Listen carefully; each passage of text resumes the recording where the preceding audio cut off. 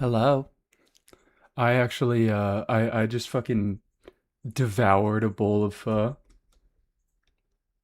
and I realized that I forgot to fill my water bottle. So I'm gonna be back in like a minute, and then we can get started.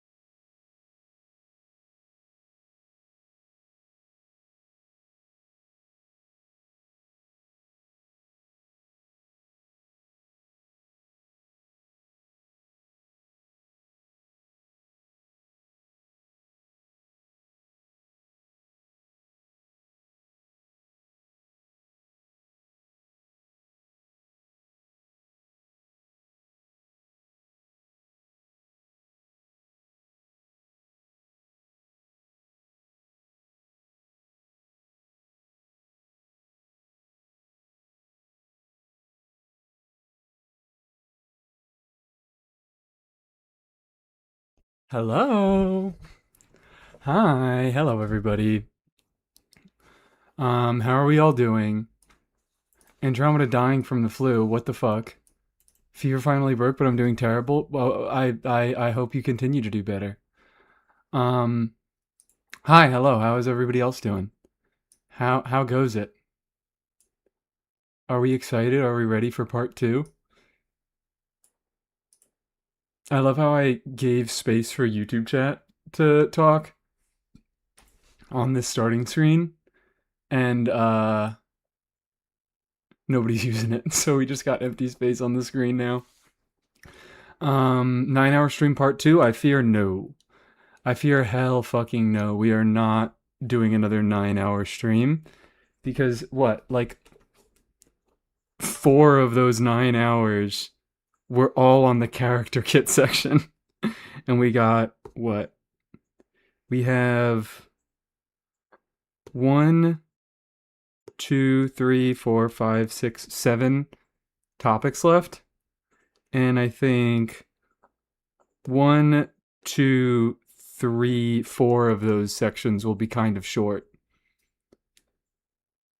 I feel like I wrote these down, but these do not have, like, these different sections that I have written down do not have equal attention on them at all. I have these 4 sections. What is it? HumDGCat being taken down and information accessibility being harder to come by, because there are less websites that have good information, all in good beta information, all in one place. Um, HumDGCat and what's it called? HumDGCat and what's the fucking other one? There was that other one that I forgot the name of. But you guys know what I'm talking about. That second website that got taken down that actually had good beta information. Um, I feel like there's not even much to talk about regarding both of those. I don't have much to say about the world quests. I don't have much to say about 4 star reruns. I don't have much to say about Chronicled Banners. They're all things that I would like to mention, but those are going to be like maybe 20-minute topics. Hakushin, yeah. But it was never very good to me. Aqua, I think you're just hating. I'll be real. I feel like you're just hating here. Um. Anyways. Oh, shit. What the hell? Why is the game not here? Oh. There it is. It just took a second. I'll be so real, I think you're just hating. Maybe. I'm just saying. I'm just saying. Hello, everybody. How are you all doing? I haven't even fucking logged into Genshin today. I am logging into Genshin for the first time ever, actually. I've never done this before. Oh, and today we get this. Yippee. So let's start off stream.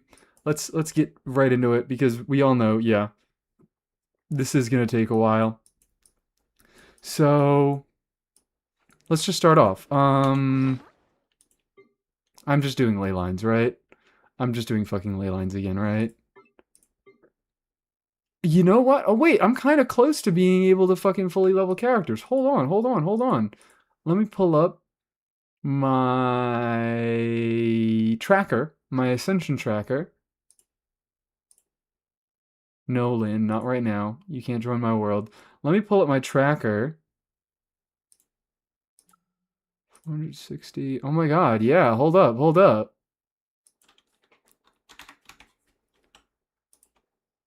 Maybe I don't fucking need to farm books today. Maybe I'll just start going for Mora and then 907.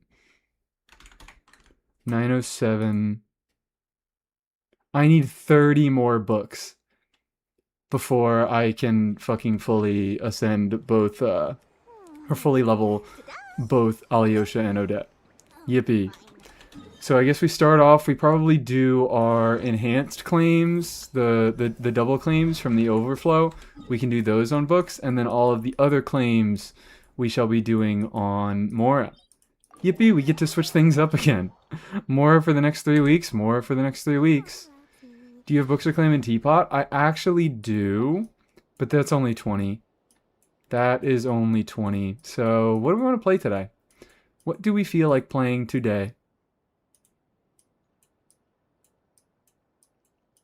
What do we feel like doing today? I also love the only fucking comment over on YouTube now is Aqua saying, come on, ladies. They'll show up. They'll show up. They do eventually. But maybe part 2 is less exciting. I wonder what's going to happen when you run out of characters you can get from the free cons thing. I think the idea is... I mean... I think... The idea is just get fucked if you don't have any characters that you can pick a constellation from. But I think the other idea is also that they're going to be adding new characters every year. And they're going to be adding more than 4 characters every year.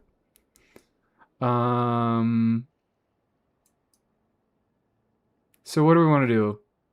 What do we want to play? Never mind. I know what I want to play. I'm feeling suspicious today. I'm feeling like doing something a little bit suspicious today. VVU. I'm just feeling like appreciating Yehoda is what it fucking is. I really do just feel like appreciating Yehoda today, and we go Tenacity on you because we want to gig above Flints. This is all about Flints. He's the most important man of all time. And if he isn't dealing the damage, then I don't want to play the team. What the hell am I talking about, dude? This is not at all... This is not Mies. Some other fucking streamer has killed Mies and started wearing their skin as a flesh suit. I am not known to say these things. I guess I like Flints. I do like Flints a lot. But these are all odd situations happening. So, yeah, how did you guys enjoy yesterday? I had a lot of fun yesterday. I had a very, very good time yesterday. I'm not going to bother using Burst. I'm just going to absorb with skill, and that's fine. I had a lot of fun. I think I had a little bit less to say when we got past the characters. Oh, I accidentally did 2 claims. I meant to do 1. I thought I was already on 2, and I thought I swapped to 1, but I was on 1 and I swapped to 2. Is that... How many more is that? How many more did I just get there? I think I just got enough there. Wait. Wait. Yeah, and then... 933. Sorry, I can't do math, so I'm just using the fucking selector. God damn it, I need 6 more. I need 6 more books, so I do need to do one more. Double claim. This is horrible. Very fun, very long stream. The long ones are always the best. Get ready for another long one. Sunday, I'm probably going to try to keep it short. Sunday, I am probably going to do my best to keep things short. Because, you know, I have the... Fuck you. I have these very, very long streams planned. And then, obviously, Shinjnaya stream. Shinjnaya stream. Sip, sip. I already had a drink a little bit ago, but thank you for the hydrate. I guess we can use this as an opportunity. There we go. Hold on. Hold up. Hold up. Chill out. Chill the fuck out, man. What are we doing here? Okay. Ah. I almost dropped my drink. That would have been really fucking bad. Okay. Hold up. Are those cat ears? Yes. They're headphones that have cat ears on them. Alright. Yippee! That's enough books. I am now able to completely level Alyosha and Odette, and I will not be leveling a single other character in 7.0. It's true. It's true. Not a single other character. I'm kind of saying this as a sarcastic thing, saying that, oh yeah, I probably am going to level another character, but I probably will be farming the fuck out of artifacts. Because while right now, I feel fine with the fact that I don't have a bunch of good artifacts on the new Stellar Conduct set, I definitely will want some new artifacts on those sets once the characters I am playing are actually dealing stellar damage. I probably will have a fucking desire to actually do that. Whee. God damn it. God damn it. I'm not gonna get an absorption now. I'm not gonna get a hydro absorption. Yoda, no! We're stuck with fucking single hit burst flins. It's okay. It's not okay. It's not okay. Whatever. We'll just do it here. We'll finish everything off there.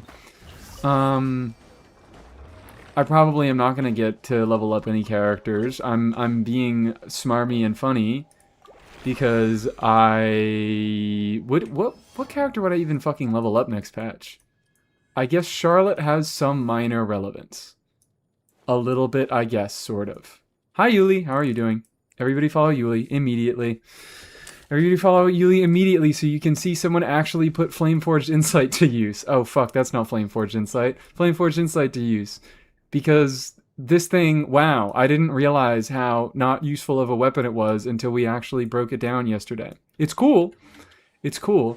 But Kaveh is sort of kind of one of the only few characters who actually makes pretty good use of it.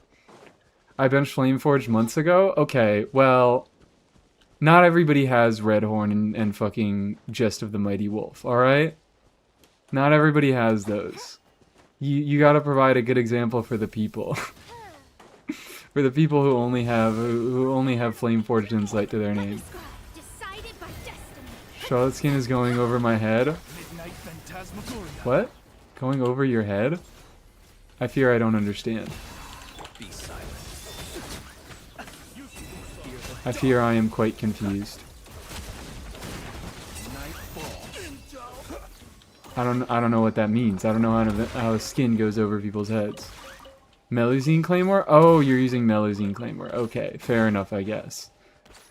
I mean, you usually, because he's fucking triple crown, you usually just build him for personal damage. Right? Which, I mean, I guess that's kind of the thing with Kaveh, is that his intended kit, his kit, when you are using it in the way that it was designed to be used, it don't do a whole lot, does it? It really don't do a whole lot. So I guess while Flameforge does play well with his intended kit doesn't play well with much of anything. So I understand why you wouldn't use Flameforged. But what the fuck? Oh my god, because it self-applied Dendro, so I'm not getting a swirl. Motherfucker. Motherfucker. I love this. I love this team. I love Flynn so much. Hold on, let's kill this dude. It aggravates. Yeah, whatever. What? That didn't kill? Can I remove the Dendro on this guy? I totally thought I could. I can't. I'm fucked. Close your eyes. There we go. We'll just fucking pray that this cloud lasts long enough. It won't. It won't. Because the cloud only lasts 6 seconds, and since 6 seconds is the cooldown between his 2 mini bursts. There we go. Okay, there's a little bit. Yippee. His kit made more sense before they nerfed Bloom's self-damage. I guess it did a little bit. You know what? No, I was gonna make a comment about Lauma, but Lauma didn't even really increase self-Bloom damage, did she? Because all of her stuff, all of her buffs... Does Lauma make Blooms able to crit on yourself? Because I know, what, her quills, when it comes to her quills, which is probably the larger of the two increases that she gives, it is... Specifically, when nearby party members deal Bloom, Hyper Bloom... Well, I guess it just says deal damage. I guess it doesn't have to say that the damage has to be to enemies. But I assumed that the quills only got consumed when it's dealing damage to enemies, and it doesn't apply to allies. Whatever. Alright? I was making a fucking passing joke, alright? We don't have to talk about all the intricacies of Kave's kit right now and how fucking Flameforged Insight works. I was just shitting on Flameforged Insight because I feel like people think it's better than it is. I thought it was better than it is. And I was wrong. Girl! Thank you, Yehoda. Using Yehoda in Overworld is just more of an issue than I expected. Please don't kill me. Please don't harm me. It was a funny fucking joke, alright? We don't have to get into it like that. So. Where the hell did this ley line go? What am I doing today? Oh no, this is the Electro-Immune one. God damn it, why do they do this? Why do they do this? Why the fuck did they release a... The first 2 DPSs of Krai were, and their supports, were Electro and Dendro, and then on the fucking Krai ley lines, they said, fuck you. Here's a Dendro-Immune... God damn it. Here's a Dendro-Immune horse, and 2 ley lines later, here's an Electro-Immune horse. Even if you're farming fucking ley lines, you have to pull for every single unit in Krai. What the hell are we doing here? What the hell are we doing here? The first goddamn piece, the first goddamn thing we are going to be discussing on today's list is bosses, elites, and legends, and the only reason that I included elites on that list is because of these motherfucking horses. I can't stand these horses. These are some of the worst enemies they've ever fucking designed. I hate these horses. I never want to see these horses ever again. I am so thankful that in Snezhnaya we will be getting away from these gosh danged horses. Anyways, let's go to Natlan. Because Natlan has less shilly ley lines. Oh my god, do I really have to fucking say that? Do I really have to swap ley lines because the ley lines are too shill? I never should ever farm ley lines in Krai. It's always evil. Because you always run into those horses, or you run into the fucking wild hunt. It's just never a good time. Is that a point that I need to talk about? Guys, is that a point that I need to talk about? Is this a new point of contention? Are people dying to hear my opinions about the fucking ley lines in Krai? They're annoying. How are you alive? Where did you come from? Where in God's name did you come from? I hate you. Natlan ley lines are goated. I can't remember them well enough, so I'm inclined to agree. Because if I can't remember them, that means that there isn't an annoying-ass fucking enemy that pisses me off because it has a stupid requirement. A ley line tier list when? Watch this. Sunday stream. Come here for Sunday stream. You'll get your ley line tier list. I need a little bit of healing. Mona's too low. Wow, thank you. Single burst. Okay, what are we looking at now? We have claimed all of our ley lines. We have enough XP, and we are looking at 2 million Mora. Wowie zowie. That's a good start. That is almost going to be able... Hold on. Let's check out Alyosha. Alyosha. Oh, I only need 3.9 million Mora to fully level Alyosha, and I only need 3.7 to fully level Odette. Because yes, I am investing in Alyosha more than I am investing in Odette. Because I am taking both of their skills to level 10. I am doing nothing with both of their normal attacks. Maybe I'll bring Alyosha's normal attacks to level 2. That is kind of a funny thing that he's got going on.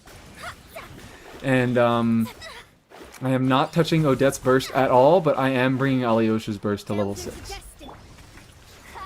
Fuck you. I never leave empty-handed. Level 90 Alyosha for non-stellar superconduct? Sure. I'm probably just going to be playing him in a whole lot of non-stellar teams. I'm probably going to be playing him in Overload. I might end up playing him with Flints, guys. I might end up playing him with Flints. I think he might be an interesting option for Flints. I mean, his energy generation, it's all front-loaded, right? He just generates, I think it's 5 particles on the skill.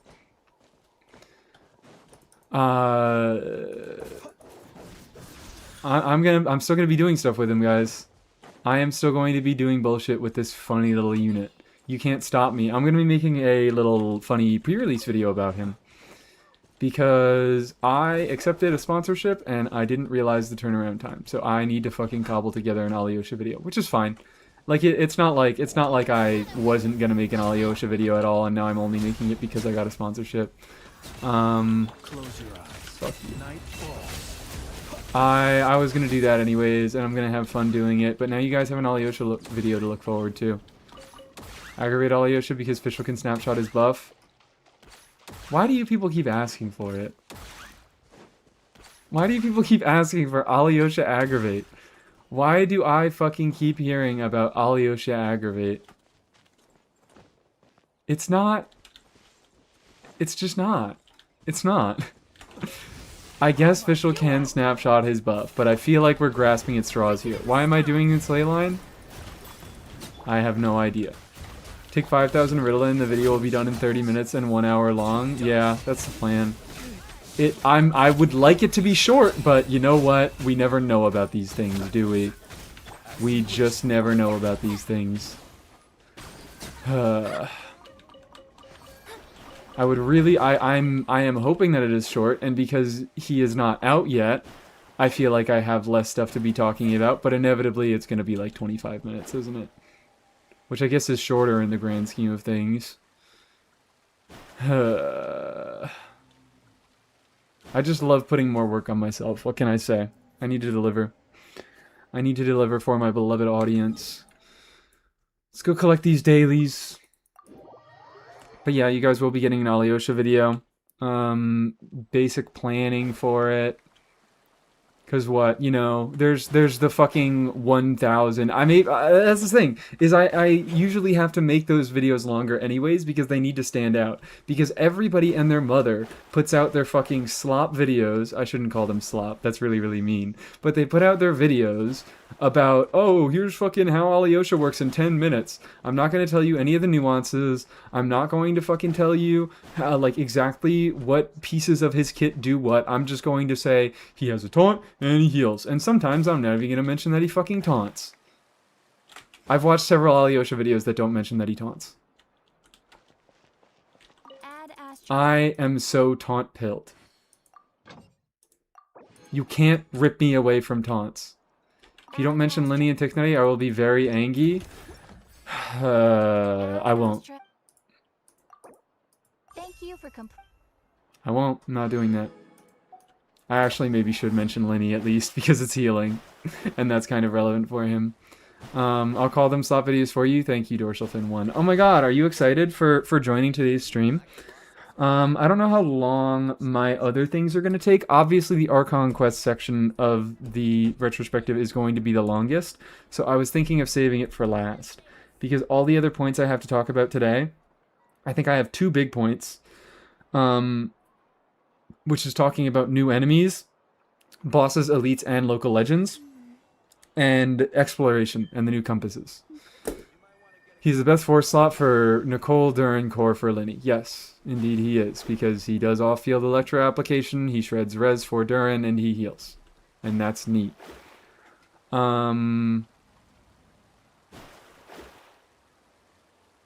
So maybe I'll mention that, but I don't want to mention a ton of team stuff. Like, all the team stuff that I mention is probably going to be very brief. Like, I'm going to say Electrovarka. He's going to be a functional option for Electrovarka. He's going to make Electrovarka a little bit more of a functional unit. You run... I mean, actually, will he? Because who are you replacing in that slot? Electrovarka ran, what? Prune, Eonson, Fischl? And I guess he would replace Fischl, if anything. And Fischl isn't great in that team, but she's not terrible. Like, she doesn't get any sort of hex buffs there. Eula mentioned? Fucking maybe. I don't know. I'm trying not to make this video so long, guys. I'm not trying to make this video a million years long, alright? I saw an early access video and I was surprised Alyosha worked how he does. What do you mean surprised he worked how he does? You didn't know? Did I not explain it? Maybe I didn't explain it. Maybe I've just been getting too mad about people's perceptions of Alyosha. But I'm also seeing a lot of videos saying, oh my god, he's a great free-to-play unit. Because guess what? This time last year, you know what? At least I should be thankful that we've learned. Because this time last year, I saw nothing but Aino is a terrible unit. Aino is fucking worthless. You shouldn't play Aino. If you play Aino, you should kill yourself. So thank god people are learning. Because they said that, and then they used Aino all year anyways. Because they did viewer clears, and their viewers said, streamer, streamer, streamer, I don't have Columbina. Or streamer, streamer, streamer, I do have Columbina, but there are 2 lunar checks. And they played Aino anyways. I forgot his skill was a circle in that size. It's a circle, it looked slightly larger than Aino's. Well, it's because his application is not circle impact.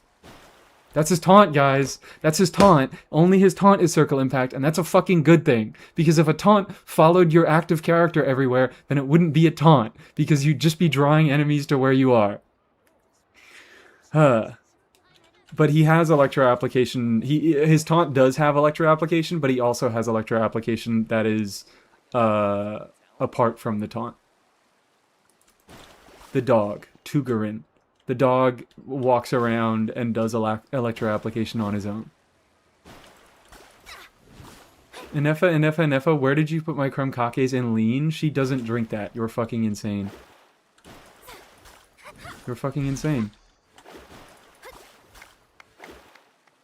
I don't see you listening then. That's my fault, not yours. What? I don't even know if that's your fault because fucking... I've seen like 3 videos and none of them mention that! Wow, my Auron is circle impact. That's what I'm fucking saying! Oh my god, guys, Auron is so circle impact. Auron is so circle impact. It's a taunt! It's supposed to stay still. If the taunt didn't stay still, then it wouldn't function as a taunt. What the fuck are we talking about? If a taunt was linked to your active character, it would taunt the enemies straight to where your active character is, and then it wouldn't fucking work as a taunt. What are we talking about? Oh my god, guys, Alyosha, it's so over. Alyosha is circle impact. I see people not mentioning that, or just like offhandedly mentioning it, and I feel like they don't mention it, like they don't give it enough attention. Because people are going to freak out. They're going to be like, oh my god, Alyosha is circle impact. Alyosha is fucking circle impact. When, like, yeah, the taunt is circle impact. And it should be, because the taunt wouldn't fucking work if it wasn't circle impact. Anyways, it's cool that he taunts and heals. It's really, really cool that he taunts and heals. Don't let PETA know that the dog is summoned to get beat by enemies. Well, lucky PETA, that's not the real dog. The real dog is the one that's running around doing application and healing. That's a fake dog. I don't know if you noticed. Should we pull up one of the creator experience videos? But there are 2 dogs. He has 2 dogs in his kit, guys. Alyosha.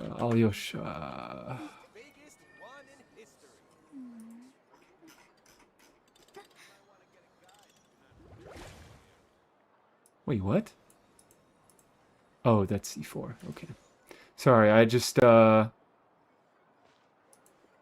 I saw Alyosha. I thought his healing was fucking worse than it was. 2 weeks ago, Alyosha is broken by Mr. Genshin. It's an AI video. Oh, wait, I didn't even realize. You guys can see the fucking screen I'm looking at right now. 1 month ago. Alyosha is broken. What the fuck am I doing, guys? I'm glad they nerfed Alyosha. Come on, come on. Let me do this. YouTube isn't fucking working. I can't be smarmy. I hope you can also... YouTube isn't letting me time you out. There we go. You can also be glad about your timeout.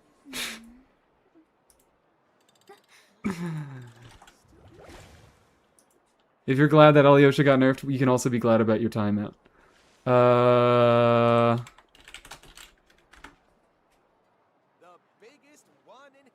Videos. Alyosha weapons tier list. A complete guide and meta-analysis on Alyosha. We're muting the video because I'm not actually listening to what he says. I'm just trying to show you footage of Alyosha. Which I guess I probably could have found in... Look, it's a fake dog, guys. It's a fake dog. It's a fake dog. I'm just mad I can't use Alyosha with Raya. You can. I'll probably mention that. I'll probably talk about that. But anyways, yeah, if you're glad that Alyosha got nerfed, you uncritically consume content that people that by people that don't know what they're talking about.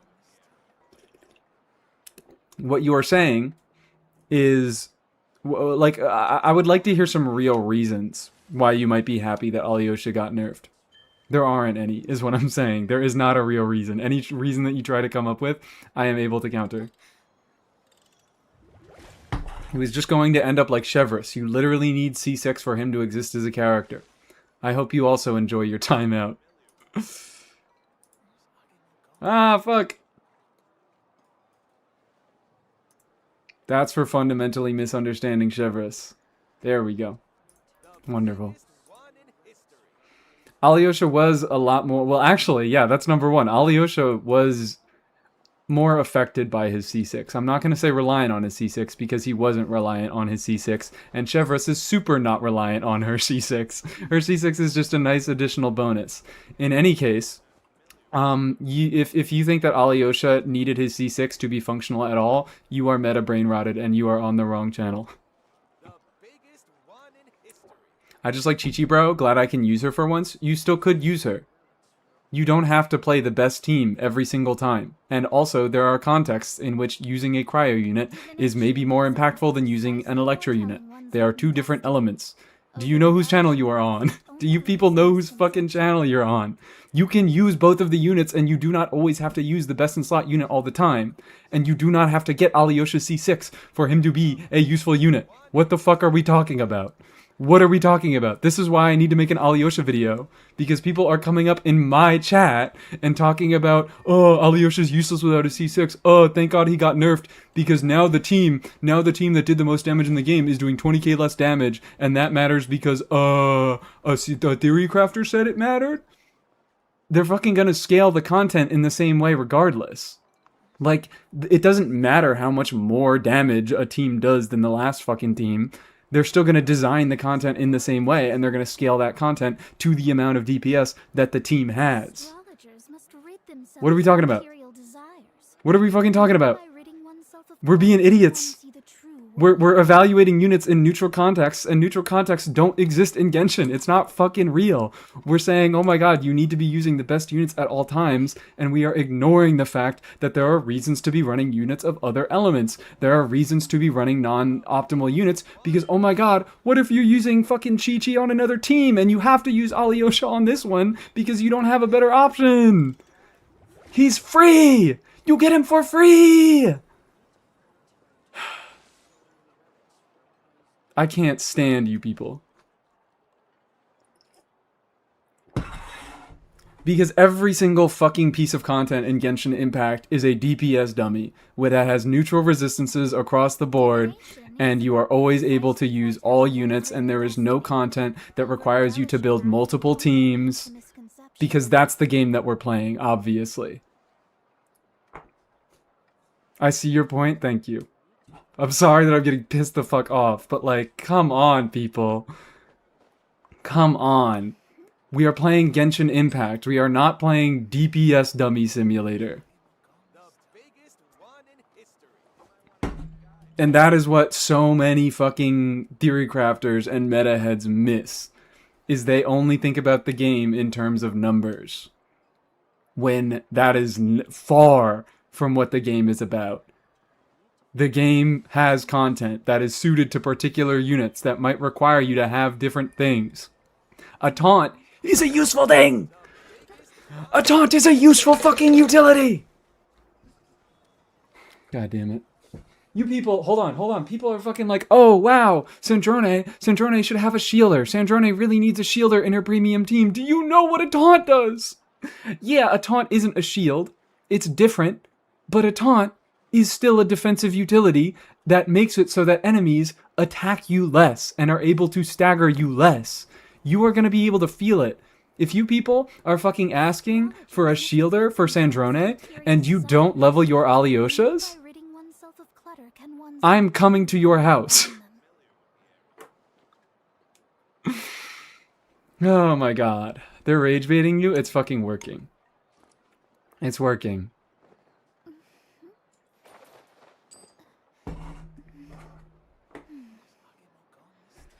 Anyways, taunts are a real defensive utility. You are not always required to use your best team into every single piece of content. Units have different amounts of utility. Chi-Chi and Alyosha are two different elements.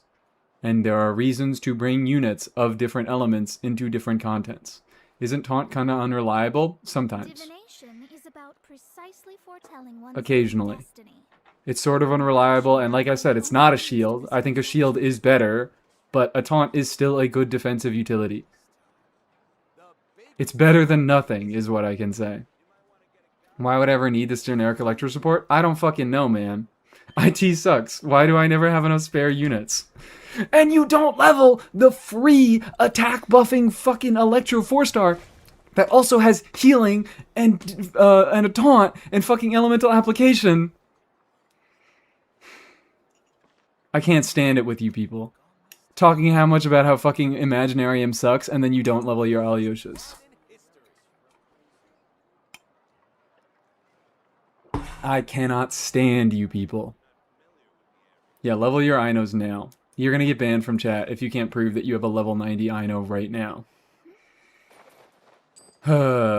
Anyways, yeah, look, there's two dogs. There's two dogs. There's one dog, and that's the fake dog, and that's the one that enemies attack, and then there's the real dog, and that's the one that attacks enemies. Mies, how's the review reviewing? I'm getting rage baited. It's working. They're getting me. They're getting to me. People are talking shit about Alyosha. Mine's level 70, rip. Well, get ready to face your ban. Is an 80 out of 90 Ino with nearly 300 ER acceptable? Nope. I didn't ask about ER. Sorry, good build, but I didn't ask about your ER. I asked about level 90. What's Alyosha's skill up time?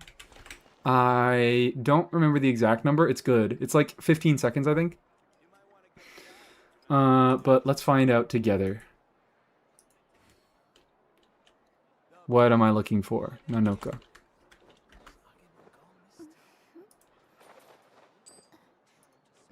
Alyosha uptime.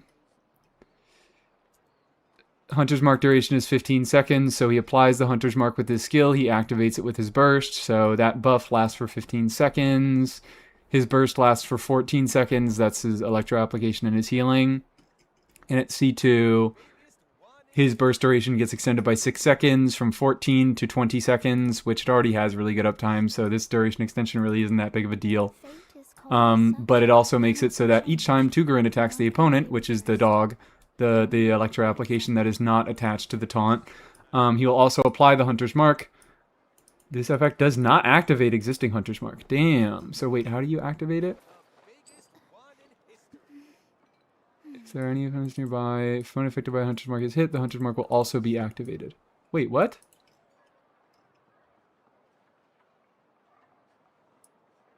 I'm very confused. His burst says, if an opponent affected by the Hunter's Mark is hit by Tugarin, the Hunter's Mark will also be activated. But now C2 says, each time Tugarin attacks the opponent, he will apply Hunter's Mark. This effect does not activate existing Hunter's Marks. That seems counterintuitive. In any case, it seems like he has around 15 seconds of uptime at C0, and it becomes pretty much permanent uptime for his application and for his buffing at C2. Which is actually kind of neat. I didn't really realize that's useful. I mean, he already doesn't start off with a ton of downtime, but you know, the longer time that a taunt is up, the better. You can use it for things like, even though it's not particularly useful in Stellar Conduct teams, you can definitely use that extra uptime for, you know, reaction spam and stuff like Imaginarium. Not to judge the team, but just a genuine question, does Yehoda do anything for Flints? Did we just skip the Yehoda 101? I'm sorry, I'm being so sassy today. Yeah, Flints is like my favorite use case for Yehoda. Flints is one of the strongest use cases for Yehoda. I'm being sassy and mean today. I'm getting rage baited properly. I think C2 means you can burst every other rotation if you only care about the buff and not the taunt or the app.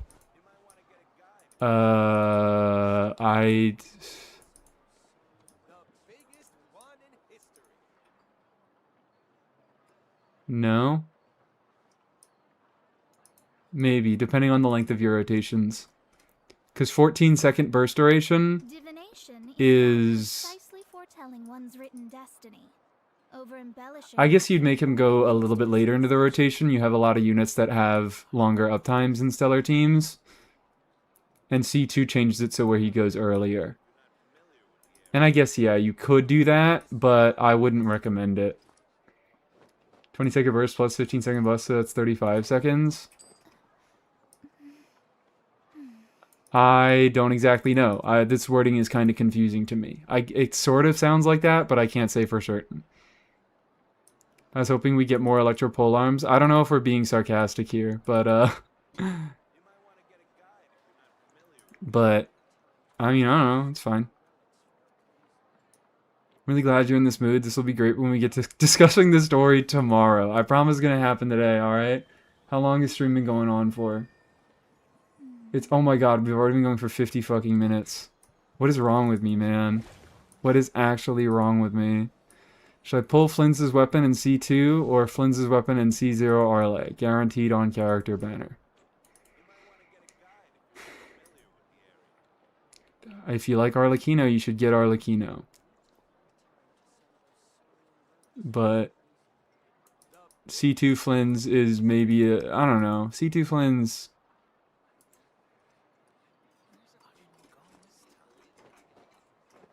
I feel like it's going to be hard to be doing any stellar stuff with Flints, but if there might be the potential for that in the future. There's not really any right now. Because Stellar Conduct and Lunar Charged are going to have weird aura stuff. It's going to be hard to trigger them both at the same time. But he does give Electro Red Shred at C2, which I think is kind of an interesting supportive thing. I think it definitely gives him a little bit more longevity as a unit. And because your name is Kirill's wife, I imagine you are a fan of Flints. And also because you have been in my chat before and you have confirmed you are a fan of Flints.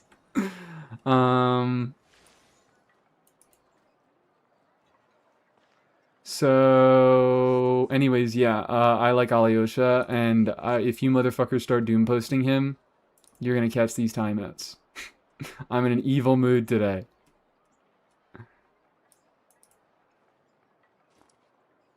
Exclamation point new vid. Oh yeah, the Yehoda video is not the most recent one, unfortunately. Unfortunately, Arle is like a free fearless boss next patch, I guess. I mean, yeah, I think that's why I said if you like Arlecchino, you get Arlecchino.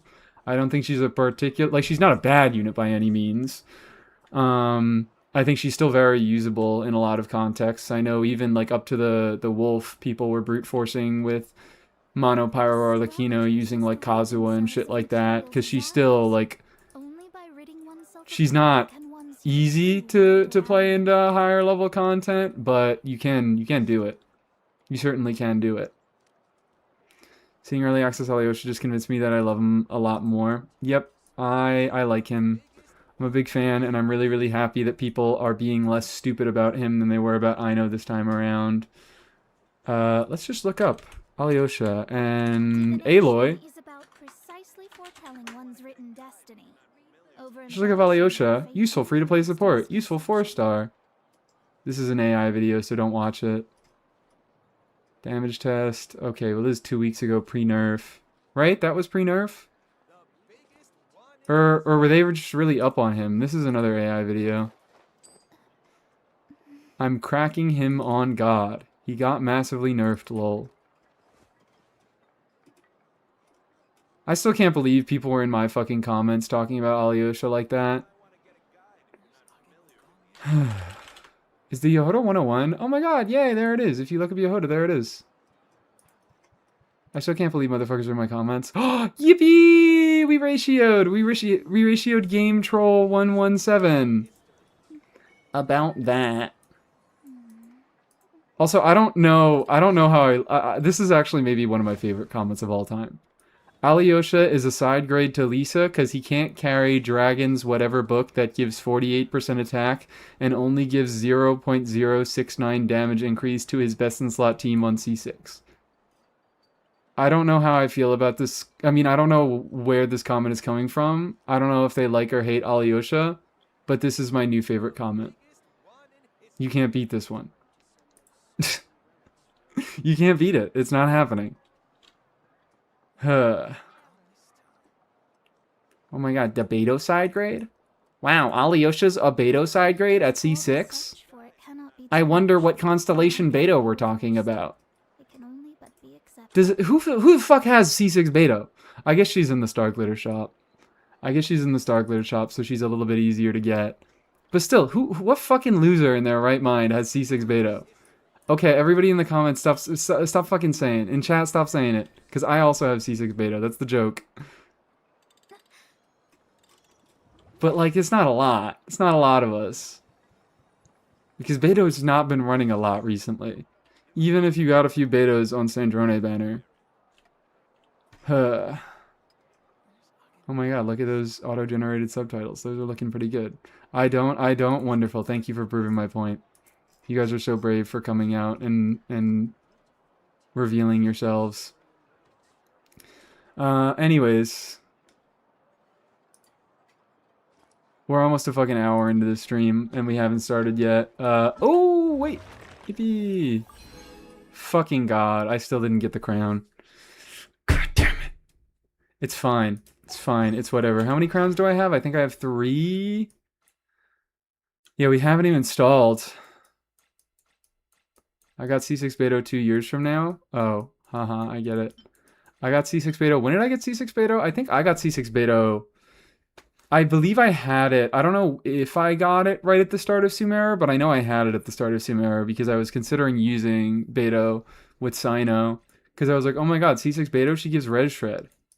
She gives Electro Res Shred. This is so useful to him. Yeah, I have 3 crowns.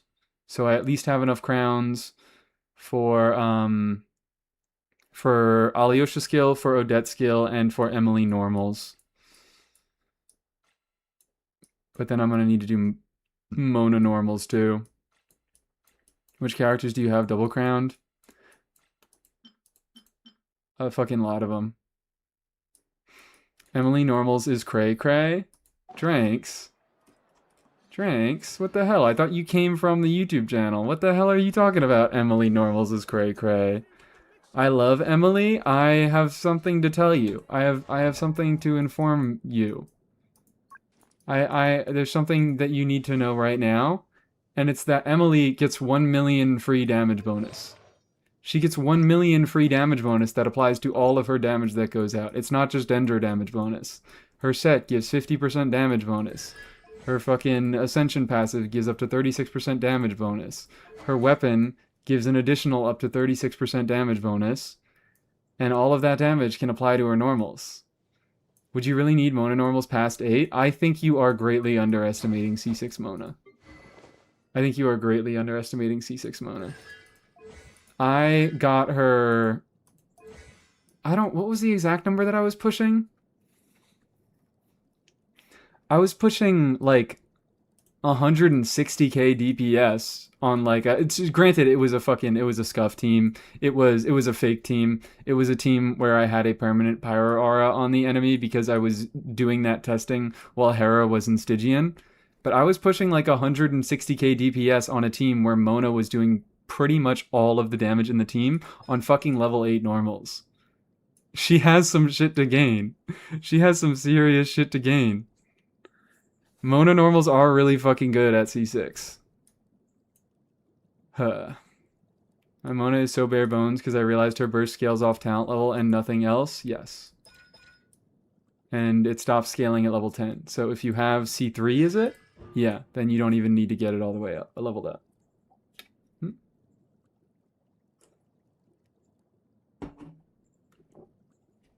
God damn it. For 5 seconds, I was number 1 Emily on Hex. We're so proud. Emily's on Hex now? Fuck yeah. Who did that? Who made that happen? But yeah, yeah, Mona normals are actually pretty fucking good if you are actually doing damaging stuff with her. I mean, I only wanted to spend 1 crown on Mona at her C6, but I'm too broke to even consider normals. Well, why the hell are we crowning her fucking burst? Why are we crowning her burst? Like, even when you don't build her to do when the team isn't configured around Mona dealing damage with her normals, let's just do a little, why don't we do a little, let's just fuck with her build a little bit, why don't we? Let's just fuck with her build a little bit, why don't we? We're gonna keep her on Noblesse. I'm gonna go attack percent. Because on field, if she's, catching her own particles, and if she's on Fav, she has a much easier time meeting her energy needs, so I don't really need... Nope, not that. I'm doing this. You don't need unenergy sands as much. It's looking okay. As long as you have some decent ER substats, I should be okay. 71, 144, and that goes up to what? 85, 160 with her C4 buff. And actually, wait, I just fucking realized. Damn. When any Hexerai party member attacks... what the fuck? When any Hexerai party member attacks an opponent affected by Omen, their crit damage is increased by 15%. I just realized that this applies to herself all the time. Like, you don't need double Hex for this. Because she is any Hexerai teammate. So... Let me do this team. Let me do this goddamn team. Does Noblesse apply to the Equipper too? Or is it one of those stupid accept the Equipper things? It doesn't say accept the Equipper. So no. Or... It isn't one of those stupid accept the Equipper things. It does apply to the Equipper. Let's just fucking do this, why don't we? Let's just do a little bit of this. This is obviously a team where Mona is not configured to do very much damage. I'm proving a point. Behold, the princess We'll get into the retrospective, I promise. I have plenty of things to complain about. Like, her burst is a lot less necessary. Her burst, I mean, it doesn't get that stupid fucking scaling from C6. You get so much damage on her charge attacks from C6. And her burst, it stops giving you damage bonus past talent level 10. So if you have a C6, then her burst doesn't need to be crowned. Bam. I am going to throw down Fischl, shred res.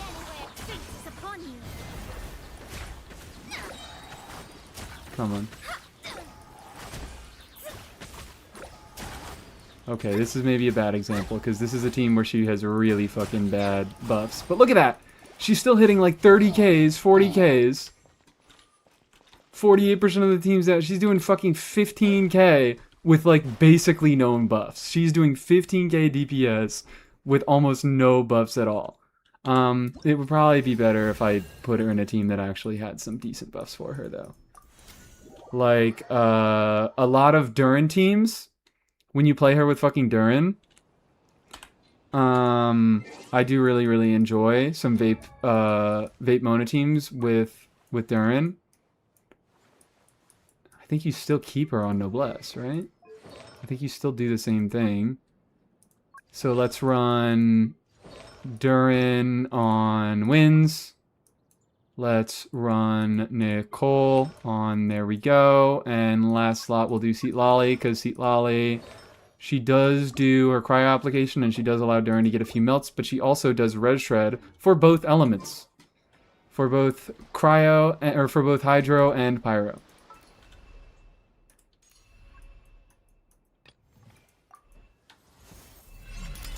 That's almost as much as my neglected Navia. Yep.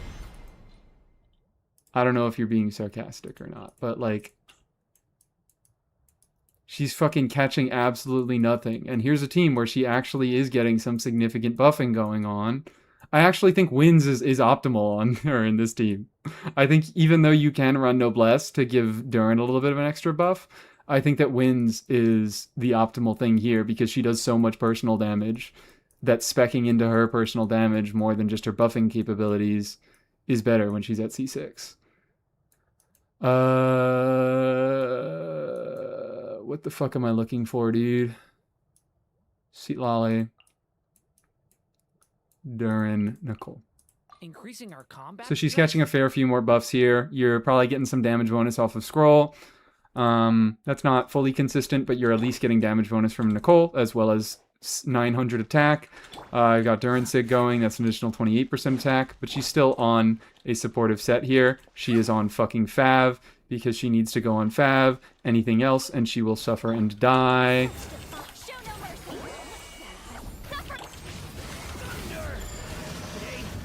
Delved into destiny, written in the stars.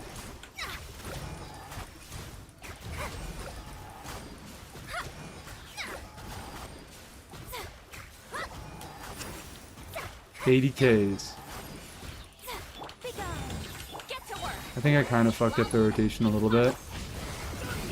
Whatever. Shadows of fate, fate is upon you. Diva, that's a sack sword? Okay, whatever. I'm not looking at Durin damage in this team regardless. What the fuck?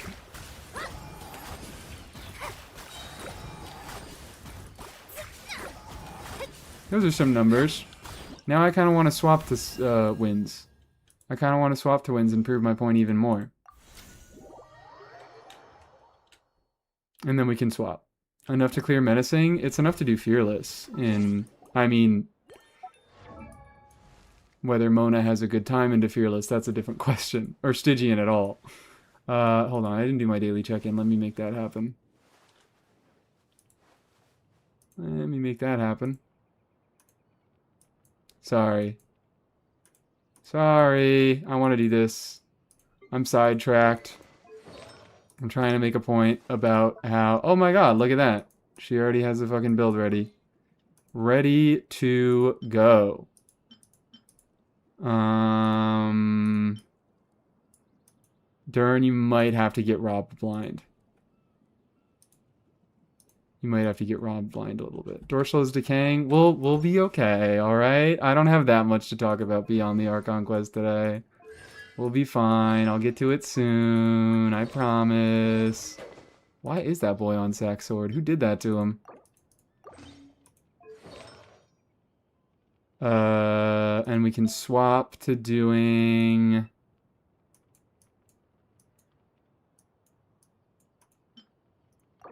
Whatever.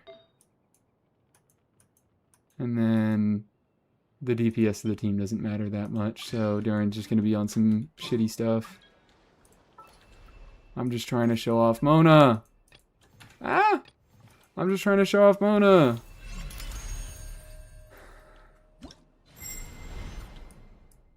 Let's go. Let's make this happen. Oh yeah, I also don't think I think I run TTDS Seat Lolly, and I'm not running that now. Oh no, I am. Cool. Alright, let's wait for that to come back off cooldown then. And then we'll get into it. And then I promise we'll... Do we even do the Scrandle today? I'm going to ask that, and everybody's going to say yes. And we are going to do the Scrandle, and I'm going to say we're going to do it short, and then it's going to take 20 minutes anyways. That's what's going to happen, guys. That is what is going to happen. I also forgot that you do this here. Fulfill our path. Suffer them. Delved into destiny. Decided by destiny. Oh, fuck you. I canceled it. Look at that shit, though. 104k. I'm seeing 130ks. Come on. Please crit, girl. I think not. Our little secret. When you swap her off fucking Noblesse and you actually put her on a DPS set, Fate is upon you. she just starts dealing damage that she has no fucking right doing. 130! 117! Look at this shit. Come on, put some respect on Mona's name. Put some respect on fucking Mona's normal's name. Decided by destiny. C6 Mona got hands. Hands that she has no fucking right having. I should really just be charge attack spamming. I'm doing 2 normals to Our little secret. just not run out of stamina so fast. It's possible. Fate is upon you. What the fuck? Who gave her all that? Who gave her all that? 34% of a 120k team. Girls putting up fucking, what? About 40k DPS? I got a C6 Mona, I should make a funny team? You should. Honestly, I still kind of want to make a C6 Mona video. Maybe I'll do that for the standard selector. I've wanted to make a C6 Mona video ever since I got her because I think she's so fucking cool. Ever since I got her C6, I was really underestimating how interesting it was. But it's really, really neat. Like, she just gets so many scalings that even in teams like this, where she is not the main focus, but she is receiving significant buffs, she can make some shit happen. She can really, really make some shit happen. She looks fun. Well, that's a different story. I think she makes for cool teams. Is she fun? I think she feels kind of like ass a little bit. Just a little bit. Just a little bit. Charge attack spam Catalyst character that has such fucking like long end lag. Her normals I don't think they were designed to be the normals of an on-fielder. I think it shows. She's very clunky, but I think she's neat, and her utility makes up for it. Anyways. Lohan who? Exactly, baby. Every time people are like, come on, why don't you have Lohan? I thought you would like Lohan so much. He's a supportive on-fielder. He gives a buff to off-fielders. No, he doesn't. Lohan has so little supportive stuff in his kit that when I was in the last stream, in the Krai Retrospective, when I got to Lohan, I didn't even mention his 15% attack buff. I just realized. And Arakan, thank you for the 2 months. Thank you so much. Yes, I have a face. It's me. I have a face. She needs strong shielders. She wants strong shielders. She doesn't need them.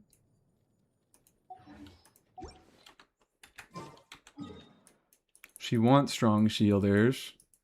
But wait, I don't have to go to Stygian to do this. She wants strong shielders, but she doesn't need them.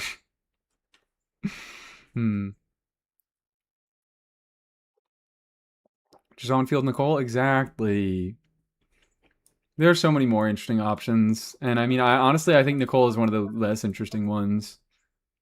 I think that Mona's really cool because, unlike Nicole, she doesn't have any buffs that she needs to build for, so she can just build damage. All of her buffs are static.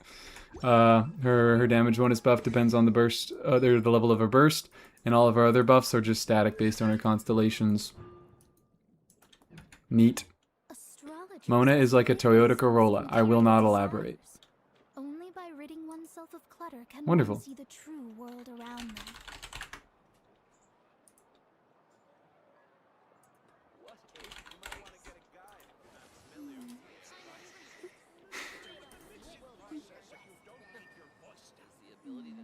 Let's go coaching. Let's go.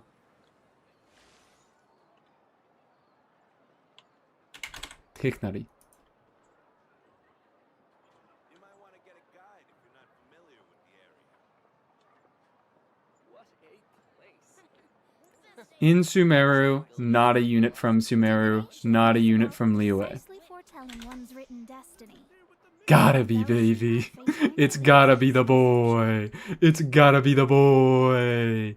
We love you, Mika. We love you, even though you fucking suck.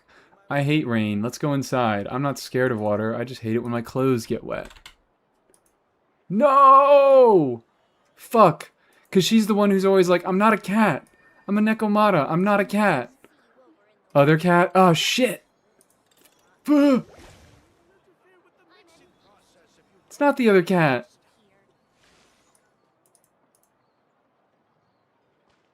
Shiori? Because she said clothes? Shiori wouldn't be scared of water, though. Am I forgetting another cat? Diona is a cat.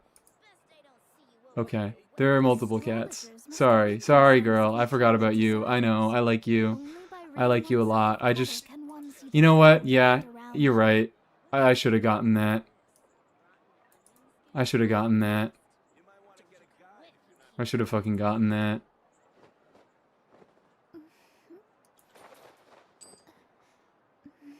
I don't think that this is Veresa, but this gives me unspeakable Veresa vibe. Actually, no, I think it is Veresa.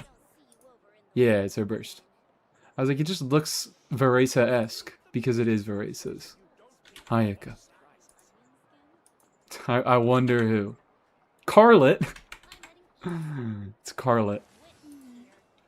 Scrandal. Sure uses the rain to aura farm? Exactly.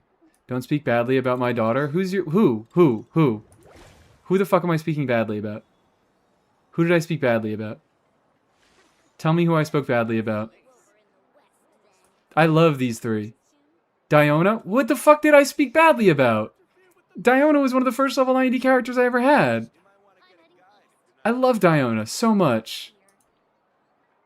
Unknowingly? What do you mean I spoke bad about her?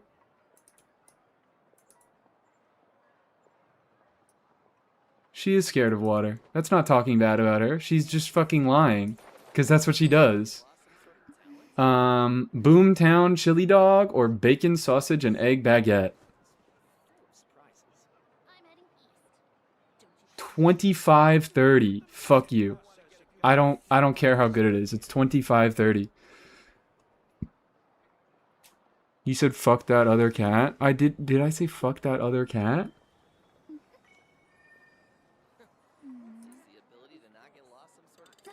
What? No, I didn't. You're making things up. Ice cream nachos or ice cream nachos? Chicago Fire. This one is cheaper, but it's also in an uglier looking dish.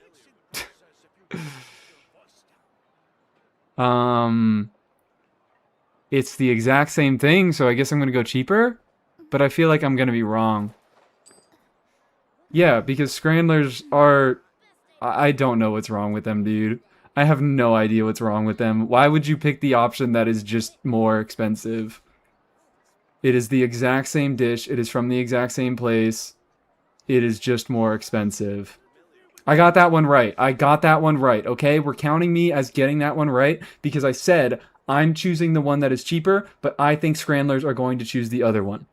So we're counting it as me getting it right, okay?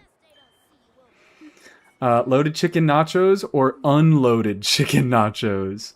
These are cheaper, and these look horrendous. Disgusting. Helmet nachos or helmet nachos? Let's take the better picture that is also cheaper. Okay, that one I didn't get right. The first one I did get right because I chose the wrong answer on purpose. That one, what the fuck? Why would, who in their right mind? Who in their right mind? It was more expensive and it looked fucking raw. Pulled pork nacho? It's nacho day. Happy nacho day.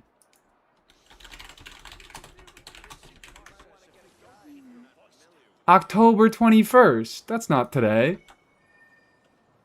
Carolina pulled chicken nachos or pulled pork?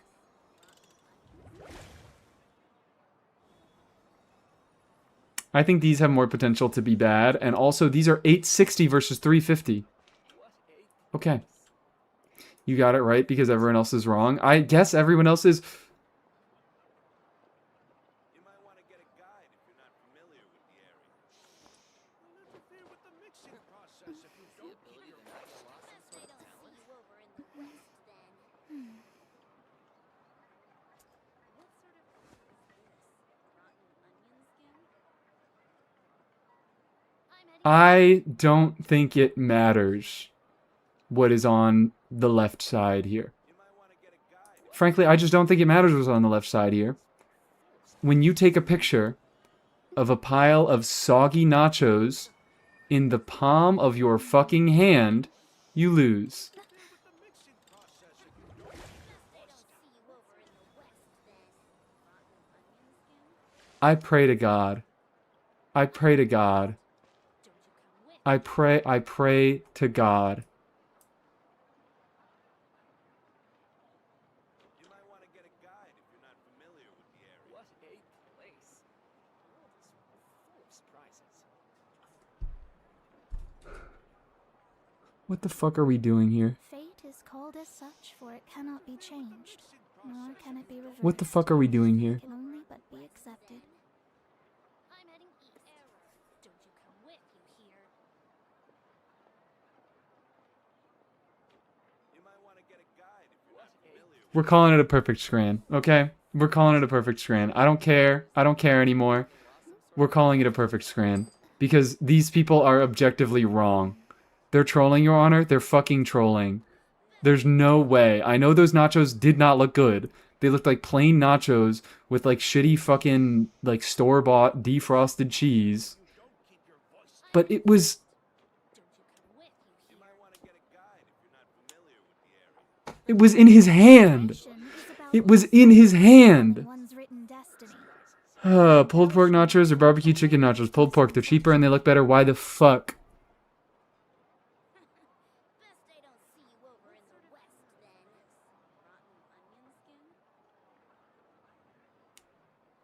Rotten onion skin?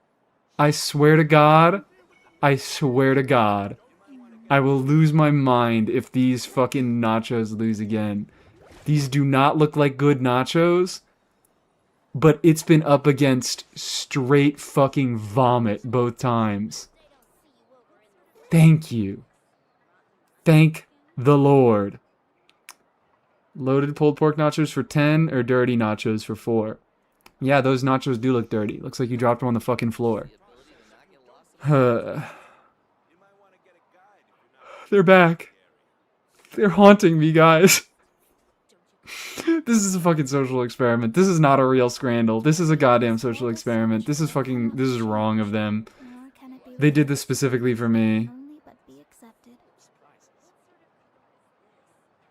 I have to go with these ones again.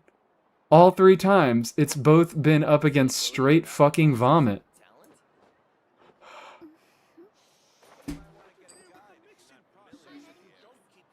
I mean, that's not a question.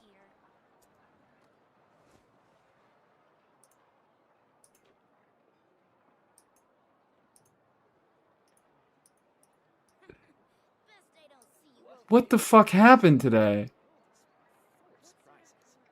What happened today? What, did people just all go insane at the same time? Did everybody just go crazy? It's still a perfect scran. This is the fucking first time that I've ever gotten below average on a Scrandle. First time ever. I'm always above average. We're calling it perfect, though. Because I was correct. I was correct every time. Everybody else is wrong. Okay. I think that got us in a real good mood to start fucking talking about... Let's just go right into it, guys. Let's talk about the bosses, elites, and the local legends. Let's talk about the fucking bosses, the elites, and the local legends, I guess. Only by ridding oneself So, of clutter can one see the true world around. Let's move my phone. So you guys don't get a bunch of vibrating noises. Scrandle Dev's trying to be funny as if a gun in my hand won't change the trajectory of their lives. I don't think you know who they are. I don't think you know where they live. You gotta have an awful big gun to find the Scrandle Devs. It's because you're gonna shoot a really big bullet that doesn't miss. You know what? Hey, I got 20 fucking resin. What a better way to start off the talk about elite enemies? By going and fighting one. What the hell is wrong with you, man? Why do they do this? These are actually some of the worst fucking enemy designs that they have ever put into the game. I don't think inherently these horses are an awful concept on their own. What makes these horses as awful as they are is they said, we're gonna make one of every single fucking element immediately. God damn it. Delve into destiny, written in the stars. Hold on. Maybe I do need to do some stuff. What the fuck is that? What the fuck is that? What the fuck is that? I have to change my team. I think this is a perfect way to start off the Nod Krai retrospective for today. Because why do I have to change my goddamn motherfucking team in the middle of farming ley lines? Because the new fucking unit that just came out, let's do a little bit of a flashback. Why don't we? All right, it's the start of 6.0. It's not the start of 6.0 because Flynn's didn't come out at the start of 6.0, but it's the second banner of 6.0. I love Flynn's. Flynn's is the best guy ever, and I'm so excited to finally have another male 5-star, and he's a swagged out on-fielder, and he has this cool fucking lamp aesthetic, and he says these awesome things, like here cometh the night, or whatever the fuck, and then, as I'm trying to farm ley lines to level up my Flynn's, this motherfucker appears. And he says, hey, yeah, I know you just got your brand new 5-star, but what if I told you I am immune to your damage? I have one phase where I am highly resist to your damage, but you still need it to get me out of that phase. And then when I'm out of that fucking phase, I am immune to your damage. What the hell are we thinking, man? It's the same sort of trolling as today's Scrandle. It's all perfectly in spirit. It's all perfectly in fucking spirit. Every time I have this specific ley line, I have to pull out New Valette, and it's the Nod Krai ley lines. Because guess what?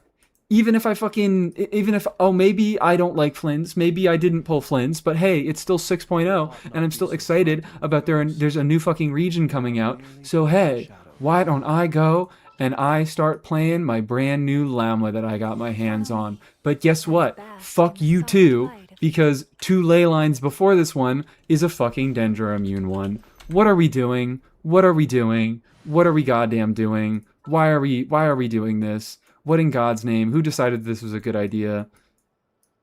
This is why I just fucking play Varka. This is why I just fucking play Varka. This is why I only ever play Varka into the Nod Krai ley lines. And then they have the motherfucking gall, even if I decide to play Varka, you know what they do?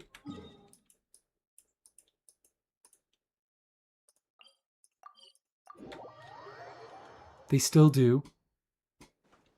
That's actually, you know what? Let's go claim this one. This will make my point even fucking... Actually, no, it won't. Because I missed the fucking Wild Hunt enemy one. But even if I decide to play as Varka, they have the motherfucking Wild Hunt enemies! which are granted they're a lot less directly annoying. They just have a lot more health when you don't have Ascendant Moongleam. And you can just kind of beat them down with Varka, but it still takes a little bit longer. I mean, they're overworld enemies, so it's not that big of a deal. But these motherfuckers somehow have a weird and restrictive enough mechanics that they still cause problems in overworld.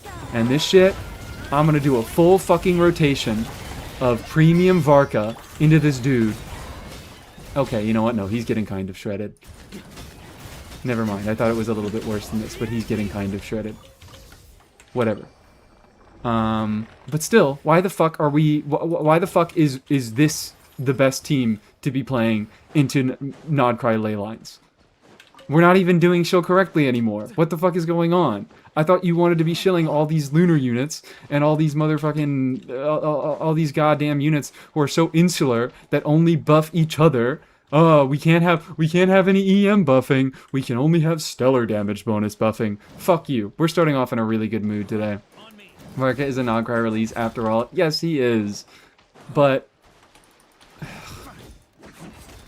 they obviously want the focus to be on the lunar stuff and the stellar stuff. They did the Hexerai side quest, but the focus of the year was obviously the lunar stuff. The lunar shill in all of the endgame content was a lot harder than any of the Hexerai shill. Mainly because it's just a lot easier to be doing lunar shill stuff. Because of the way they fucking designed enemies, where they said, oh, there are the wild hunt enemies that really want you to be an Ascendant Moongleam. There are enemies that require a specific combination of elements that other teams don't really have. Like, if you try to meet those combination of elements in other teams, they don't have very good DPS. Like, there aren't a lot of good Electrocharge teams outside of Flynn's. I'm trying to think of a few. Like, I guess Shanyun Farina Varesa stuff works, but then you still have your fucking Ascendant Moongleam checks. They still have like Wild Hunt checks in the same side of those abysses, so even if you run a team that has synergistic elements and has decent damage, they still don't get to benefit from the buff being an Electrocharge buff, which those teams, they have Hydro and they have Electro, but they don't have a lot of Electrocharge damage going on, so they don't benefit very much, and they still struggle into the fucking Wild Hunt. Anyways, I'm kind of like talking completely out of turn here. I'm kind of talking completely out of turn here, and I'm not really getting onto my point. I'm just trying to be funny and complaining, because, oh my god, the elite enemies they put out this year are so motherfucking annoying. They are so irritating. On their own, I think that both Wild Hunt enemies... So let's just fucking open up the book, why don't we? Let's just open up the book, why don't we?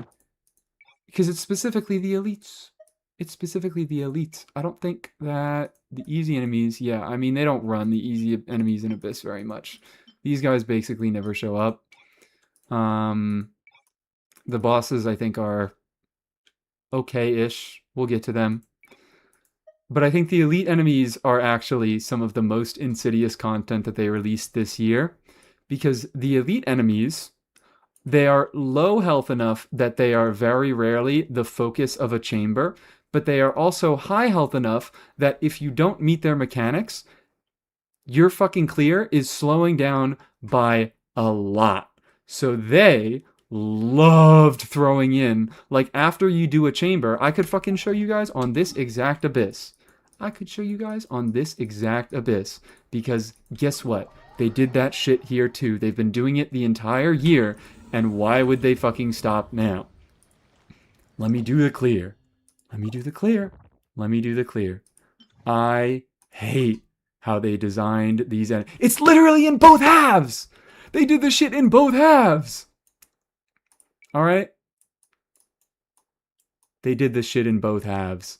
I'm gonna play both halves to make my point, because the thing that I'm talking about, the thing that I'm complaining about, they did the exact thing in both halves. What do I want to play in the second half?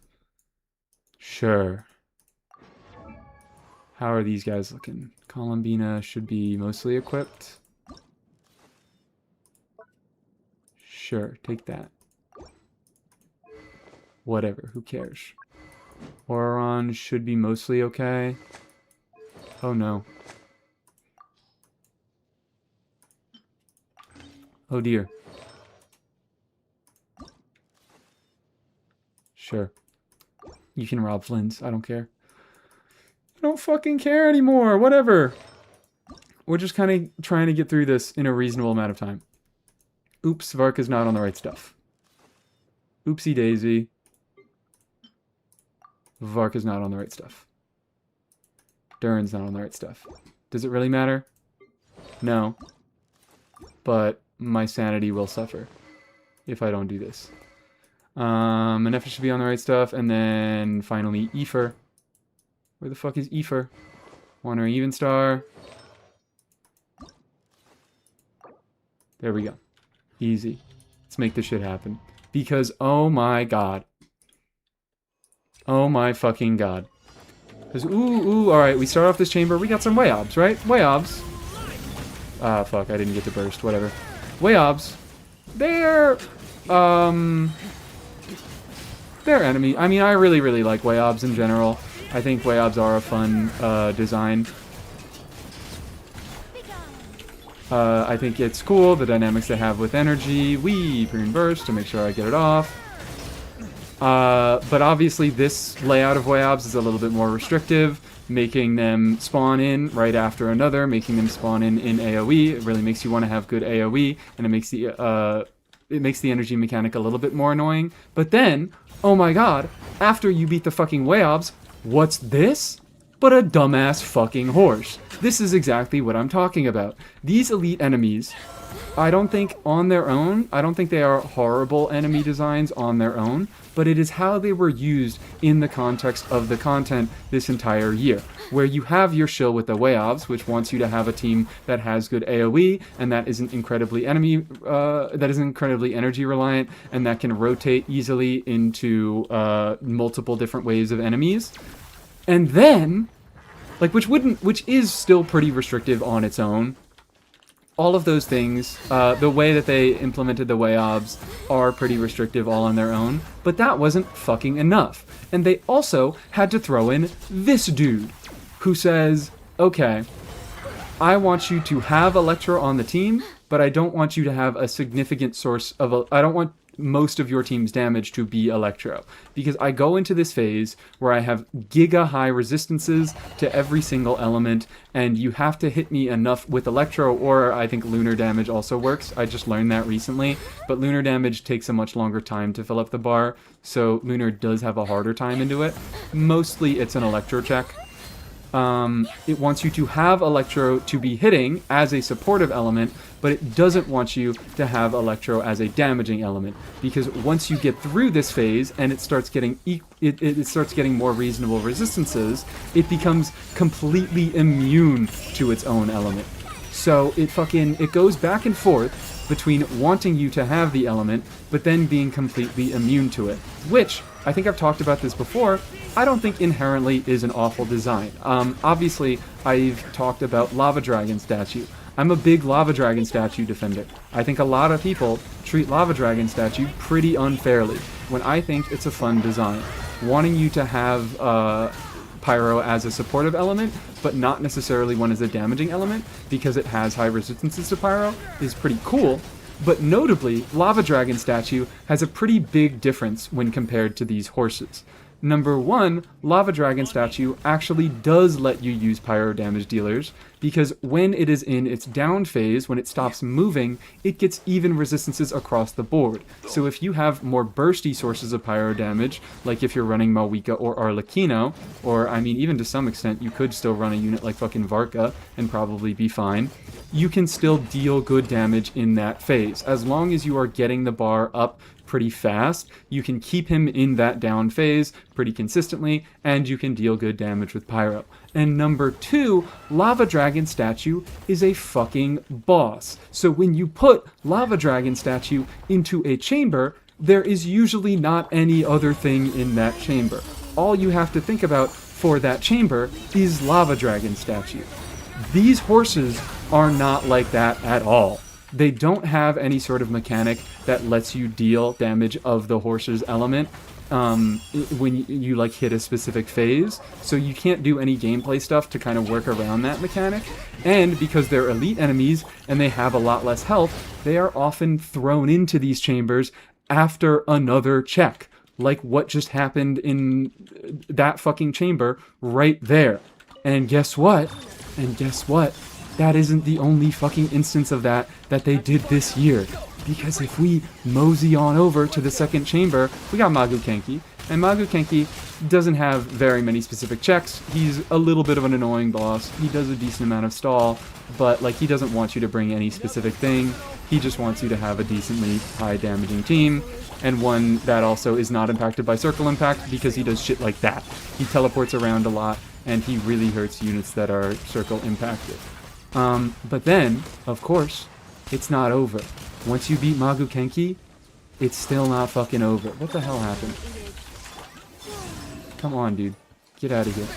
Once you beat Magu Kenki, it's still not over because, oh my god, who is this but the Wild Hunt enemy?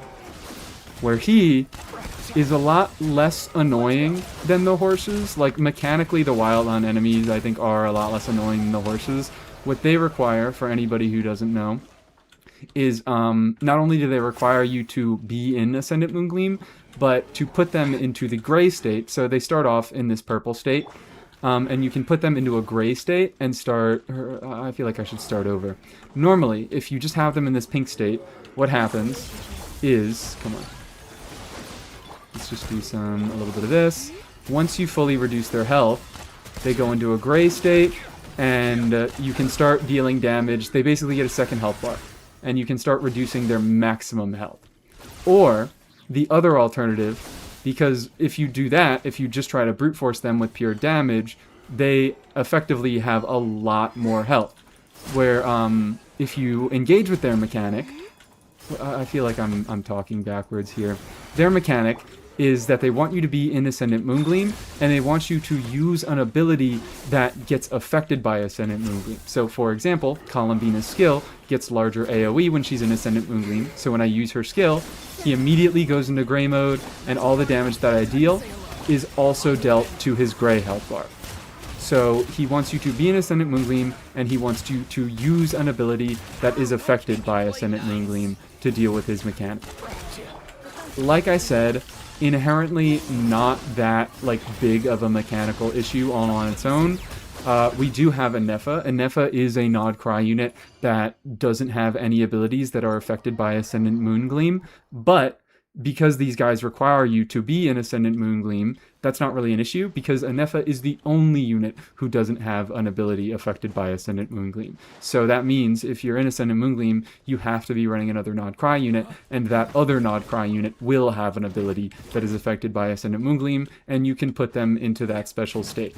It's only malicious when they do shit like that, when they put the Wild Hunt enemies after another different check. It's fucking insidious. It's insidious because they are able, because those units or those enemies, they don't have enough health to be the focus of a chamber, but they do have enough health to significantly impact your ability to clear a chamber. So they are able to put multiple different enemies that all have different requirements into abysses and make it very difficult for teams that don't have the exact things that they are asking for. It makes it so much fucking harder to clear.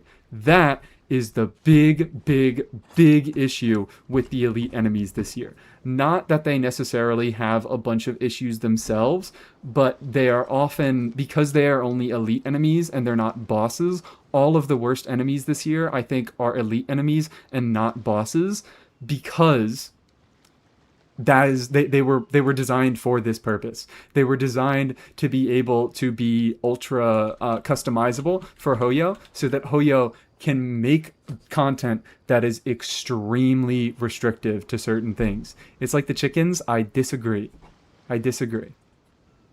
The chickens only require that you do lunar damage, right?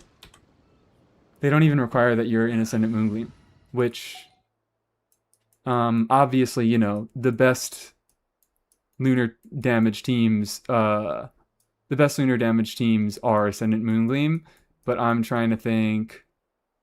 I don't know. Let's just take you out. Run to the domain. Chickens, I think, are alright. No more meant that they affect your ability to clear without being the main focus. At least that was my experience. Oh, the chickens do affect your ability to clear without being the main focus.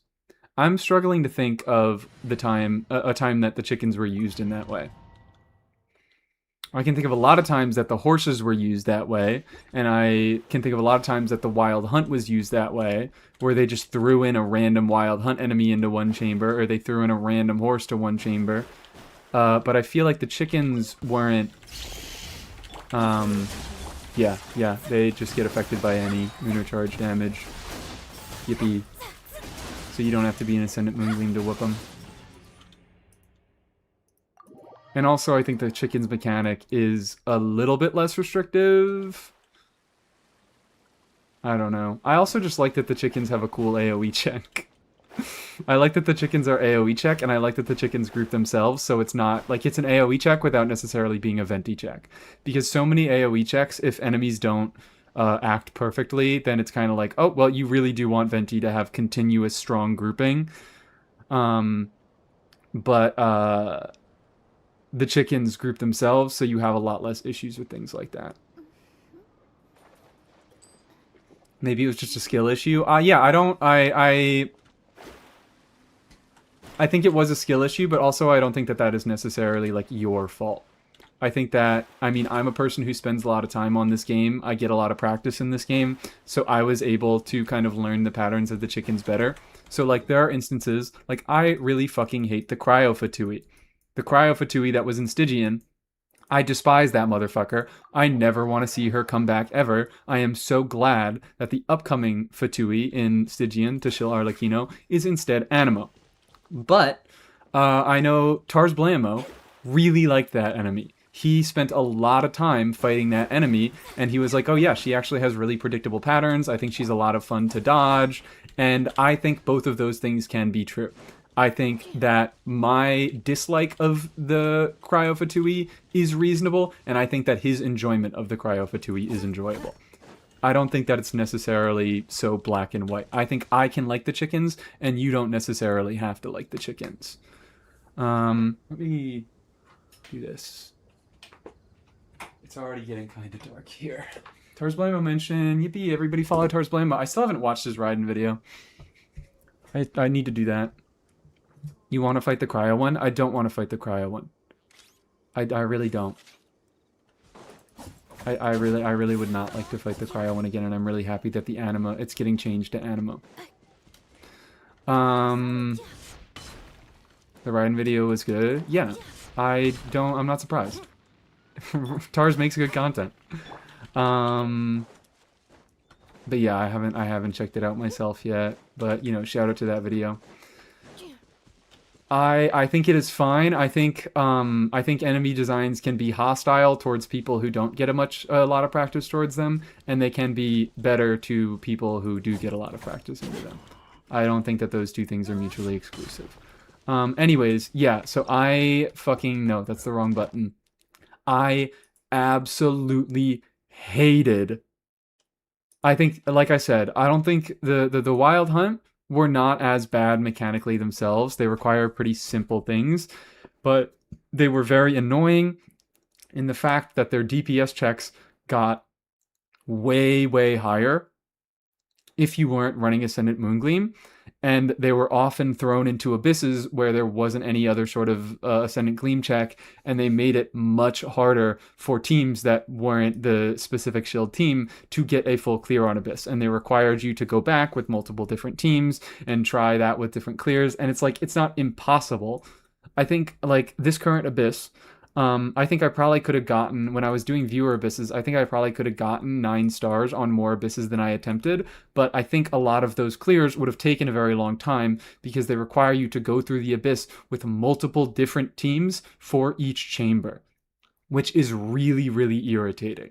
Like, I don't think that it's impossible to deal with these guys, but I think that they were thrown into a lot of different abysses to specifically be irritating.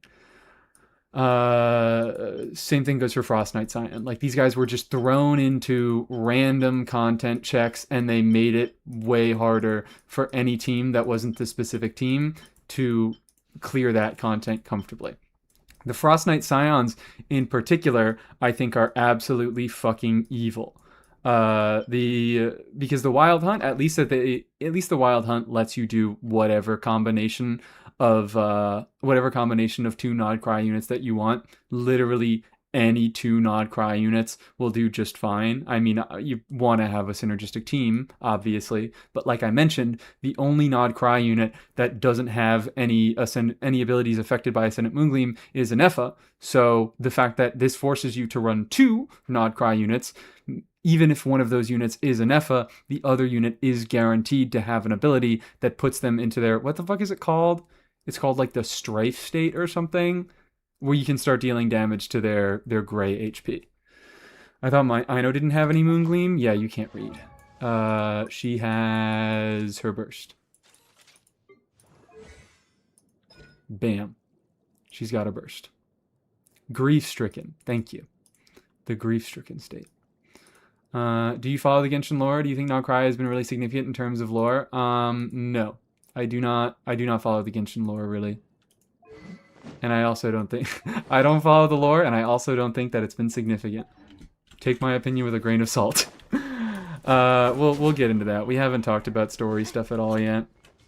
So yeah, those were two pretty awful enemy designs. I think that the horses were significantly worse, because the horses, like the Wild Hunt, these guys, they're not going to completely go away in Snezhnaya, because like I said, or like I keep saying, whenever people ask, oh my god, is Columbina fucking bricked in Snezhnaya? No. Columbina is going to get a rerun, and when Columbina gets a rerun, they're going to put the dog in Stygian. They're going to put a fucking Side of Abyss that wants you to be playing Lunar Charged, or Lunar Bloom, or Lunar Crystallize. They are going to make content that makes Columbina feel good to play, because that's how they sell their units. Instead of making units particularly compelling on their own, they make content that makes it so that every unit that isn't the specific unit that they want you to clear with is hard to clear with. Or it's hard to clear with any unit that isn't the specific one that they are trying to shill. So Columbina is going to be valuable for future content. So while the Wild Hunt aren't going to completely disappear in the upcoming year, I think they are going to have a significantly reduced presence, because we're out of Nod Cry. We are definitely going to be getting less Nod Cry shill. It's not entirely gone, but there's going to be less of it. We probably will see these guys a few times in the upcoming year, but a lot less. Whereas the Frost Knight Scions, we literally already have content that is not meant to shill Nod Cry stuff. It is meant to shill Stellar stuff that the Frost Knight Scion is in.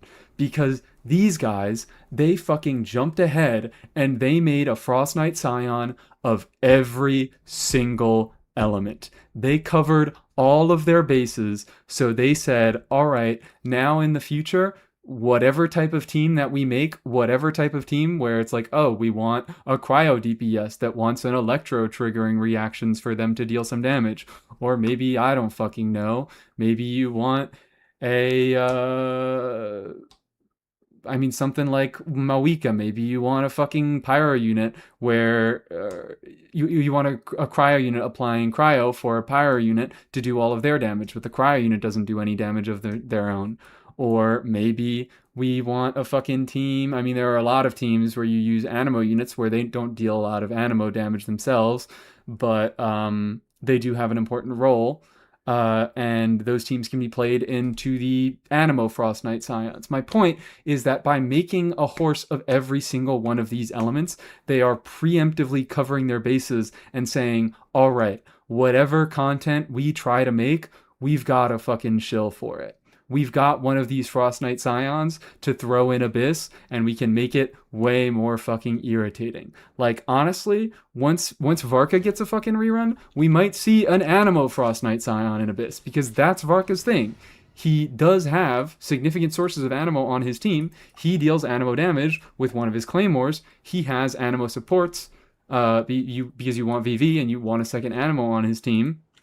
So you are able to hit a lot with Animo, and you are able to break that shield, but once the Frost Knight Scion gets out of that phase and becomes immune to Animo, it's not a big problem, because the majority of Varka's team damage is his converted element. In his intended team, it's Pyro, but obviously, you know, he's going to have Stellar Conductor or Stellar Swirl teams, so he's going to be doing Cryo stuff. But yeah, that's my thing about the Frost Knight Scions, is I see, oh my god, these idiots are going to be in every abyss ever. Because they make it, they're just another fucking wrench in the works. If they make content that, like, I don't know, what's a good example? They can just throw these guys into any, my point is they can just throw these guys into any abyss and make it that much more restrictive. We are not going to be free of these horses for a long time. And the fact that they have such high resistance in their shield phase, where they want you applying their own element, makes it so that even if we get giga fucking DPS power creep, they're still probably going to be kind of hard to deal with.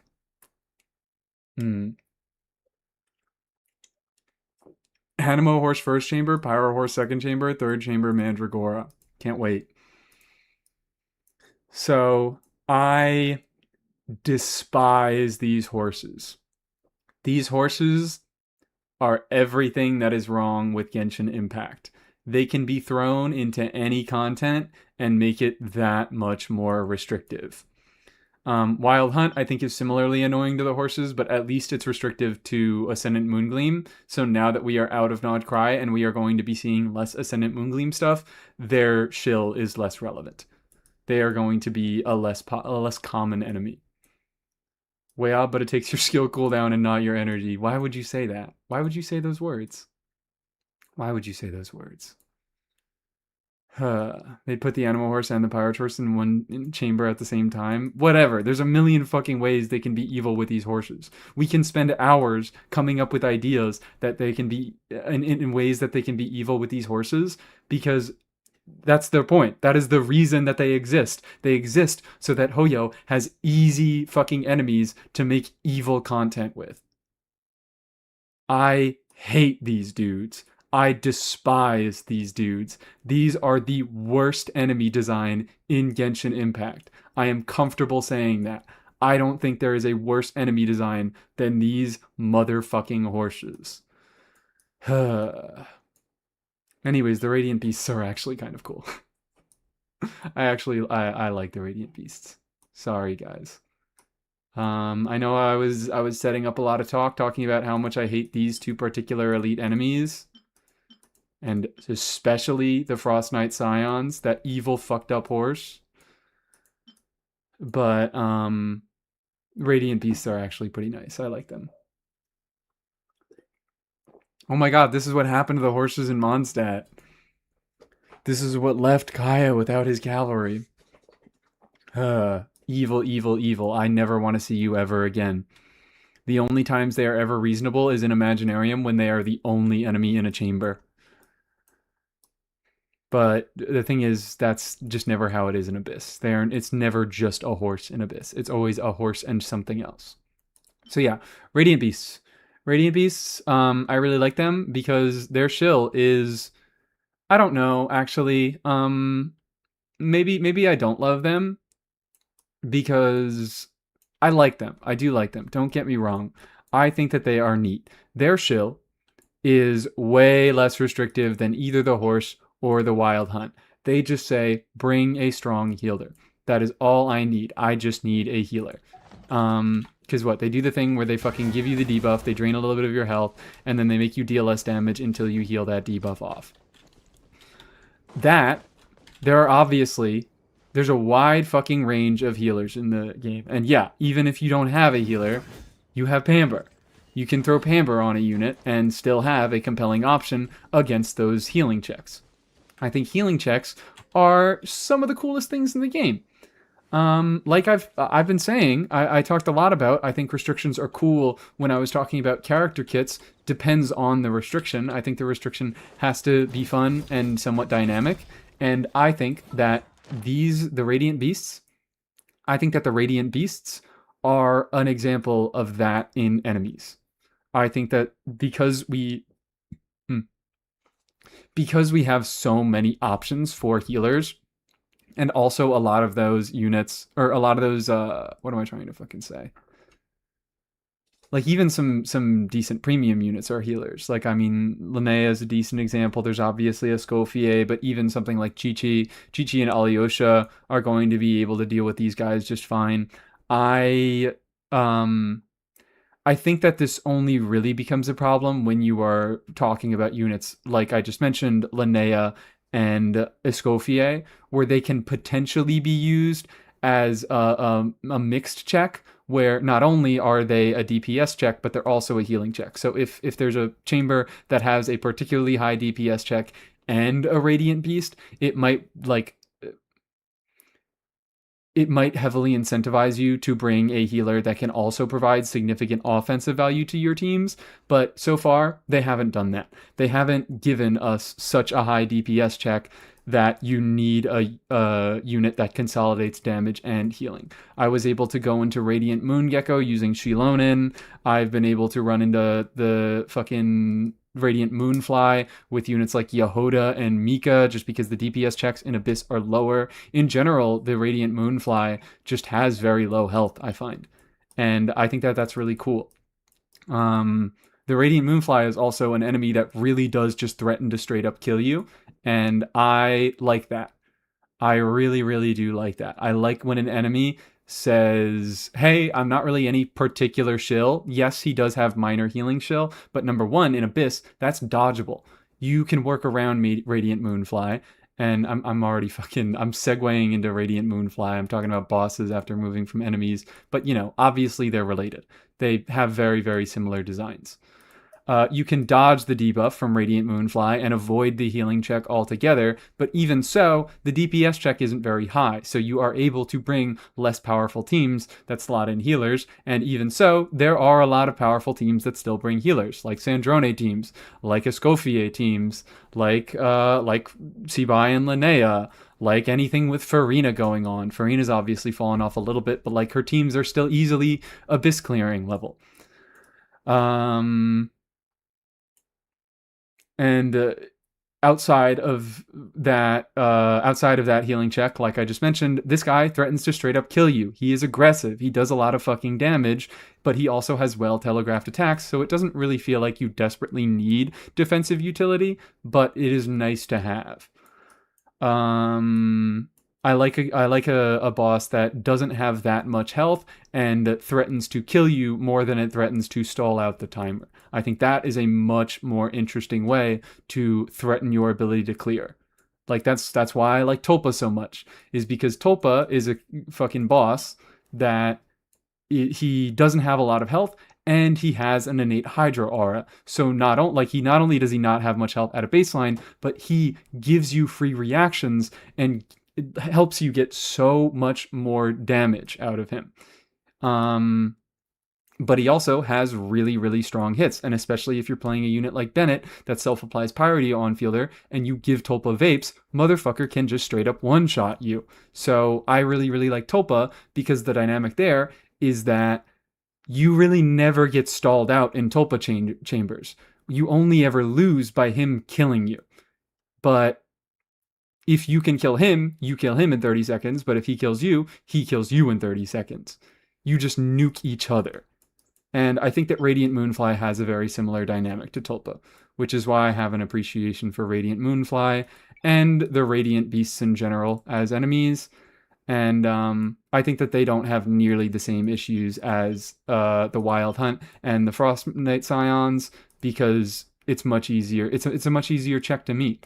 And also, I have never heard about it, and I have never asked. I've never seen it myself. But are you also able to avoid this guy's debuff? It's also less impactful that you like the elite enemies. even if you can't avoid their debuff is a lot less impactful because it's numerically a lot lower. I think both Radiant Moongecko and Radiant Moonfly decrease your crit rate by 100% and give you like minus 50% damage bonus until you clear the debuff, where I think the elites are only like minus 30% crit rate. You can? Awesome. So you can also avoid the healing check. So yeah, awesome, awesome enemy design. I don't know if that was intentional, but making it so that there is a skill reliant way of getting around their check is really, really cool. And if that was a thing with with these fucking enemies, I'd be a lot kinder to them. But it's really funny that the enemies that have the least restrictive checks are also the enemies that have a way of avoiding the check entirely. But in general, I think these guys are probably the best designed elites this year. These guys are both just kind of boring. I don't have much to say about either the Domain Keeper or the Precursor Secret Source Matrix of Overseer Network. They're just kind of HP bars. Do they even have shield mechanics? If they don't have shield mechanics, I'm going to say the Radiant Beasts are better because, like I said, I like restrictions. It's just when they are fun restrictions like this, where they are not very restrictive. They just require you to minorly alter your teams, and they don't require that you run one specific team into it because so many different teams can slot healers, and even if you don't slot a healer, you can avoid it. The Keepers are little watchers. Oh, yeah, but they just die too fast. They are little watchers and they record the elements that you deal to them, but they die too fast for that ever to be a factor.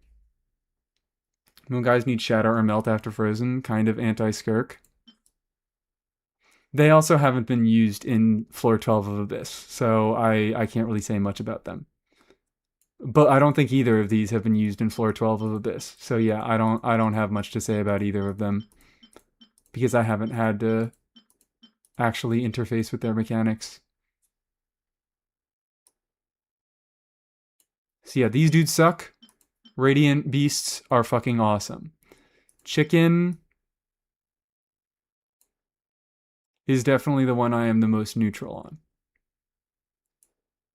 Chicken just feels like a slightly cooler version of the Wild Hunt. Because it still obviously wants you to bring lunar damage, but it doesn't require you to bring Ascendant Moongleam, so while most of the Abysses had other things that did incentivize you to bring Ascendant Moongleam, like often there were chickens in one chamber and then a Wild Hunt check in a next chamber.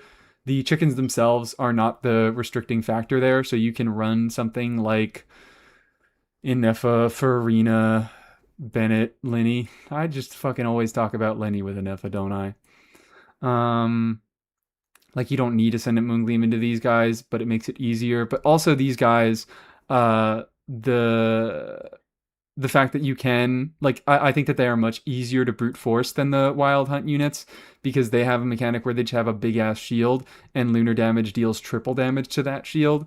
But I think that the Wild Hunt, like the shield isn't their entire health. The shield is only part of their health, and then they have more health beyond that. So it isn't a tripling of their health. It is a smaller increase in reality. Whereas I think the Wild Hunt like fucking quadruples its health effectively if you can't meet its shill. Hide weight? Okay, hide weight. I just don't like that they're teleporting. Who, the Radiant Beasts? Do they? Oh yeah, I think some of them have teleporting attacks. Some of them like jump up into the air and then like stomp down. That's a little bit annoying, but frankly the way that these guys teleport is way more annoying to me. Hi, Sammy. How you doing? The dog chicken teleporting? The dog chicken teleporting? What? I didn't know they did that at all.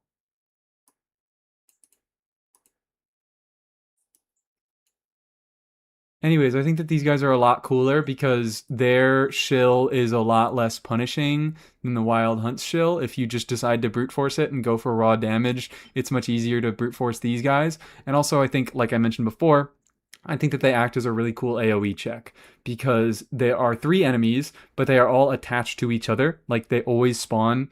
There's no such thing as a single Fissure of Hidden Depths. They always spawn in trios, and whenever you break one of their shields, that's another really, really cool AoE check about them, is you don't have to break every single one of their shields. If you break one of their shields, all three of their shields get automatically broken and they group themselves, making it so that you are less reliant on having an external grouper and you can get away with just having a unit that has good AoE damage on their own, which is really neat, which is really awesome. If they wanted to have a grouper and lunar damage, I think that would be a little bit more annoying. But I think both of their shills, they're minor AoE shill and they are minor lunar shill. They have two minor shills, which I think is really neat. Specifically in Stygian as one of their combo strings. Correction, it's not Stygian specific. I was just thinking, I'm like, did they do anything in Stygian? I thought they just fucking stood there and let you beat up on them because they only appear as part of the dog fight. Doing well, waiting for dinner. I'm having tacos. How are you? I'm lovely. I am complaining about these enemies. I think that the horses are the worst enemies that have ever been designed in the game, and I don't say that lightly. I don't say stuff like that very often. I think that the horses are disgusting. It's the dog that teleports, right? Not the chickens. The dog has a teleport, yeah, but I don't know if the chicken does. The dog teleports, the chickens don't. Okay, well, we're talking about the chickens right now. Because I think the chickens are awesome, and I think the dog fucking sucks. Because the chickens, yeah, they don't reshield. I mean, can they reshield? I don't know if they can reshield. I think their health is too low for, like, even if they can reshield, their health is so low that they barely ever get the chance to. They do reshield? Well, then yeah, their health is so low that they barely ever get the chance to anyways.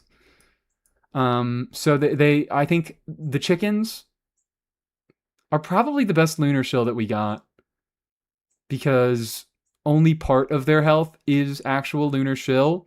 It doesn't require you to break all three of their shields, and part of their shield is in AoE and not in lunar shield. Whereas the dog is not like that at all. Talking about, yeah, related bosses, the dog is not like that at all. The dog is just a big, stupid, fuck off enemy, doesn't have any sort of AoE checks. It has a bunch of health, so it easily gets a second reshield phase. And it really, really wants you to use lunar damage. It's very hard to do it without lunar damage. It's not very hard. I know he's brute forceable by a decent combination of things. I mean, I brute force dog with Varka Venti in this Stygian, which that was fun to optimize. But I think it's not impossible to it's obviously not impossible to brute force dog, but it's a lot harder and it's a lot more annoying, and you definitely need a lot more premium things going on than compared to the chickens. When you're fighting these guys in Overworld with the level 50 Ticknutty with Dory, you know about the shields. I guess so. I guess I've never done that. I guess I never had a level 50 Ticknutty in Nod Krai.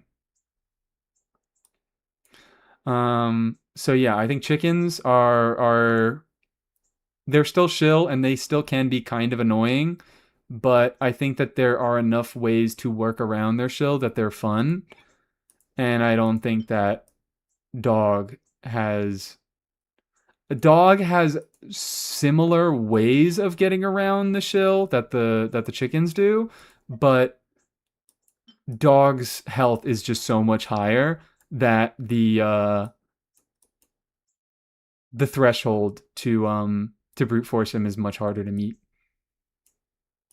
So while they are, I think, very, very similar enemy designs, the fact that dog just has 1 billion health makes it a lot worse. I think that's my basic opinion on it. The dog wouldn't be nearly as bad as it was if it just had less health. That goes for Abyss dog. That goes for Stygian dog.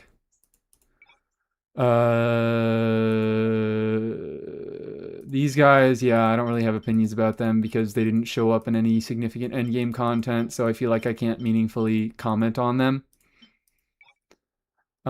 Moving over to the bosses. Should I actually talk about the... Let's talk about the bad bosses first, then we'll talk about the local legends, and then we'll talk about the good bosses. Radiant Moon Gecko. We'll talk about Radiant Moon Gecko, Bobik, and we'll talk about Knuckle Duckle right now.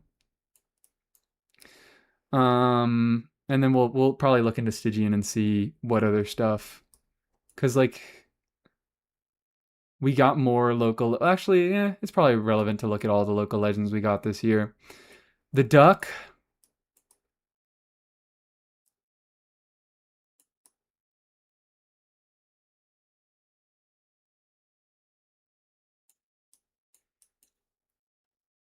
The duck is so bad, it makes me dislike Inef's kit design. I don't think there's a better way I can fucking word that. The duck is such an abhorrent design that it makes me dislike Inef's kit. When I started off talking yesterday about all the units that released last year, I talked a lot about how I think Inef's shield was incredibly unnecessary, and the fact that Inef's shield was base kit and it is active all the time because it's attached to her skill, made Hoyo a lot more comfortable designing enemies that were extremely aggressive and very punishing to teams that didn't have good defensive utility. And I think Knuckle Duckle is number one example of that. Which one's worse, duck or cactus? You are not seriously asking that fucking question. You are not for real. Don't ever come to my chat asking some shit like that ever again. Because Knuckle Duckle, oh boy. I think Knuckle Duckle makes me hate Inefa and Flynn's. Knuckle Duckle takes things about Inefa and Flynn's and makes me actively dislike that both of these things are in their kit because they leverage both of those things to make Knuckle Duckle feel bad for everybody who isn't Inefa and Flynn's. Like, I always talk about how much I like Flynn's, how controllable his damage is, how he can just kind of hang out on field until a perfect moment to do his mini burst because he gets all of his damage out in his mini bursts and he can decide when he does his mini burst as long as it's within that 6-second window. And Knuckle Duckle feels like he was very clearly designed with that aspect of Flynn's in mind because he loves jumping up in the fucking air and becoming invulnerable all the time. Same with Cactus, but Cactus to a much lesser degree. I think he just has less annoying attacks. He's a little bit less vulnerable, and of course the Cactus has a lot less health. But Duckle loves jumping up in the fucking air and running around in circles and making it very, very hard to get consistent damage on him if you are a unit who wants to be like actually consistently dealing damage. But for a character like Flynn's, who just kind of does his little mini bursts and then he doesn't need to do much at all for the rest of his on-field time, Knuckle Duckle feels a lot better into that because you can just wait until Knuckle Duckle finally stands the fuck still and do your mini burst.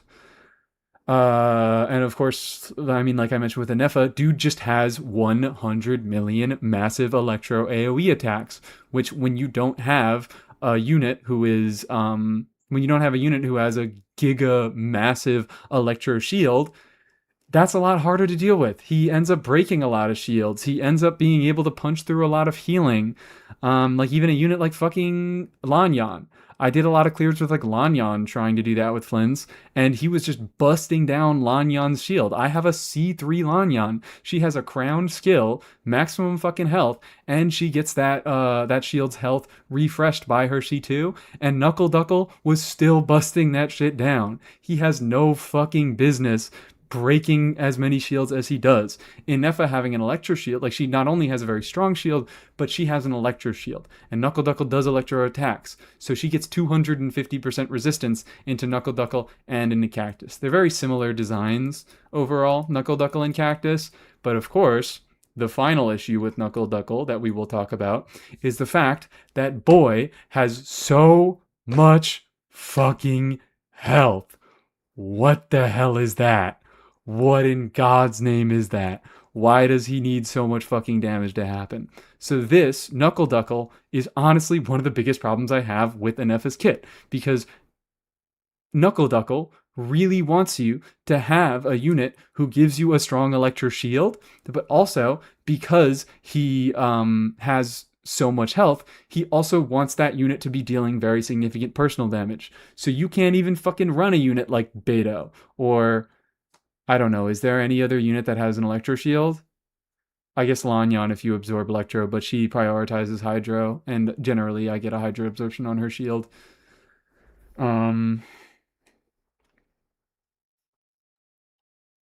Is it just Beto?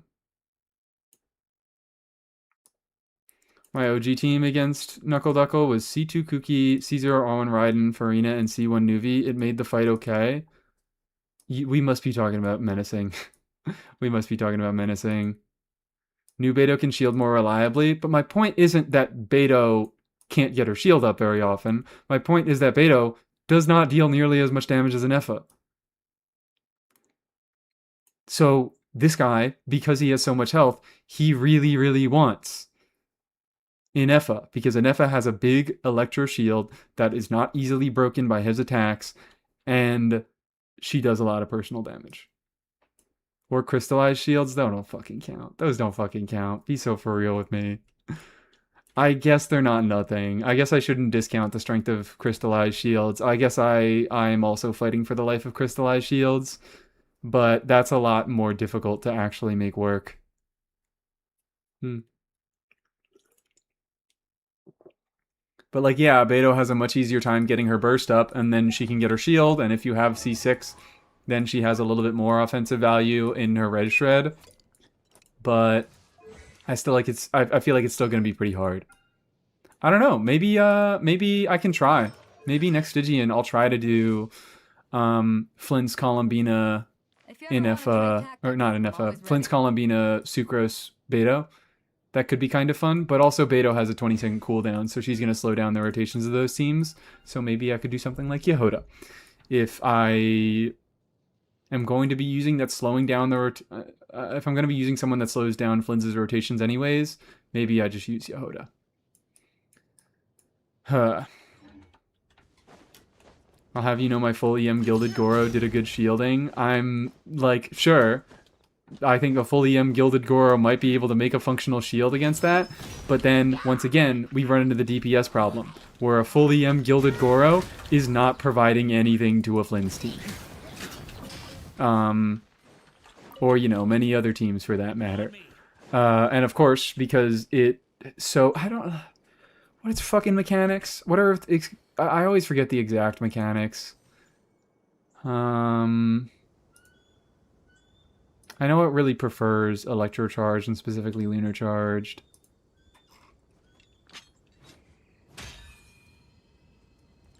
Generates a ward that increases all res and summons floating stamping devices to harass you. So this is the one cool thing that I like about Knuckle Duckle, is that it, just like the Void Chickens, is it gives you an AoE check without also giving you a grouping check, because the stamping devices, there's 5 of them, so you have to be a unit that has decent AoE, but they also force themselves into standing in a particular pattern. There's that little pattern of like there are 3 on the kind of bottom row and 2 on the top row, and they always stay in that exact pattern. It's very, very hard for them to get ungrouped, and even if they do get ungrouped, they try to force themselves back into that exact pattern. So it incentivizes units that have good AoE damage without without requiring a grouper, which I think is neat. That is the one okay thing about Knuckle Duckle. Anyways, I want to hear... I asked that person who said...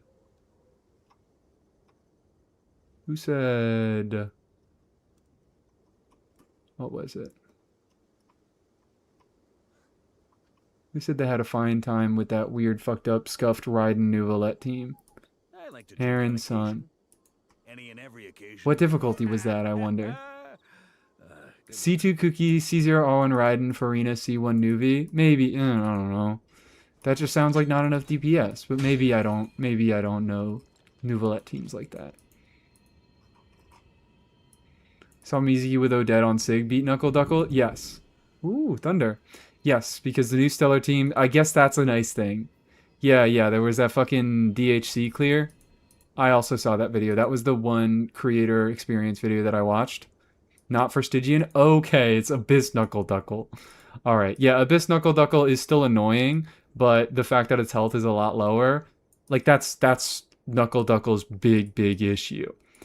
It isn't so like so awful. Sure feels good to get away from my desk. I still think it's really annoying, and its mechanics do incentivize both Inefa and Flynn's, but it's not impossible to beat.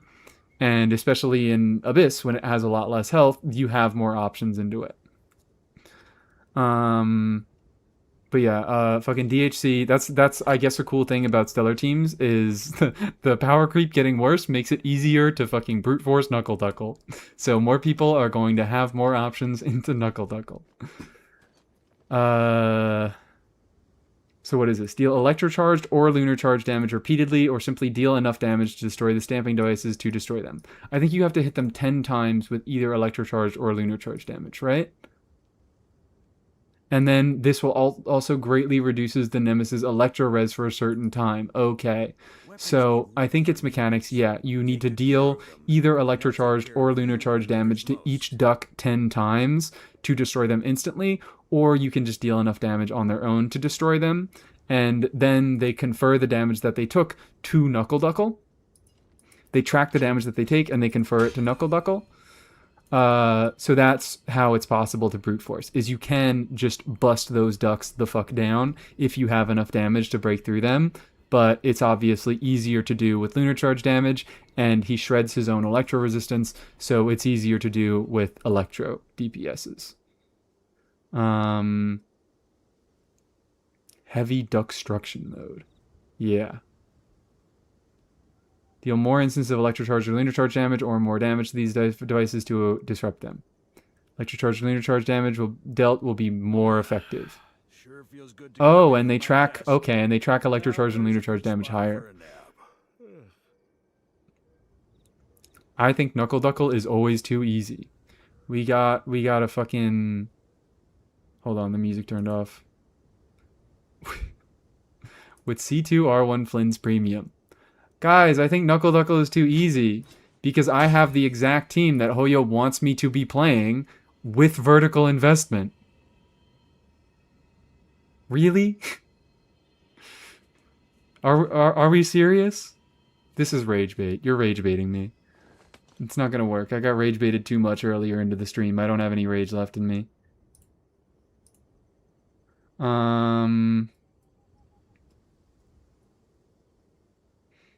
Orb is easy if you just consider playing Sandrone. I like Orb, okay? I like Orb. So yeah, Knuckle Duckle is not... Knuckle Duckle's mechanics are irritating, but not, like, incredibly restrictive. It's mainly the HP check that makes him so fucking annoying. I don't know. The fact that it's... Because also the HP check makes it so that it's a much longer fight, so that the issues with its aggression and its massive AoE become more of a problem because it has more chances to kill you. So honestly, I think they kind of work in tandem to make Knuckle Duckle a particularly awful boss. Bobik.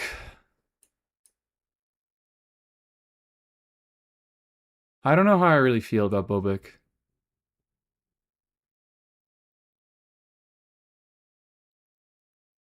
I don't really know how I feel about Bobik. Radiant Moongecko is too easy with my full C60 buy team. Like, yes, guys, the bosses are easy if you have the units that Hoyo wants you to pull. The point of the bosses isn't to be hard for everybody. The point of the bosses is to be hard for everybody who isn't the unit that Hoyo wants you to be pulling for. So if you pulled for the units, they will be easy. Bobik. Bobik also hasn't had a Stygian boss, so I feel like we've gotten a little bit less time to be familiar with him.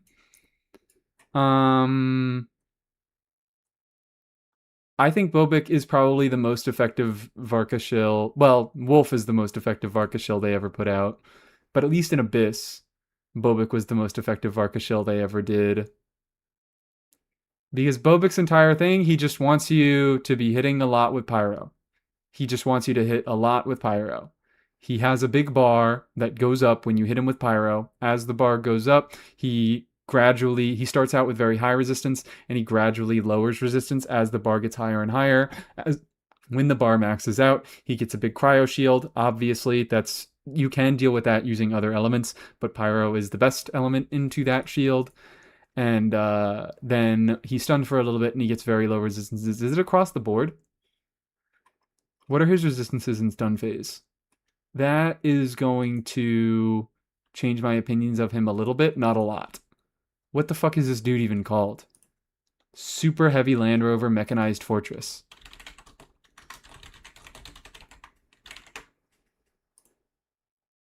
No. Wasn't Amber used in this fight by a lot of people?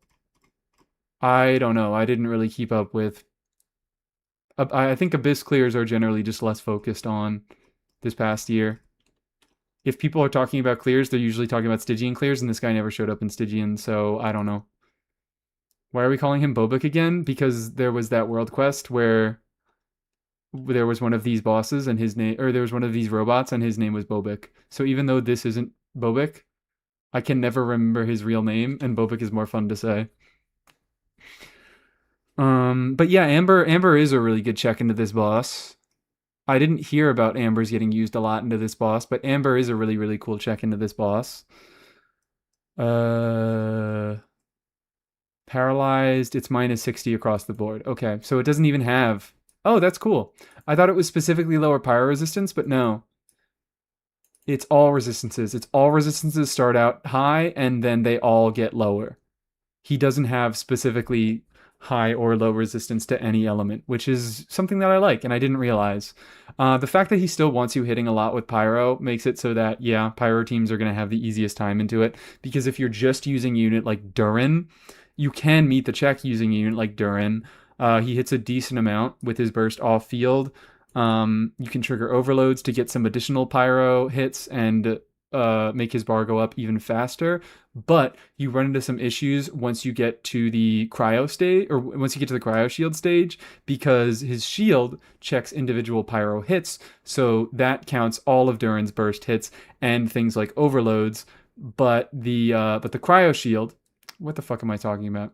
The pyro shield counts cryo hits. The cryo shield counts applications, which you obviously, because he has a cryo aura, you can't trigger overloads anymore, and Durin only applies pyro every 2 hits, so he becomes a little bit worse. If he's your only pyro unit, he will be a little bit harder. But cores like Durin Nicole, you can just on-field Nicole, do some stuff like that. I think that is a nice flexible core option that will make a lot of teams able to comfortably play into Bobik.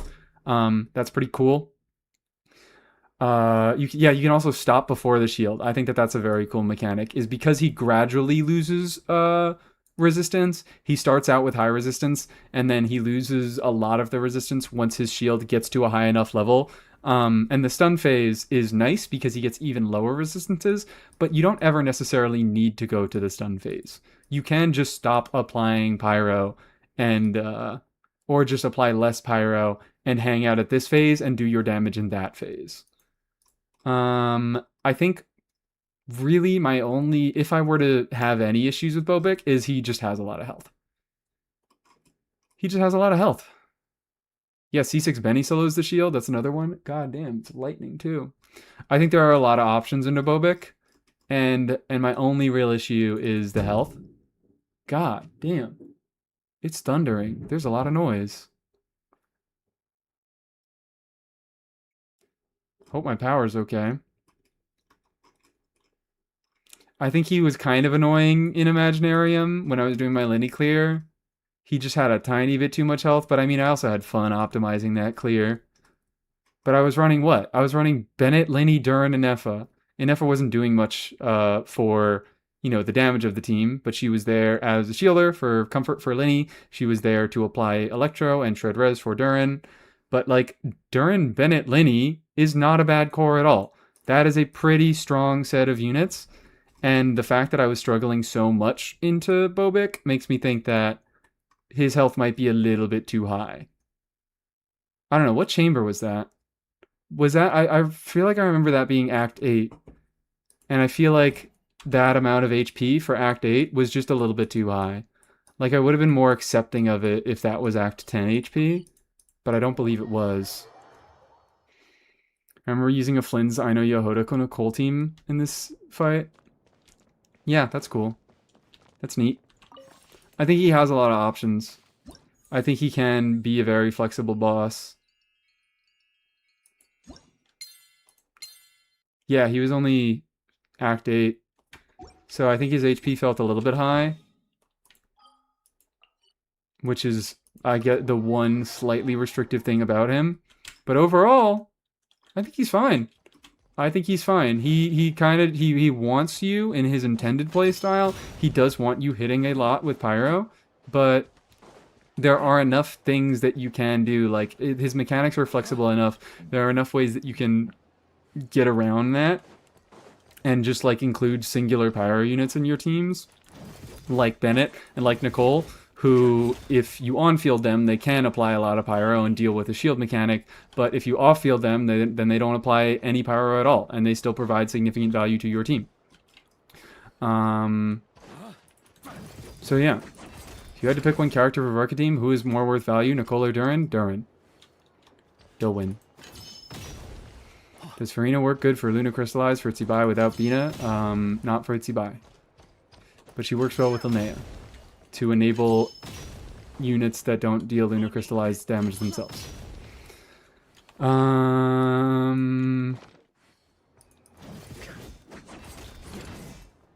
Yeah, so Bobik's fine. Bobik's chill. Bobik's alright. Ah. Other bosses.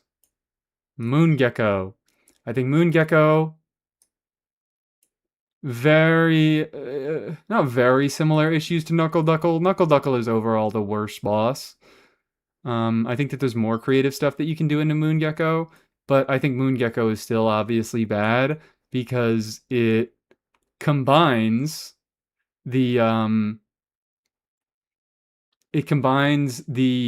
cool restriction of the Radiant Beasts with a lame restriction of, oh yeah, you also want a shitload of Geo and a shitload of damage. Because I have a lot of health, and I want you to break my 7 million Geo shields. Break my Geo shields. Solve my 12 riddles. They are all tiny Geo shields. Which I think is another kind of lame restriction that Moon Gecko has, is...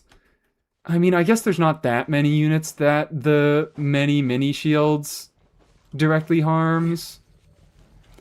Obviously, Zhongli is the main one, because Zhongli is a motherfucker who... Oh no, I'm getting debuffed. Zhongli is a motherfucker who can destroy a lot of a Geo shield at once, and the fact that Moon Gecko's shields are segmented makes it so that Zhongli is much worse at breaking those shields. But there are also some things like Albedo, because the shields don't actually take damage. Albedo stops working against the shields. That's kind of annoying, provides you with less options into it. They're just kind of overall a few, but they still let you trigger reactions, which makes it so that, you can like fucking utilize Lunar Crystallize against it. So it feels like it's a way to kind of hose a few non-intended Geo units and support the intended Geo units. It's just Zhongli that does a significant amount of Geo shield breakage, right? There aren't any other units that get significantly affected by that. Geo. Yeah. I mean, these three all hit a lot because they are the intended units that they want you to play into it. Kachina hits off field, Shiori hits off field, Navia hits off field, does a lot of hits with her normals.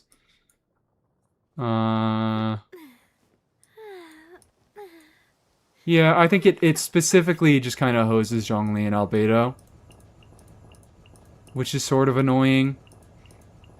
Especially because I think Zhongli is a very, very popular unit. I think was a pretty common option for people playing Tsibai without necessarily getting Linnea. So hosing him out was irritating, and also Albedo was newly buffed, so hosing him out was also kind of irritating.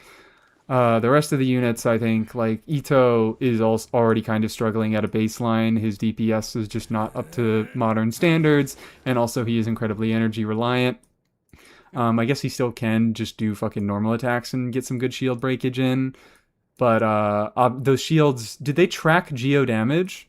Doesn't Albedo hit a lot? Yes, he does hit a lot, but he doesn't work against the Moongecko's shield because it doesn't take damage, and Albedo needs you to deal damage to trigger his attacks. So Albedo was just bricked into the... I guess you could use his burst, but again, you have the Stygian with 0 start burst stuff. I'm mostly talking about Stygian here, because I think Moongecko was, yeah, way fucking better into Abyss. I think it was way, way, way better in Abyss. It showed up in Abyss, and it pretty much had the exact same mechanics in Abyss, but it had less health. So you were able to run a unit like Pamber Ningguang. Pamber Ningguang was a really nice slot into a lot of different teams to make them much more comfortable into Moongecko. But yeah, anyways, I'm kind of getting ahead of myself. Moongecko was annoying because in Stygian in particular, it combined a requirement to hit a lot with Geo with a requirement to heal with a requirement to deal a lot of damage. And those three things together made it a fair bit more difficult for anybody who wasn't Linnea to clear into Fearless Moongecko. I did it with what? I did it with R1 Navia, Shilonin, Columbina, and Nefa, which is, you know, I mean, Navia still is a fairly recent unit. She's still fairly powerful, and I had her R1. That definitely helped. It was not a... Was it a close clear? What are the exact numbers on it? I can check from here. I don't know why I always go to Stygian to check.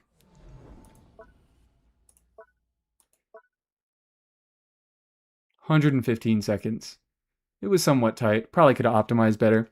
Starting with burst is also a big deal for dealing with Gecko. Yes. Because there are a lot of units that deal with Gecko Shield a lot better with their burst. Actually, Ningguang being one of them. And also a lot of older Geo units are just burst reliant. Like I mentioned, with Ito, with Noel, with Goro, he needs that to fucking hit off field. Whereas, you know, Linnea and Sibai, they just do all their hits, they don't really need any energy at all. And Linnea, she needs her burst to be healing, but I feel like they balanced it in a very particular way, where you do your first rotation against the shield, Linnea is able to build up her energy throughout that rotation, and then, once the Gecko gets knocked down, that's when it... Shut the fuck up, Linnea! What the hell? That's when it does your healing check. So Linnea has had time to build up her burst and actually get her healing online, and then you can easily clear the debuff, no problem. The fact that Pamber was a viable option to it was alright, but the fact that Pamber also didn't have enough healing unless you specifically went on healing bonus sets is kind of irritating, because that means that you couldn't put... If you threw Ningguang on Pamber in the team, she couldn't go on a more valuable supportive set, like, I don't fucking know, Instructors, Noblesse, it's potentially Serenade, that again made it a little bit harder to meet the high DPS checks, but in Abyss that was perfectly fine because the DPS checks were lower.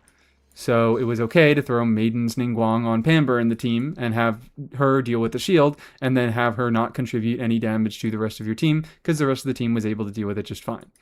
Except for TDDS? No, because you need Pamber. Yeah.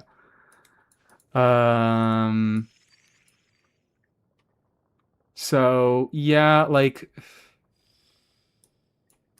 Very annoying, but not impossible to beat in Stygian. I think it was very slightly better than Knuckle Duckle, but not that meaningfully better than Knuckle Duckle. Because it still had a really specific combination of things that it required. I think there are a few more options for units that can meet its requirements.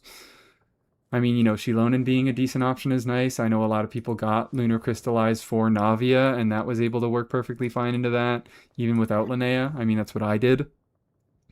But when it was in Abyss, I think it was fine.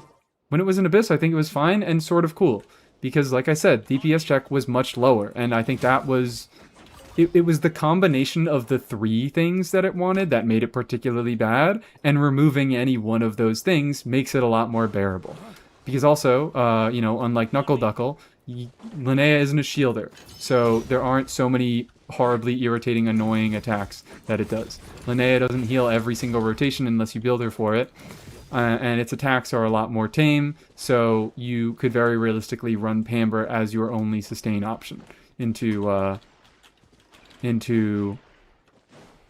Abyss and Stygian Moongecko. Man, I am fucking going on for a long time about these bosses, aren't I? Fuck me. Other bosses... I think I've gone over all the bad ones, right? Elite enemies, I already went over all of them. Local legends. Local legends I kind of have less to say about. But let's just do a quick local legend check.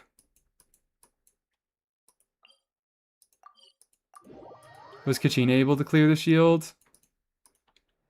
I think she would need significant help, and also she is a very poor DPS option. So she would need a pretty powerful synergistic team for you to put Kachina in the team and still have it be clearable. Valiant Chronicle, CP. Sigurd. I think I really liked Sigurd when he was in Stygian. In hindsight, I don't know. He's basically just like a wild hunt enemy without the normal downsides of being an elite enemy that can slot into any team. I think Sigurd is fine because, yeah, he just basically is a double Nod Cry check. You can basically do any 2 Nod Cry units into him and you'll be okay, as long as you had reasonable DPS. The fact that he came out so early into Nod Cry, I think, made him a little bit bad because the options for having 2 Nod Cry units were kind of restrictive. And he ran at the same time as Hera, which also wanted you to have 2 Nod Cry, or, have a Lunar Bloom, or a Lunar Reaction damage dealer in general. But him himself, I don't have many problems with, but I also don't have that many good things to say. The light will never die, though. Yeah, Sigurd is kind of just less cringe dog. He wants lunar stuff. I think he is significantly better than Dog because he just wants you to have 2 Nod Cry units. He doesn't even want you to be doing lunar damage. So you could fucking run, I don't know. Yehoda didn't exist at the time, so that restricted your options a lot. But you could do, like, Aino, Lauma, Nilu shit and do completely fine, even though you're not doing Lunar Bloom damage. Sigurd doesn't need lunar damage, so he had a little bit more flexibility, but the fact that there were so few options for double Nod Cry teams when Sigurd first ran was sort of a downside. He also stands against the Long Night and purges the darkness. Does Dog do that? No. The Dog is the Long Night and the darkness that gets purged. Sigurd solos Dog any day of the week. Yeah, I don't know. Not a horrible enemy, but also not a horribly interesting enemy, and I think I like him less in retrospect because of the time that he came out at. Crabsar. I feel like I can't meaningfully comment against Crabsar. I know a lot of people really, really fucking hated Bloom Crab, but I was a shithead and I always just played Lauma into him and I had an easy time. Actually, you know what? No, I have tried to do like Hyper Bloom stuff against Abyss Crab and things like that, and you know what? It is really irritating. I think it's not impossible. And I honestly don't even think the DPS check is insanely high. Like, I don't think that this guy is incredibly restrictive. I think that there are a decent amount of teams that can play into this guy fine. But it's the fact that he is so fucking annoying to beat without Lauma is what makes him so bad. Like, it's not even really, really bad shill. It's not that you are going to struggle to meet the DPS checks without Lauma. It's just that it requires a lot of specific things to go really right. you kind of just have to reset impact against him because it's like where the blooms spawn on the fucking ground. Getting the blooms to hit the correct seeds is annoying. He just has a bunch of little annoying mechanics. Abyss Crab is fine. Yeah, I guess I really can't speak, especially for Stygian Crab, because I did just do Lauma into Stygian Crab. But at least Abyss Crab, I think, yeah, the health wasn't too bad, and therefore he wasn't horribly restrictive. He was just very, very annoying if you don't have Lauma. Perfect little ring that's just the size of llama scale makes me laugh so hard. It's very funny. It's really funny. And the fact that blooms take so damn long to pop, yeah.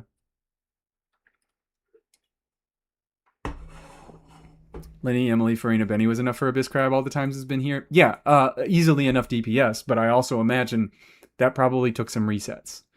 That probably took 1 or 2 resets, maybe a few more.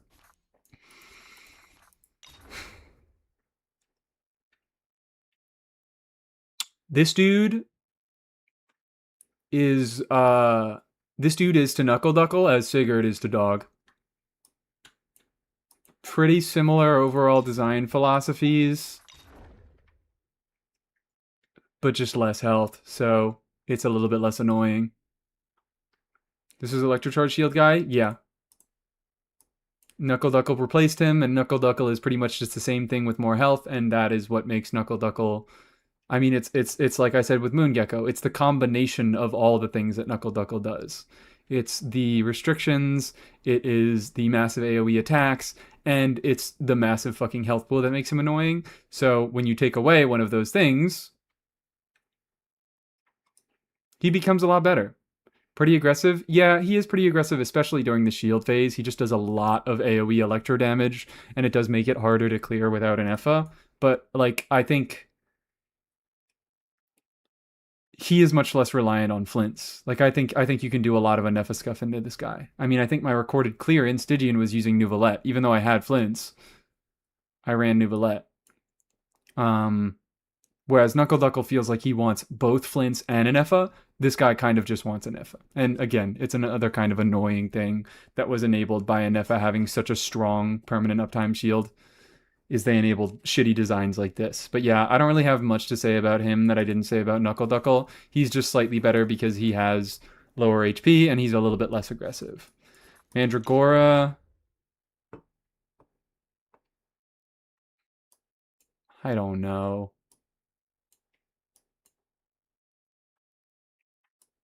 I don't fucking know.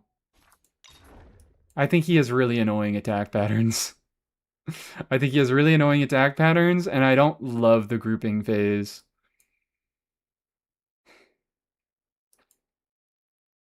But this dude actually, in Abyss, you like basically don't even have to engage with his mechanics at all in Abyss. He has such low health in Abyss that you kind of just can fucking walk all over him with whatever team that you want, and he will fall over and die. It's really only Stygian that this dude is at all a problem, which I think is a point in his favor. Where it's like someone like Moongecko is still slightly restrictive in Abyss, whereas this dude, no, not at all. He just fucking dies.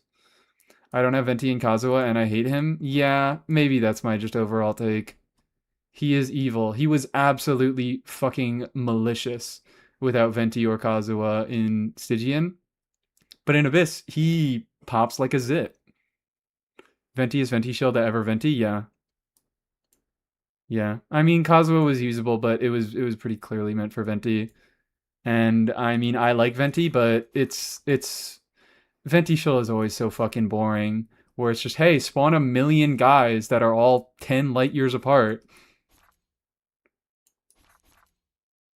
Yeah, so kind of just like boring in Stygian. Not much to say about him in Stygian. But he's fine in Abyss. Perfectly fine in Abyss. Hilyeta,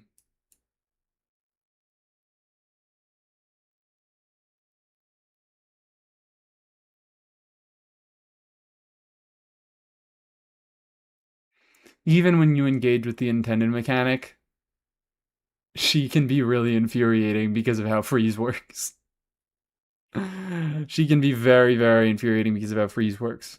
I think honestly, she shills 2 different things. She can shill freeze or she can shill overload, but it's still fucking annoying to deal with her either way you choose to deal with her.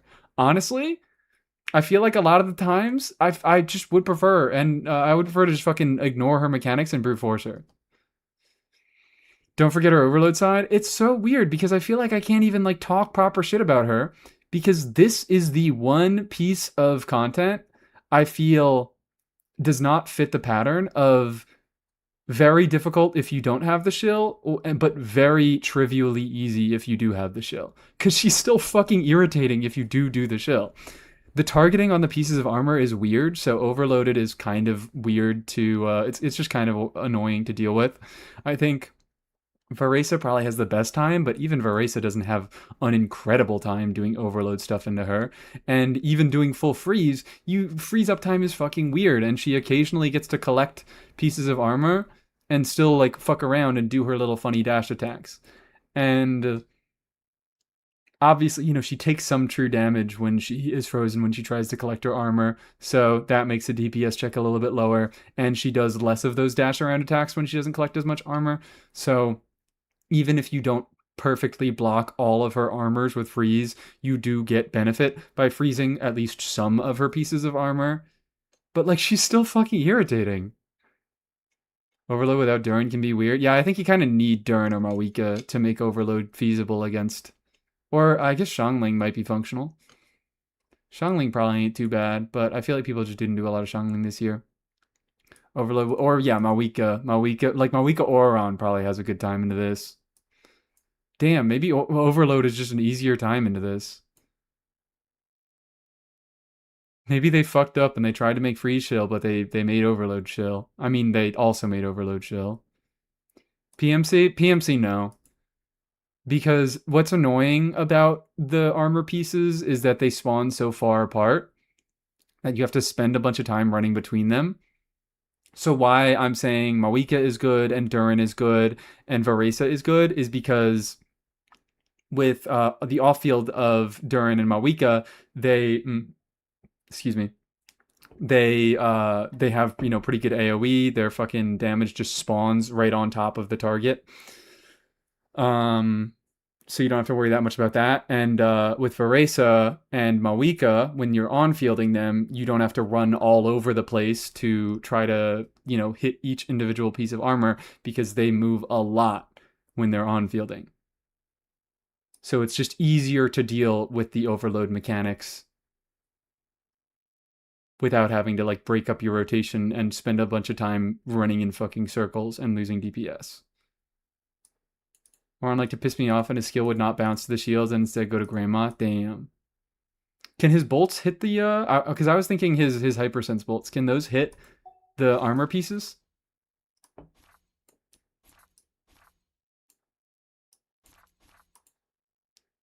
My opinion of him, or my opinion of this boss, depends on that. Not entirely, but I'll be a little bit nicer to her if that is the case. Yeah, this is probably the best Varka shill. But even so, he wasn't horribly bad. Like I said before, people brute force this motherfucker with solo pyro or mono pyro Arlecchino. I did a pretty good clear with Flints into this dude.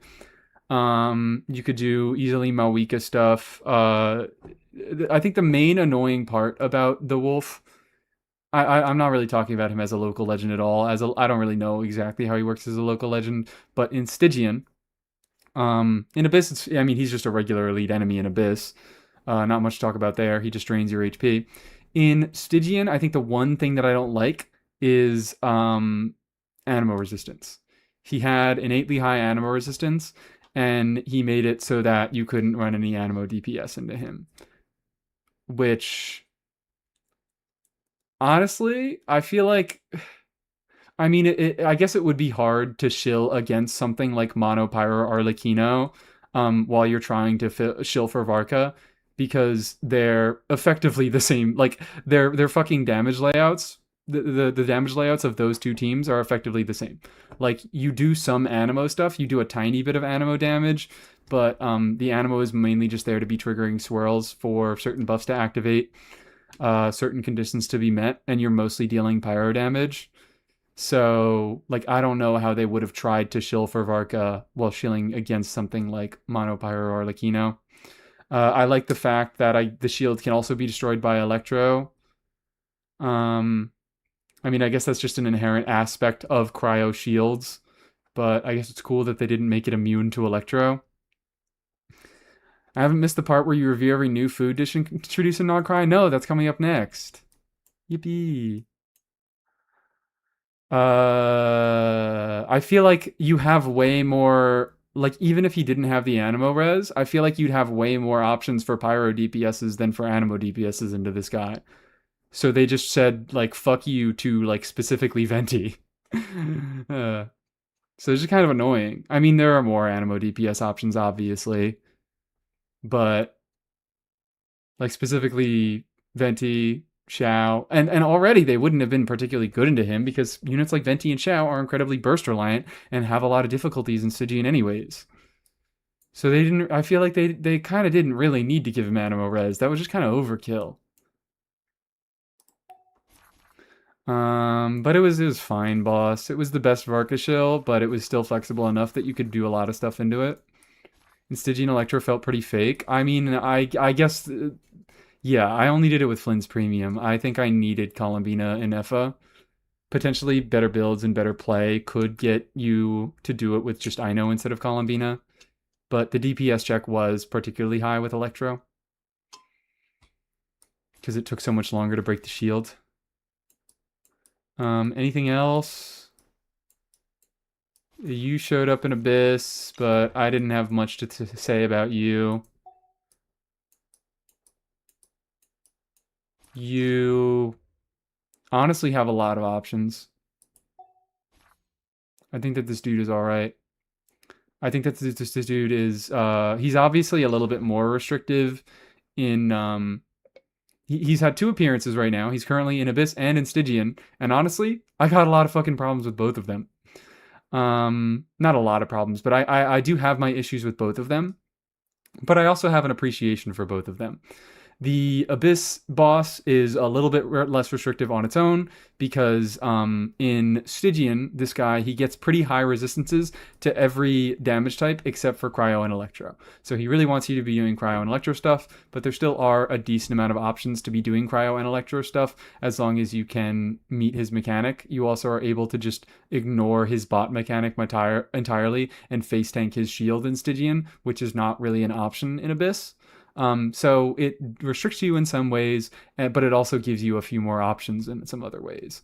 In Abyss, you have a few more options for breaking the bots themselves, and the fact that he doesn't get specific resistances to any sort of elements makes it so that you can run a wider variety of teams into him, but also the fact that he's in Abyss makes it a lot harder to, he's in the final chamber, some specific teams are going to have a lot harder times into the earlier chambers. Like teams that are good into the orb might have a much harder time into the earlier chambers, and it's going to make them a lot more annoying to play into this guy because you have to work through those early chambers that might be a lot more hostile to your team to get to the orb. And also, yeah, you have to deal with the orbs in Abyss, which, because he doesn't have resistances, I think that's okay, because like options like Nahida work a lot better because you can run teams that Nahida is valuable in like she doesn't have to be a dead slot that is there solely to break the balls, to break the little fucking hydro orbs. But I have some slight problems with him in both Stygian and in Abyss, but I still think that there's enough creative stuff that you can do into him, and his HP is pretty fucking low. His HP is pretty low, which I am a big fan of. Because that means you can get away with a lot of interesting stuff. I was able to brute force Mushroom with Overload. Yeah, sorry, don't really have much to say about Mushroom. He was only in Abyss, and I basically only ever played Nefer into him. No comment. And did I miss anybody? There's a few probably Stygian bosses left that I missed from this past year, but I'm going to try to go through them kind of fast. And then the rest of these sections should be somewhat short. I'm honestly going to skip this section. I might skip a few of these. I don't think I need to talk about Hamdiji Cat and Hakushin going down. I feel like I've talked about that enough, and it's been a little bit more annoying that there aren't very many good data aggregation websites, but like, what more do I have to say beyond that? Did Geoshaman show up anywhere? No. I missed Tolba and Stygian? Yep. Sad that he's gone. You're fucking annoying. I mean, I already did a Stygian boss tier list, and I went through a lot of my opinions there, so I feel like I can just do some very minor reiterations. This guy, his DPS check is fairly low, as long as you bring some Natlin units, so you can get away with a decent amount of stuff. I mean, I still haven't fucking bothered to push my Aoife Aura on Ino and Effa clear, but the fact that that's getting close at all, I think, is a testament to this guy's flexibility. But also, dude does a gazillion damage. You really need strong defensive utility against this guy, or you will just fucking die. And his damage happens in massive AoEs on the ground, and it makes it very, very difficult to deal damage to him while those AoEs are down. So this is a boss that threatens to straight up kill you that I do not like, because instead of a boss like Lanternfly, Radiant Moonfly, which has a very low health total, and also its attacks aren't big lingering AoE attacks that it lays on the ground. Its attacks are very fast attacks that you dodge and then it's over. So you just have to be good at dodging to not die, and you don't necessarily need to bring defensive utility. Whereas this guy, if you want to be dealing damage while he has his stuff on the ground, you kind of do need to bring really strong defensive utility, which is fucking annoying. Like, I mean, I was doing a Mawika melt clear on, a Sims account. And in a lot of my later clears, my issues wasn't that my issue wasn't that I didn't have enough damage against this guy. My issue was that Seatlali's shield kept breaking and Mawika kept fucking dying. But I mean, I guess it's cool that he, still has the pillar mechanics. They didn't make his pillars too high. Anybody can climb the pillars. You don't need a Natlin unit, but you still do need a Natlin unit for the purposes of raising his bar.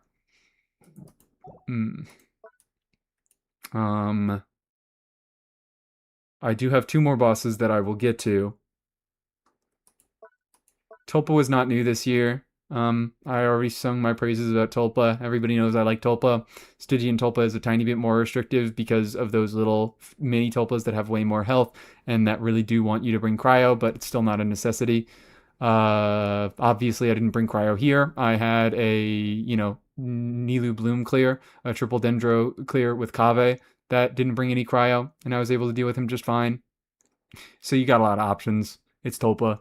He's the fucking best. He also gives you your energy. He gives you all your bursts for free, and he resets all your cooldowns, which is swag. It's fun. You're not new. I don't have much to say about you. You fucking suck. But yeah, again, I've already talked about this guy. The fact that it was so heavily restricted to pyro units is sort of annoying. And of course, Nouvelette was by far the best. It was made for Nouvelette. I really, really don't like these bosses. I guess I can talk about Nouvelette and Arlecchino's shill boss in a similar way. Because when they're trying to shill these on-fielders from past years that just don't deal as much damage as the current on-fielders, that makes it so that instead of shilling these high DPS checks, like, I don't know, Knuckle Duckle isn't crazy restrictive. Like, he just wants you to be bringing Electrocharged. The real thing that's very restrictive about him is, I mean, I've talked about it, but his aggression, but also his health. He has so much fucking health that it makes it hard to bring anything that isn't Flynn's Premium into him. They can't do that with the bosses that are meant to shill older units, because the older units just don't have that damage going on. So they have to do really specific stuff to make those units feel really good and make a lot of other units feel really fucking bad.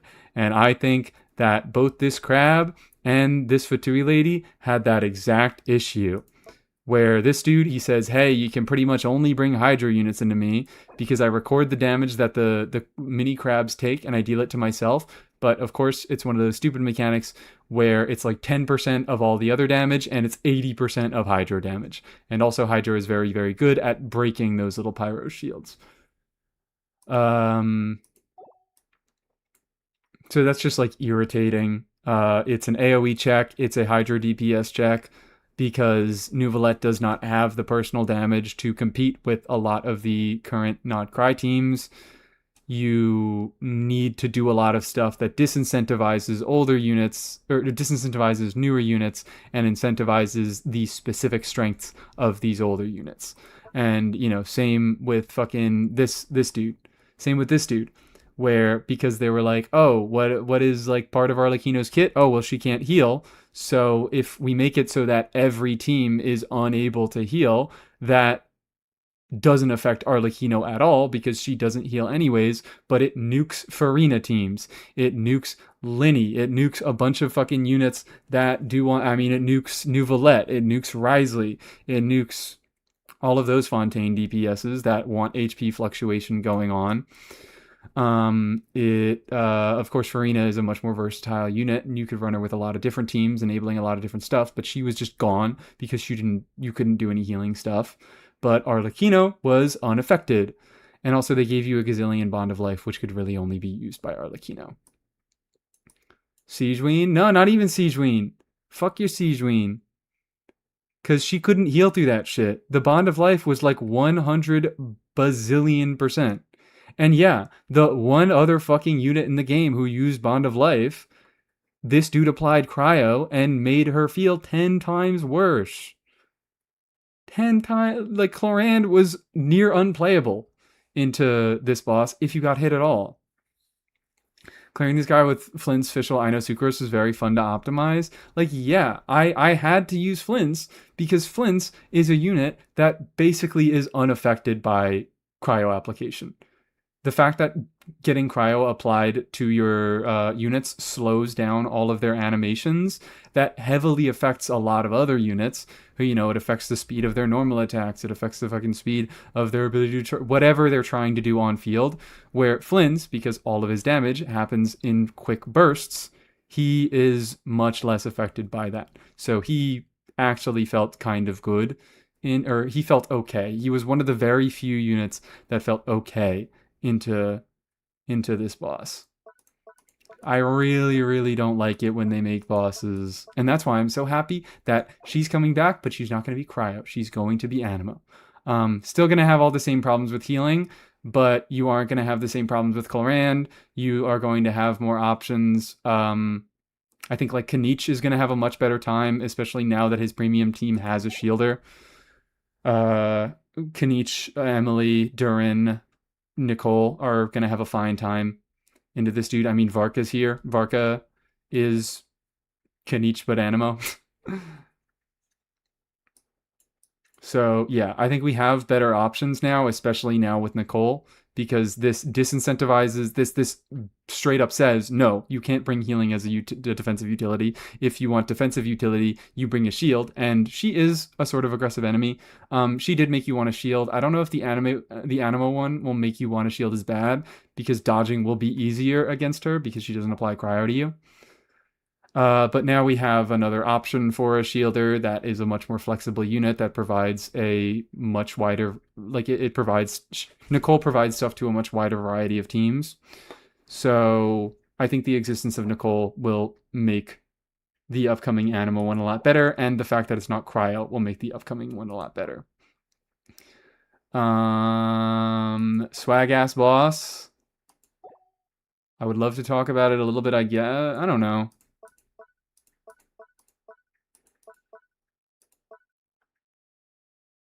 These were last year.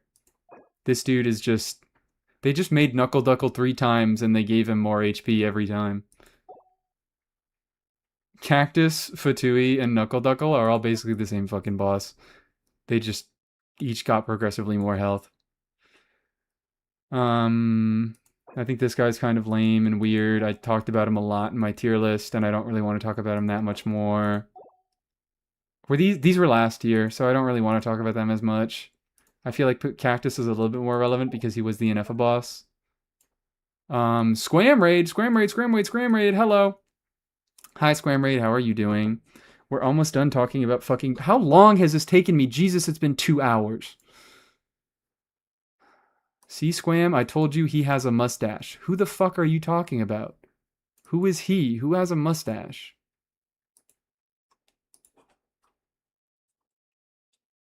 Have a good stream. I'm so sleepy. I'm gonna run. All right, thank you for the raid. Bye-bye, Squam. Bye-bye. Have a good sleep. 2 hours not enough? Evidently, because I still have two guys that I need to talk about.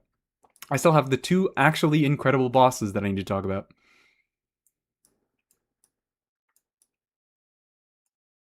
But yeah, thank you for the raid. Hello Raiders. So happy to have you here. We're complaining.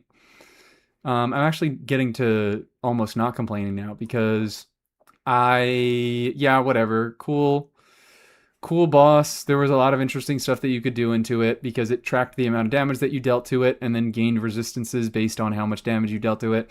It requires you to, it wants you to have multiple damage dealers of different elements in the team. I didn't have great options when it first came out, so I ended up having to run this team, but I know that people who had better options had way more options. So I don't think I had a great time with this dude, but I think if I had better options, like, I don't know, Malwika I know provided a lot. Faresa provided some interesting stuff. And if I had those units, this guy would be cooler. Anyways, oh, this motherfucker sucked. This dude was, I guess, fun to optimize. What the fuck do I say about you? I didn't talk about any of those bosses. This guy was fun and interesting, but I think very, very similar to this or to this boss. I didn't have great options into him, so I was pretty much forced to run Flints, and I had a fine time optimizing Flints against this dude. But I mean, the concept of gaining a very short periodic 600% attack buff when you jump, very, very cool. I think it shills it shills Varesa very well while also being able to shill a lot of other interesting unit options. Arguably my favorite Abyss with the Owl because of the stupid easy cheese. You mean Stygian? I think that cheese is not a point in a boss's favor. I think that if a boss is only fun through cheese, that is a failure of design. And I think that this boss was not fun unless you cheesed it. It was not fun. It was barely even fucking fun for Venti Durin. It was just so hyper specific to be made for Venti Durin. I did it with I think Aoife at one point. So it was mostly just Durin and some sort of functional Animo DPS. I got to clear Fearless with Lisa. I was really happy, but was Lisa doing anything or was she just there while she watched Jean do fall damage cheese? There's Venti Durin chill. Were you not here? Were you really not here? Amber meta was funny. I guess Amber was functional into him, which was nice, but also Amber was mostly part of cheese teams and not necessarily teams that actually fought the guy as intended. I cleared him with Sethos Overburn, which was cool. Damn. I think that's the coolest thing I've ever heard against him. But yeah, when you actually, like, when you didn't just straight up cheese him, he was very restrictive and annoying. And I don't like him a lot. Actually, Sethos Overrun, yeah, that sounds kind of cool, I guess. But it also is, I imagine that one of the very few Stygian bosses where Sethos is actually like a real meaningful option because Sethos is probably pretty good at shield breaking. Because Sethos can do a bunch of level 1 charge shots and just bust this guy wide open. Which I'm a little bit sad that I didn't do some experimentation with that. He's a very, very good Linny boss, as well as Linny, yeah. He was good for a few bow DPSs. Maybe I should give him a little bit more credit, but also a lot of people don't have bow DPSs. A lot of people really don't like bow DPSs. So I think evaluating it from a general standpoint, he was kind of inflexible, and a lot of the more flexible options that people, or a lot of the options that could provide more flexibility, a lot of people don't own or enjoy playing. And you and me, Akko, we're just fucking freaks. We are just fucking freaks. And I kind of wish that I had tried some stuff I kind of wish that I had tried some bow DPS stuff into this guy, but I didn't really think too much beyond it being Venti Shell, and I didn't really try with that much stuff. Iniquitist Baptist.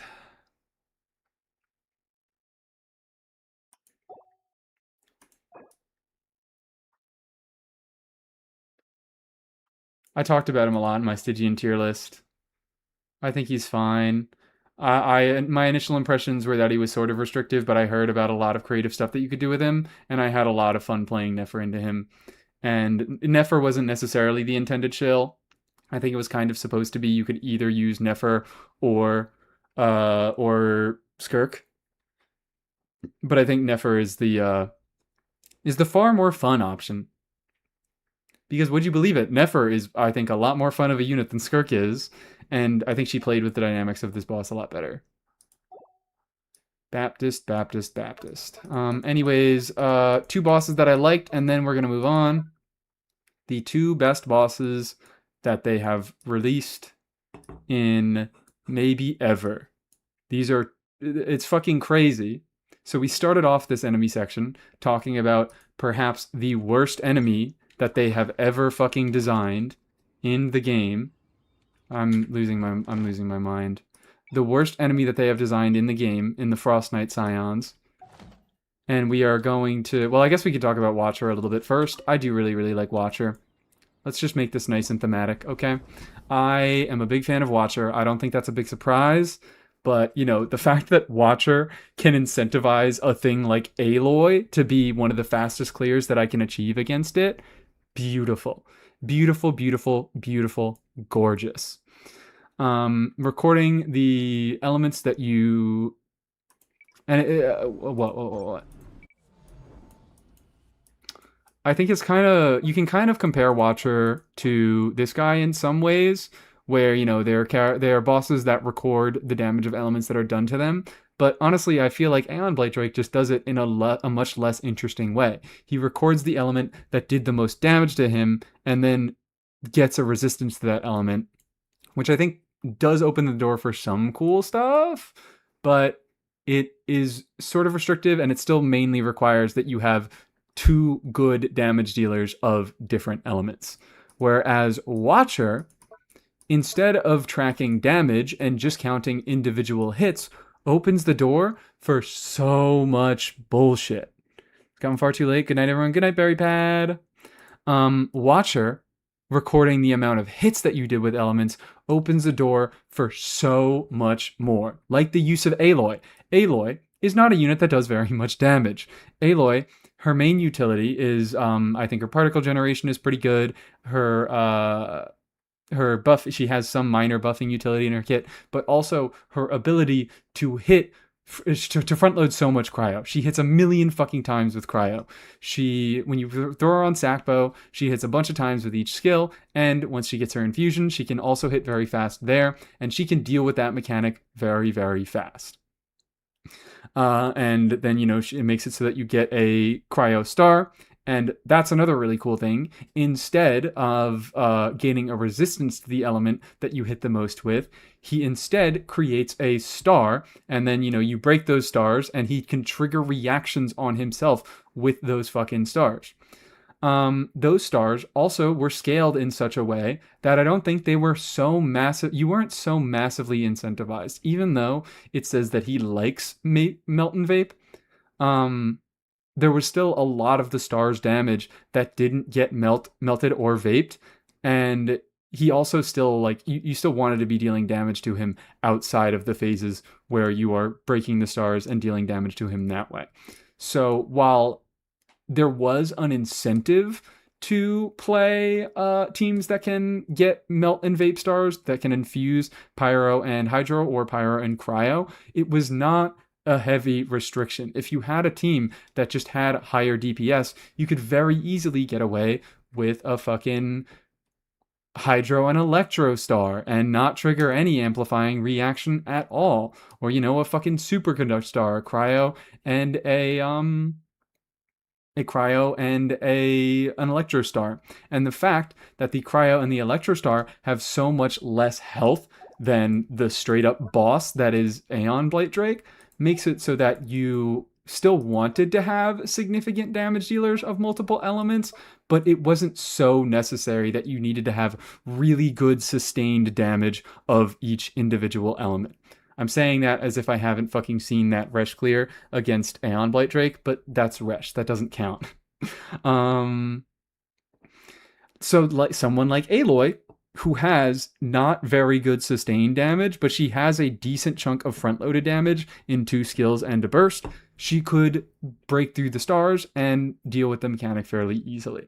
I mean, all in all, a boss that doesn't necessarily incentivize high damaging units, but incentivizes burst damage and incentivizes units that can hit fast is really, really interesting.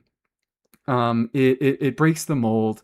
It just does a lot of things differently than so many Stygian bosses, and it opens up the door to so many fucking things. And honestly, I wish I had optimized this guy more. I feel like while scuff clears were also like really, really fun into this guy, I imagine optimization would also be really, really fun into this guy because of the way you can configure teams and the way you can abuse these mechanics to get much more damage out of the star phase.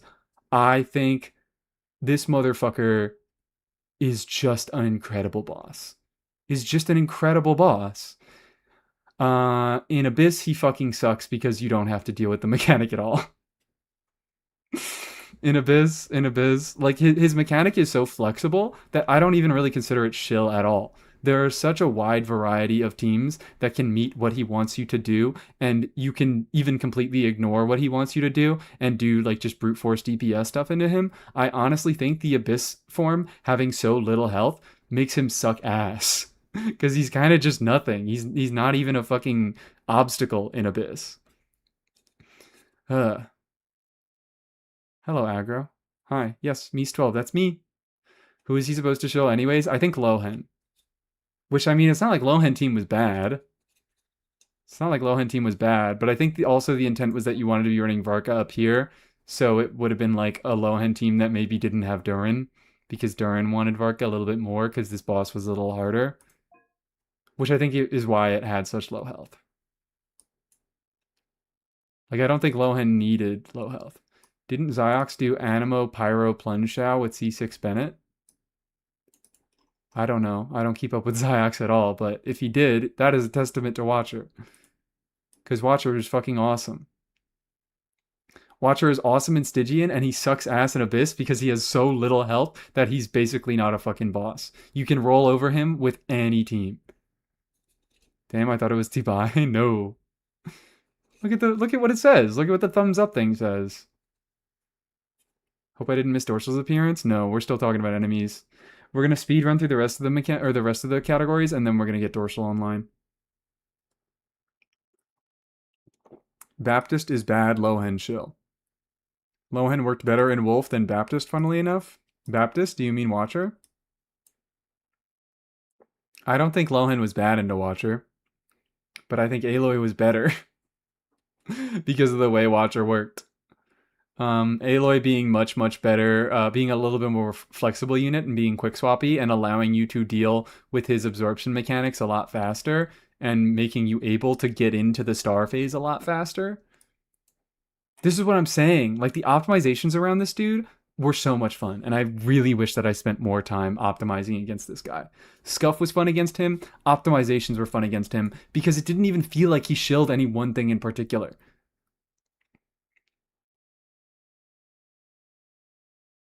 I keep mixing up boss names. Wonderful. I fucking love Watcher. I love, love, love Watcher.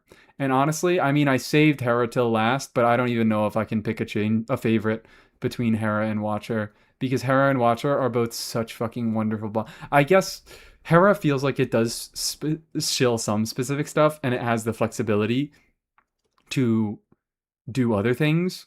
So maybe I would choose Watcher as my favorite Stygian boss and my favorite boss, period. But for the point of thematics, we're going to talk about Hera last, because we started off this section talking about the worst enemy design ever introduced in Genshin Impact. I hate these horses. I hate everything they stand for. I hope they never graduate college. I hope they live in their parents' basement for the rest of their fucking lives, because, oh my god, is their mother so much more successful than them. They got overshadowed so fucking hard. What the hell is this team?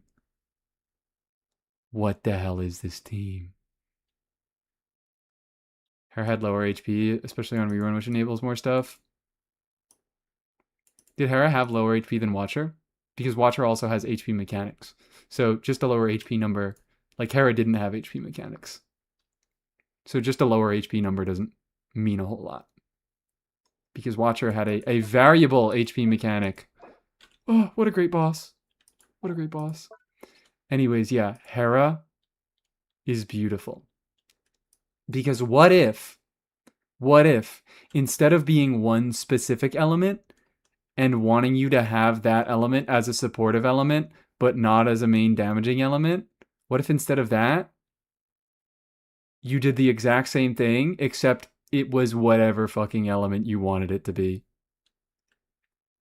That's what's so beautiful about Hera. It is all the horses combined into one, which you would think, if all of these horses are so bad, then Hera must also be bad.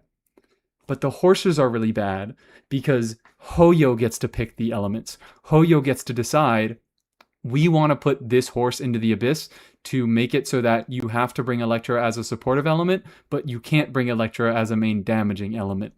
Hera lets you decide what you want that element to be, which is fucking gorgeous. It's beautiful. Hera did have some obvious shill, but honestly, like the shill, it's just basic lunar reaction damage shill, which if I like that. I like the fact that it is any lunar reaction shill. It's not, it was the Nefer boss, but it wasn't necessarily lunar bloom shill. You could do any lunar unit into it and you would be able to deal with it pretty fine. But if you didn't deal with the lunar mechanics, you can get it to absorb different fucking elements and give you free reactions. You know what I was talking about with fucking Tulpa and why I love Tulpa so much? Because Tulpa has sort of low health and also gives you a free aura and lets you get so much damage out of getting free reactions on him. Hera lets you fucking choose which free reactions you get. It's so beautiful. It's so fucking beautiful. I adore this boss so much. You can do so much horse shit with it.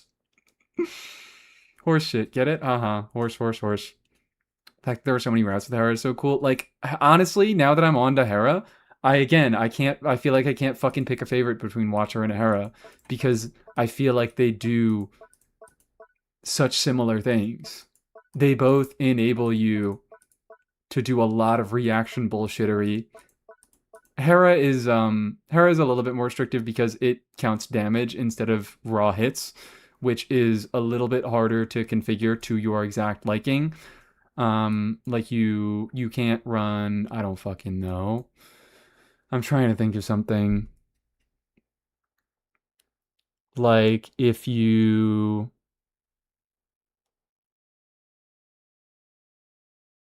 were doing Durin melt stuff, and even if you hit a million bazillion times with Lohan on field or Aloy on field, Durin, if he ended up dealing more damage with his pyro, the boss would end up absorbing pyro, which can cause issues. It doesn't cause issues in the initial setup because the boss starts off with its absorption phase, so like you can just easily do setup around that.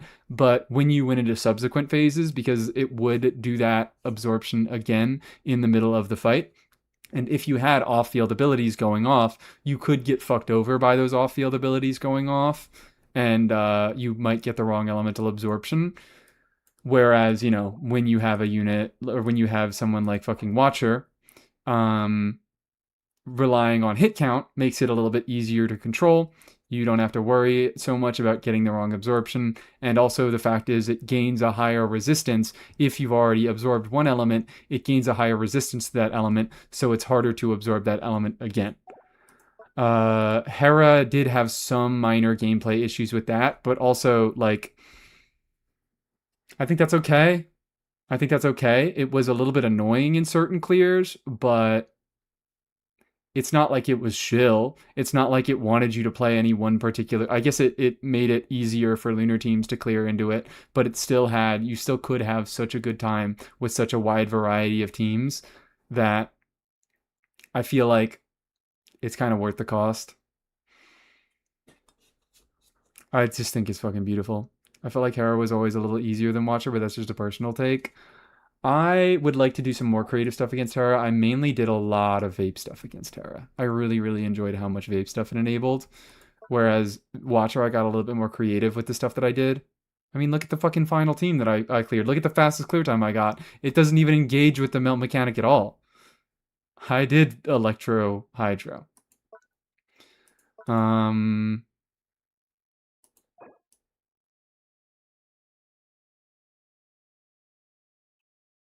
I don't know. I really, really like them both.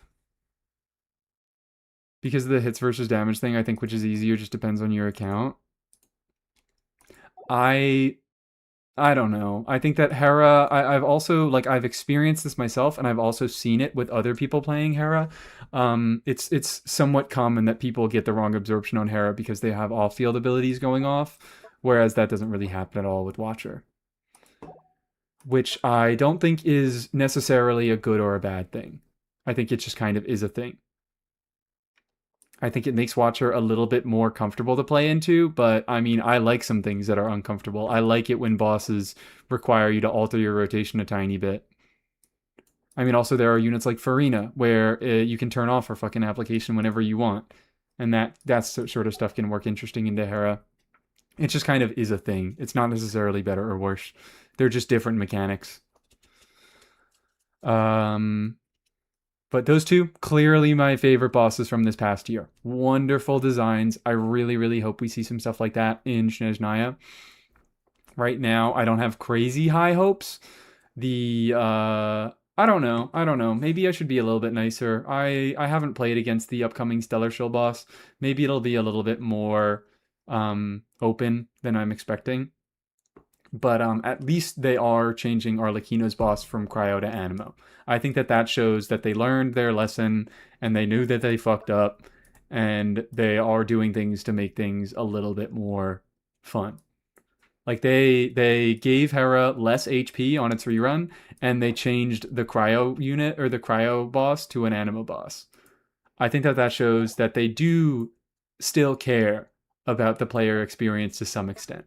While their primary goal is definitely to shill the on-banner units and make you want to pull the on-banner units, I think that there is a certain extent that they are not willing to push past.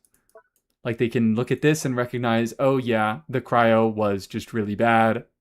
Let's not do that again. I used to hate Hera, but I've learned to love it since you can do C1 official stuff or trigger reactions off of his absorption. My only complaint is that having a lunar DPS makes it trivial. Yeah, honestly, worst part of fucking Hera is that it has a specific shill, and the specific shill makes it incredibly boring. Because if you do lunar stuff, the shield breaks incredibly fast, and it doesn't gain any immunity or any absorption. Huh. I never deal with Hera in the intended way. But I think in a way, that's also a point in its favor. Like Watcher, I deal with Watcher in its intended way because obviously you have to. Like, that is just part of the fight. He records, you do the stars, and then he flies up in the air, you break the stars, he takes some damage. But Hera, it wants you to do lunar reaction damage, but it doesn't force you to do lunar reaction damage.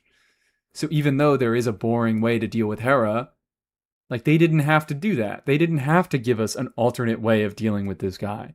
Imagine if they gave us fucking... I mean, I guess they did give us an alternate way of dealing with the fucking dog. But that's so much worse. That is significantly worse. And also the DPS check being higher makes it significantly worse. Wawer. Thank you. Hera should divorce her husband and breed with Watcher instead. I fear Hera and Watcher breeding might have been what led to all these shitty fucking baby horses. I think Hera kept switching forms while they were fucking, and Watcher accidentally absorbed all the different elements and he started squirting out these little baby horses. Okay. Finally done with the boss section. After 2.5 hours. God motherfucking damn. The boss and enemy section. But I mean, I guess that also makes sense. That the 2 longest sections that I did were with the units themselves and the content. because those are the two big things in Genshin: the units themselves and the content that they can be played into. What is Mies talking about? What do you mean? I think it's very clear exactly what I am talking about. I'm talking about how good of a boss Hera and Watcher are. No one cares, but I just cut my hair. That's awesome, Kadokus. I'm really proud of you. World quests. I wrote down that I would talk about world quests, but honestly, I don't have a bunch to say about world quests. I didn't think that they were incredibly standout. I thought that they were enjoyable, but I don't think that's very different from past years. I think that's generally I think that's how world quests go. They're fun. They're a good time. They're better than the Archon. They're always better than the Archon quests because they don't exist to sell you units. They don't exist to make Columbina look so cool and pretty and make you go on dates with Columbina. They exist to actually tell a story because there's no playable characters in them. And that means that they also have higher stakes because they are willing to put meaningful consequences on the characters involved because they aren't playable. But that's no different from previous years. We got a fully voiced world quest this year. That's new. Fine. When I was talking about the world quest being better than the Archon quest this year, I was not including the moon quest. To be fair, I didn't fucking pay attention to the moon quest. They lost me so goddamn fast, I stopped caring and I started skipping through. Because, wow, you know what this year really fucking needed? A 10th Columbina story quest.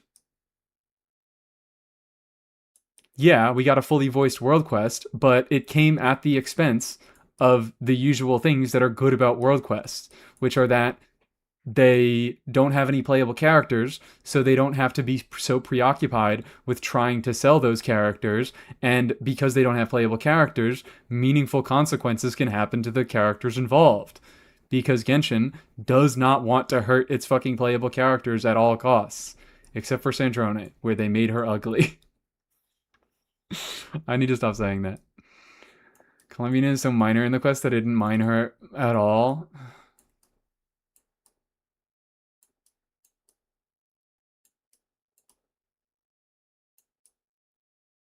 I don't know. I can't meaningfully comment on it because I just found Ninin kind of annoying, and I just found Columbina annoying. And I was sad that they were like, we're doing our first voiced world quest. And then it's like, but Columbina's here. And I know, like, it wasn't fully a Columbina story quest. I'm being reductive about it. But, like, they wouldn't have made it voiced if Columbina wasn't there. Obviously, they made a better world quest. They made a much better fucking story with a playable character with Itlua. And oh my god. Actually, you know what? That's kind of a notable standout. Is they I'm trying to think if there are any other examples of that, but I feel like the Itlua world quest felt like one of the first world quests where they let a playable character suffer meaningful consequences. I think in general they are just more willing to let 4 stars suffer, and to that extent, 4 stars end up being kind of better characters. Like I think the Gaming Lantern, right? I think was significantly better than at least the Tsibai Lantern Right quest, and also better than the Hutao Lantern Right quest. I think that Gaming whoops both of those motherfuckers. Sino second story quest? Yep, because Sethos got to have a little bit of a highlight. Second story quests, I think, generally just are written a little bit better because the first story quest often exists, again, to sell the character involved. I feel like they often are made out of obligation. And they're like, oh yeah, just go on a date with the character.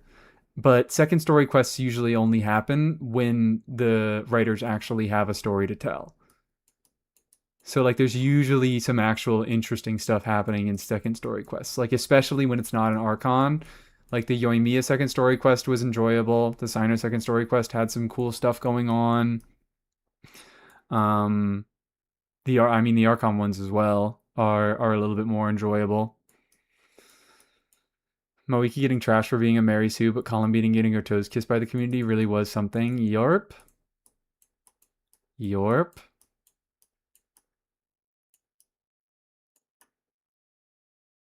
That's some crazy misogyny right there.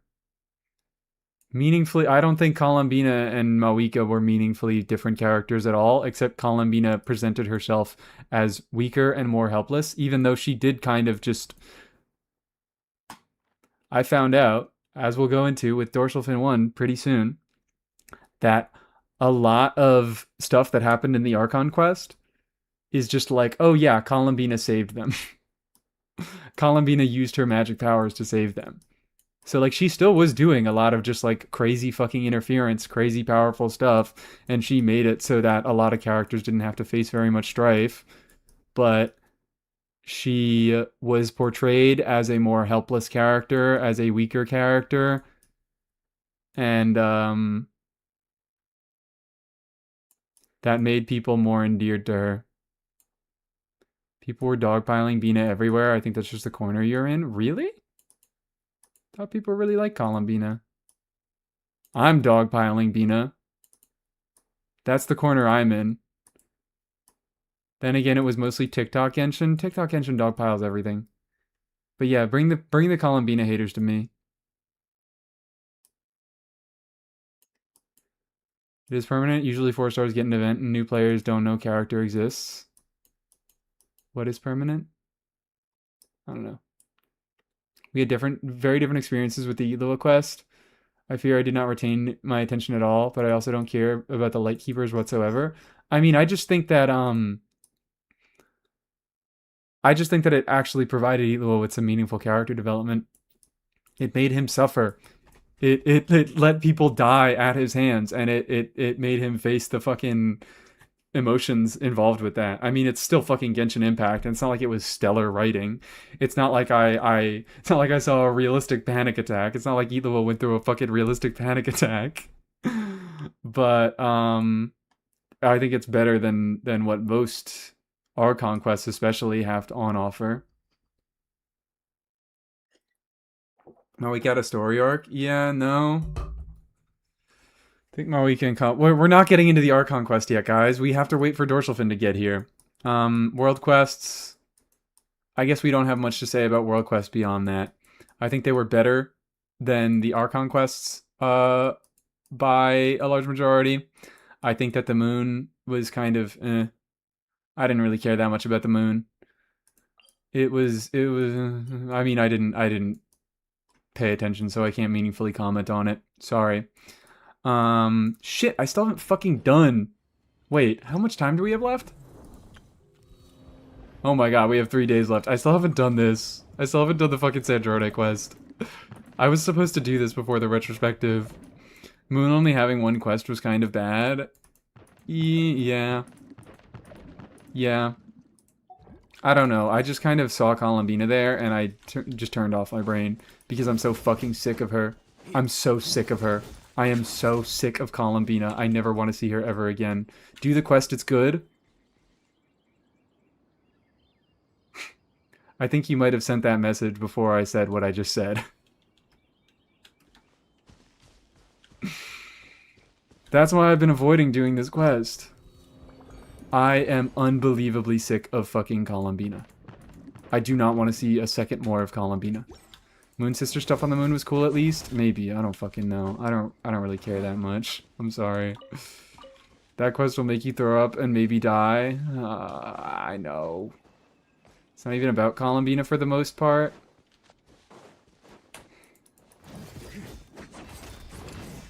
I'm not excited. What else are we supposed to do on the moon? No other humans are there to point us around. I don't think we faced problems with that in the past, right? I mean, Enkanomiya exists. We could have had ghost stuff going on. I'm trying to think of world quests. We also had Natlan, where there were not a whole lot of human characters involved in the world quests. And it was a lot of just us and the little Saurian. I don't know. I don't think that necessarily...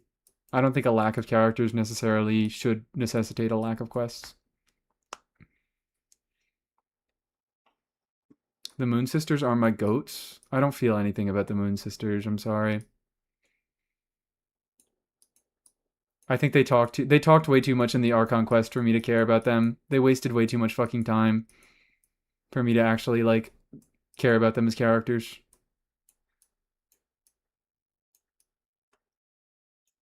Anyways, here are some quick points that I think I want to mention before we get into the Archon Quest stuff. 4-star reruns. I think 4-star reruns this year were better and also worse. Because they seem more dedicated to running better 4-star banners, which is nicer for newer players. But also, that makes it so that they are just not running a lot of old 4-stars. And people who want those specific old 4-stars, it's a lot fucking harder to get those specific old 4-stars. And I mean, I'm trying to think of, I mean, even good ones. Like, I feel like because they are trying so hard to run a banner like this that is good with Columbina, they also made it so that Raiden's banner suffered a lot. Like, usually Chevreuse comes around for Raiden. Kujo Sara comes around for Raiden, where Chevreuse is definitely the much more impactful unit, and it's really, really sad that we didn't get Chevreuse on this banner. But Kujo Sara, she's much worse, but I think there are still compelling reasons to be using Kujo Sara, and actually Columbina is kind of one of them. So I think they could have gotten away with still running Kujo Sara on this banner. But essentially, like, even though they are making better banners and they are making it so that newer players are having a better time, they get to make more complete teams with these banners, and also they are making it a little bit easier to get specific constellations on newer 4-stars. Like Yehoda has rerun a lot, because Yehoda is a nice option with a lot of not Krai teams. Would you fucking believe it? I can't believe that people are still saying Yehoda is bad. Or like Itlua. Itlua is pretty much, I imagine Itlua is pretty much always going to be on Tsibai and Linnea's banners. And considering how impactful he is to Tsibai teams, really cool, really nice. Happy that he's there. But that also makes it so that a lot of older units that can be useful in a lot of different scenarios aren't getting fucking reruns. And it also makes it so that it's potentially harder to get enough units to start challenging a mode like Imaginarium. And you know, even certain other units, like I mentioned, Chevreuse is a very, very impactful unit. She's a really, really good unit to have, and she still has been very important for this past year of like Stygian stuff.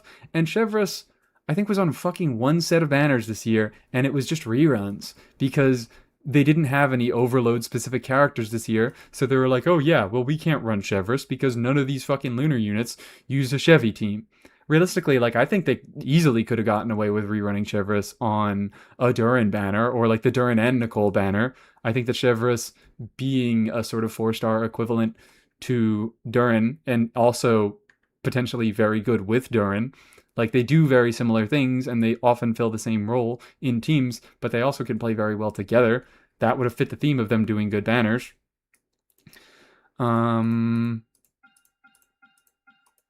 So it's...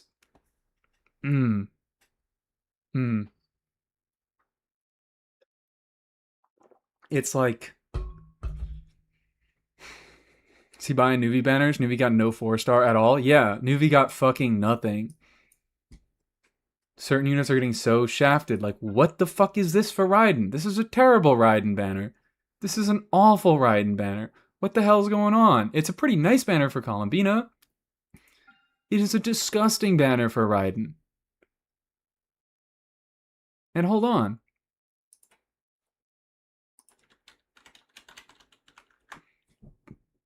Okay, never mind. I mean, I don't know if this is just Paimon.moe data. But despite her fucking power level, despite Raiden being so left in the past, Raiden's still a really fucking popular character. And I imagine that there are a lot of people who are a little bit less concerned with the meta that are still fucking pulling her on this banner. Both of these banners are performing kind of miserably. Because, you know, just terrible timing. But I shouldn't really be looking at this data because it's Paimon.moe and it's not complete. But I imagine that Raiden is probably not that far, but I mean, she isn't that far behind Columbina. looking at it, you're like, oh my god, Raiden is only getting 3,000 while Colombina is getting 19,000. That's only a difference of 16,000. Like, fucking come on. Look at the difference here. Look at the difference. Look at the difference. Even between fucking Lauma and Nefer, there's a bigger difference between those two. Like, both of these banners are doing terribly. Colombina isn't doing so much better than Raiden. They're both doing terribly. But Colombina's just doing a little bit less embarrassingly. Oran Raiden isn't that bad. I fucking guess. I guess Oran is usable in a few Raiden teams. But he's not particularly great. I'd say mostly overload stuff. Like if you're running Mawika in overload things, Oran can be an alright option. Raiden can do some Electrocharge stuff, some Lunar Charge stuff that Oran can be useful into. But like, what the fuck? What the hell? What the hell are we doing? 6 times more Binas. This is a lot.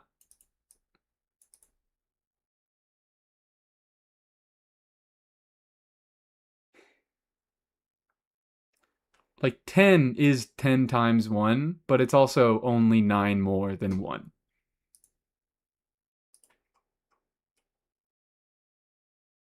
Where are some other big differences? This is a fucking larger difference. No, it's not, actually. It's smaller, I think. It's 14k between the two. 18k. 18k difference versus fucking 16k difference. Like, when you're looking at numbers like these, the difference seems a lot smaller, but it's the same numerical difference between the two. It's a larger percentage difference, but it's the same flat difference. The difference between people pulling Colombina and people pulling Raiden Shogun is the same as the stats between Varka and Flint's. Like, yeah, it's 6 times more Binas, but 6 times more Binas isn't always a lot. 6 times more Binas is...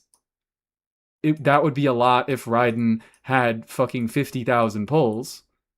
If there were 50,000 people pulling Raiden, if there were 250,000 more Columbinas getting pulled than Raiden, I would say, yeah, Raiden's getting fucking Raiden is getting mogged here. But like 16,000 isn't that much. A difference of 16,000 is not particularly big. Is this Columbina's second rerun? No, it's her first. Like, when you say it's 6 times more Binas, that is a lot. That is data manipulation. That is manipulating the numbers to make the difference sound bigger than it is. 16,000 is not a massive difference. That's a big fucking difference. That is a big difference. And this, oh my god, there are 4 times more Tsibais than Nouvelets pulled. So, oh my god, the difference between Nouvelets and Tsibais pulled must be so much fucking smaller. Or what am I trying to say? Yeah, it must be smaller.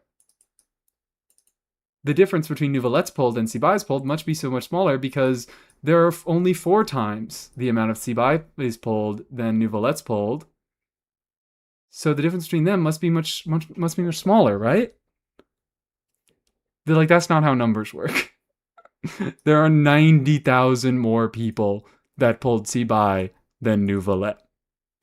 90,000 is a lot bigger of a number than 16,000. Flat difference is data manipulation too. We have to look at both. Yes, it is all data manipulation. But I think that the flat difference is a lot more relevant here. And also, all things considered, this is not complete data. This is people who are self-submitting their own data. But my point is that even though there's a smaller multiplicative difference between Nouvelet and Tsibai, and Nouvelet is still performing better than either Raiden or Colombina. Goddamn. Even though there is a smaller multiplicative difference, there is a way larger flat difference. Which is... if we're talking about banner performance, individual banner performance, I think that flat numbers are more relevant than relative comparisons, relative multiplicative comparisons. I think that flat comparisons, yeah. I want to reword the way I say that because it sounds like I'm not making a comparison when I am. I think that flat comparisons are more relevant.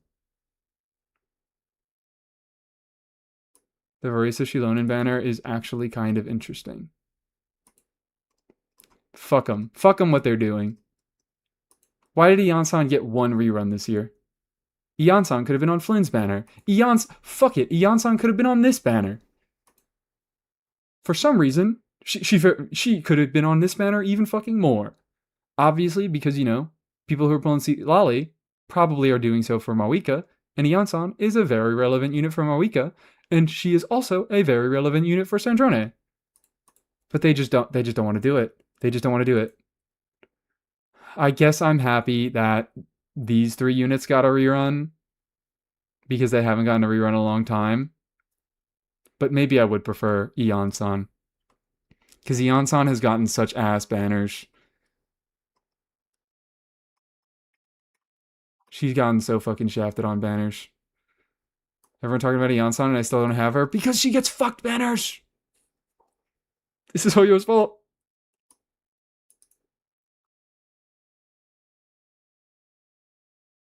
Only 16k on Bina is crazy for her first rerun when she's basically the Krai Archon. I think it's pretty appropriate. She's rerunning at an awful time, right before the start of a new region, and also Columbina is the center of everything lunar. And I think that after this year, people are much more hesitant to pull older units. Because they did so much fucking lunar shill this year that people are really, really concerned that, oh my god, will my Columbina be useless in 2 patches because they're going to stop doing lunar shill? No. She's still going to be a fine unit. But honestly, like, at this point in the game, most reruns are like a pull them if you like them type of character because of how the game is designed and how they are scaling. And yeah, a lot of people pulled her on debut. She'd get a lot of pulls on debut. A lot of people, you know, she's been revealed for a very, very long time. We've known about her since before Sumeru, and a lot of people have liked her, and a lot of people have been saving for her. So even like separate from anything lunar, people have been wanting to get Columbina, and most of those people already got her. But now, like, those people all already have her, and also it's a really bad rerun time, and also she's already like not the most valuable unit. I think she's fine. I think she's a fine pull. I don't think she is a bad pull by any means. But I can understand why people are hesitant to go for her when Stellar is right around the corner, and Stellar is definitely going to be a lot more relevant into the coming year. When you are choosing between pulling Odette and pulling Columbina, I think the decision is pretty easy to make. I think the decision is pretty fucking easy to make. More likely to have played during Bina release and pulled her. Yeah, I mean, I don't know that for certain. But yes, people on Paimon.moe are self-reporting. This is all self-reported data. This is not data that Hoyo collects. This is people who want to track their own wishes. And that implies a certain type of person. I don't know exactly what certain type of person it implies, but it does skew the data. Don't know in what direction, but it does skew the data. Okay, 4-star reruns are getting worse. Chronicle banners, I wrote that down. What the fuck do I say about Chronicle banners? 4-star reruns getting worse is also bad for Chronicle banners because Chronicle banners have such bad situations with 4 stars. It's basically impossible to get a 4-star that you want on a Chronicle banner. I guess I can say I'm happy that Chronicle banners are happening a little bit more frequently now. It seems like this year they really, really upped the consistency of Chronicle banners. Like, how many did we fucking get? We got 1 in Fontaine? No, this is Sumeru, wasn't it?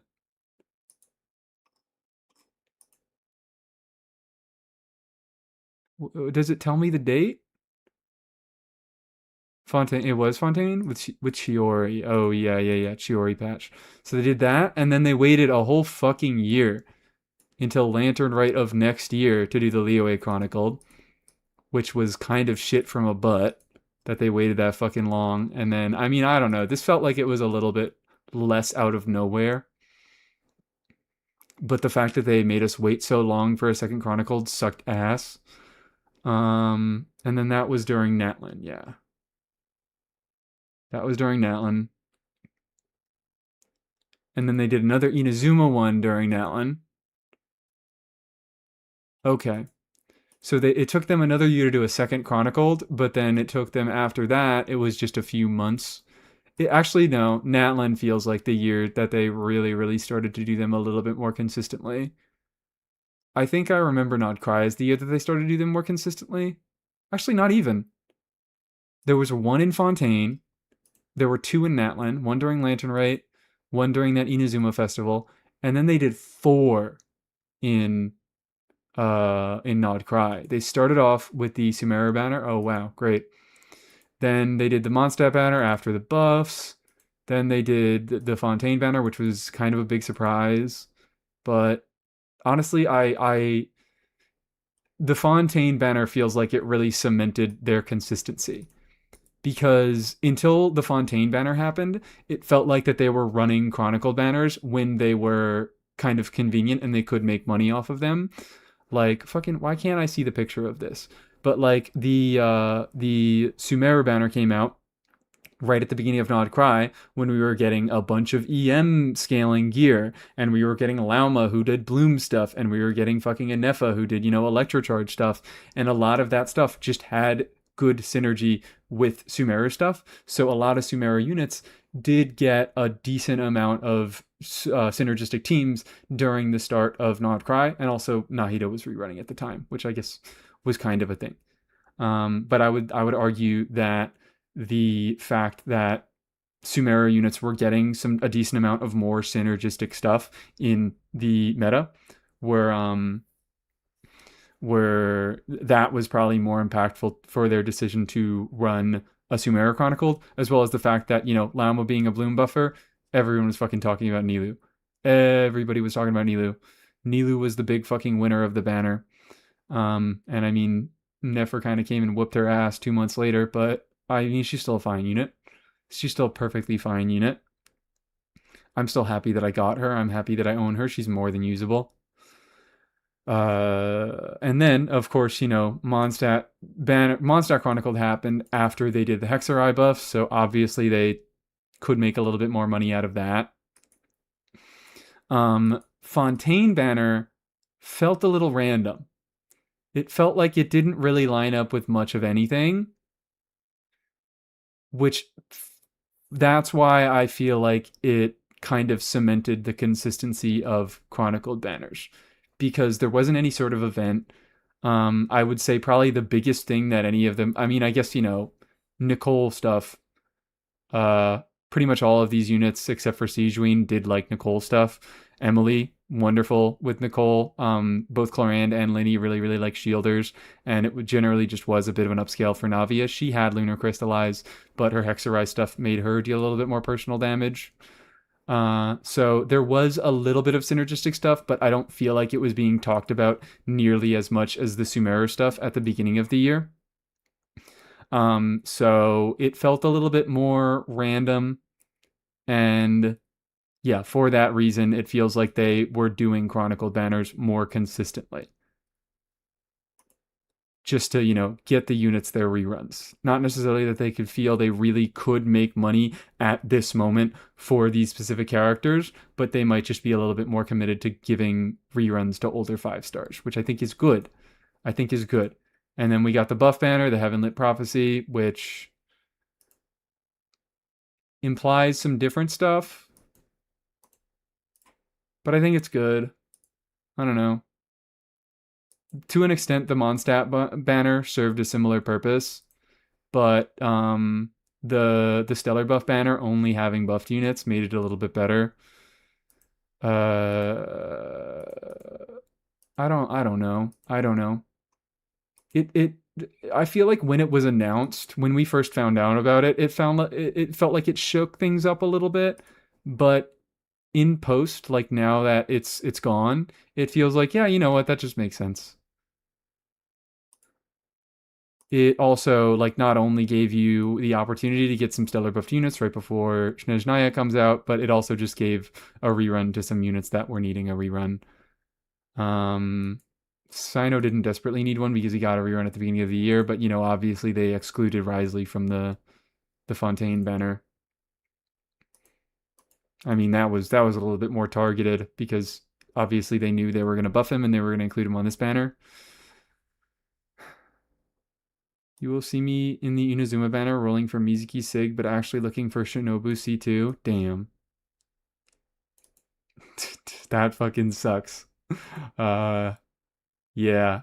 Hope you don't suffer too badly going for kooky copies on the on a Chronicle banner. That's evil. 4 stars on Chronicle banners, I feel like, I mean, I said it before, I think they make the 4-star problem even worse.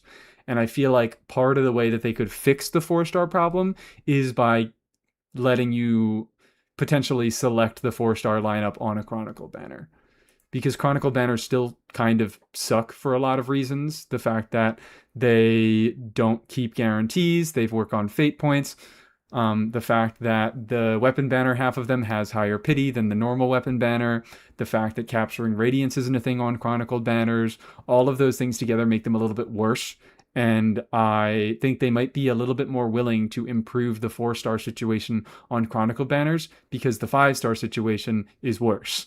So, like, if we had a dynamic where the limited banners were kind of bad for 4 stars but good for 5 stars, and the Chronicle banner were a kind of bad for 5 stars but better for 4 stars, that could be a dynamic that I see existing. Like, that feels like a realistic expectation.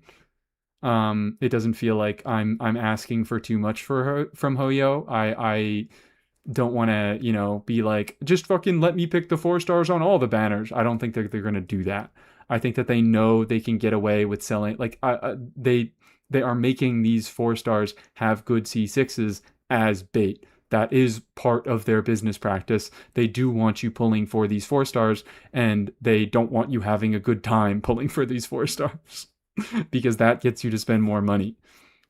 So I don't think that they're really going to improve the 4-star situation on the main banners, but I could have hope for them improving it on the chronicled banners. That feels like a more realistic expectation to me, and it feels like it would bring a little bit more value to chronicled banners. And if they're doing chronicled banners more consistently, I feel like they would want to add more value to chronicled banners. Because I still don't think they're very popular. I mean, just comparing here, 36k pulls recorded here versus character event. That was during Linnea patch, right? 104 Linneas. And then, yeah, both Linnea and Nefer got more pulls than the entire fucking Chronicled Wish of this banner combined. Or the Chronicled Wish of this patch combined. Oh, no, if you include weapons... If you include weapons, Lauma did get beat out. But also, let's also include regular weapon banner. If we're looking at that, 44, 28 Nefers, weapon event. No.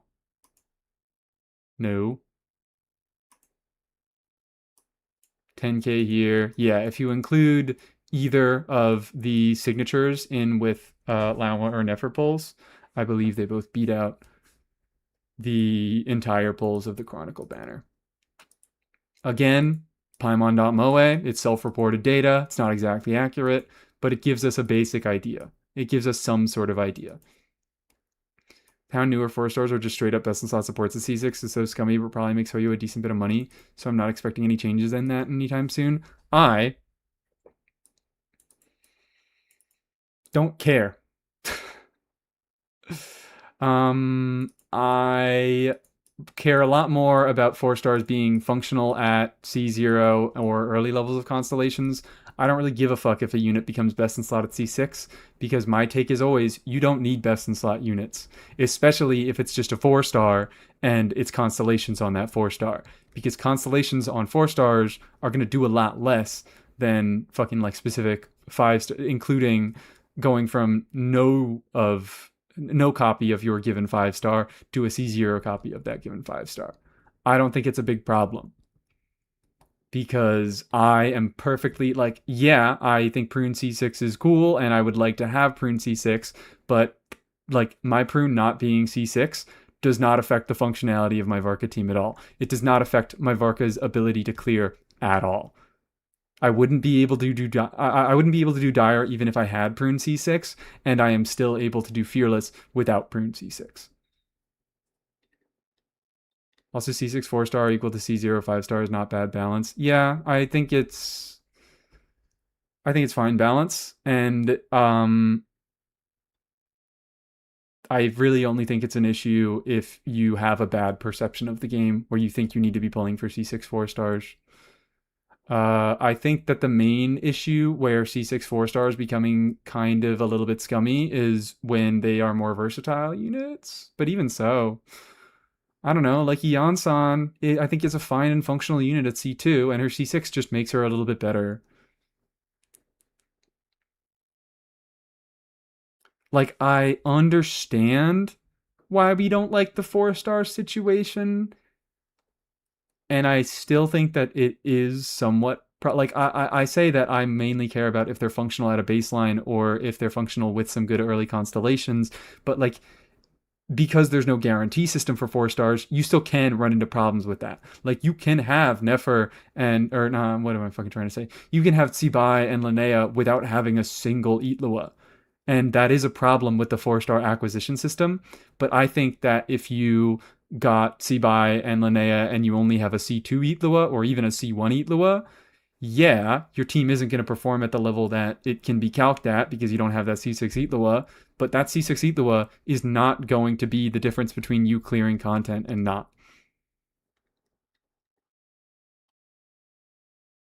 Itlua is a different beast because his kid is so specific to Tsibai and nothing to do with his C6. Yeah, like I'm saying,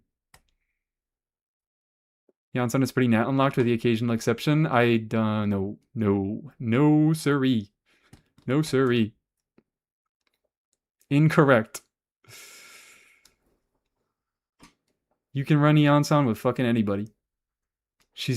I think what you mean to say is Yansan is mainly best in slot with Natlin units. She is not locked to Natlin units at all. Nearly. But yeah, like, I think that the 4-star constellations are designed mainly as bait. Because the 4-stars are not unusable without their C6s. It would be an issue if the 4-stars didn't do anything at C0 and did everything at C6, but they don't do that. They don't do that. Alyosha was like the closest that we were going to get to that. And Alyosha, like, he used to have very, like, his C6 was crazy fucking impactful. Doubling his team-wide buffs and giving him 100 EM team-wide was kind of fucking nuts. But he still had a lot of good baseline stuff in his kit. Like, a lot of his numbers were somewhat lacking at C0, but you cannot underestimate the utility. He still had off-field electro application, he still had a taunt, he still was able to build up stacks for stellar conduct because he hits with electro, he still heals, he still has the fucking ability to hold fork if you got it. Like, none of his functionality changes with constellations. It was just that he gets bigger numbers. And that made him best in slot, but also, just like I imagine C6 Itlua is not the difference between you clearing content and not, I don't think C6 Alyosha would be the difference between you clearing content or not. So while I think it was not a great design, I don't think Alyosha's C6 was a great design, I don't think it was inherently problematic for the game's balance, which I think is what a lot of people think. I think that's just incorrect, because Hoyo doesn't require you to have, like, it doesn't design around having such high DPS checks that you need to specifically be playing the exact best in slot team with every single piece of investment that it wants. And even if they did require you to do that, you could pretty easily, like, even if you didn't get a C6 Alyosha and you didn't want to pull for a C6 Alyosha because it's shitty to pull for 4-stars and there's no guarantee system, you could just go for a piece of vertical investment on a 5-star. I think it's a little bit different there because Alyosha C6 was significantly better than any piece of vertical investment otherwise in that team. But I think that like if you're talking more about like Eatlua's balance, I think you could go for Tsibai Sig. And that provides a similar increase to a C6 Eatlua. Constellation sometimes unlocks something interesting, but I used Shinobu Fine at C0 when I felt like it. Yep. And I mean, like, again, I don't like the Constellation design. I would be sad about it. Like me, I would love a Prune C6. I would love an Ion-san C6. I would love an Alyosha C6. But again, that's not going to be the difference between me clearing and not. It's only going to be the difference between not really much of anything really. I think it's more important for Scuff. I think it's more important for Scuff and unintentional clears. It'd be fun to mess around with it, but they're not important. Yeah. I mean, I think my Eon-san is perfectly functional at C3. She could be a little bit better, and she could make a few teams function a little bit better, but I'm not going to pull for Eon-san on a banner where I don't want the 5-star. She's not that good. So I think we really like, while the constellation design is not good, I think that the discussion has gotten way out of hand.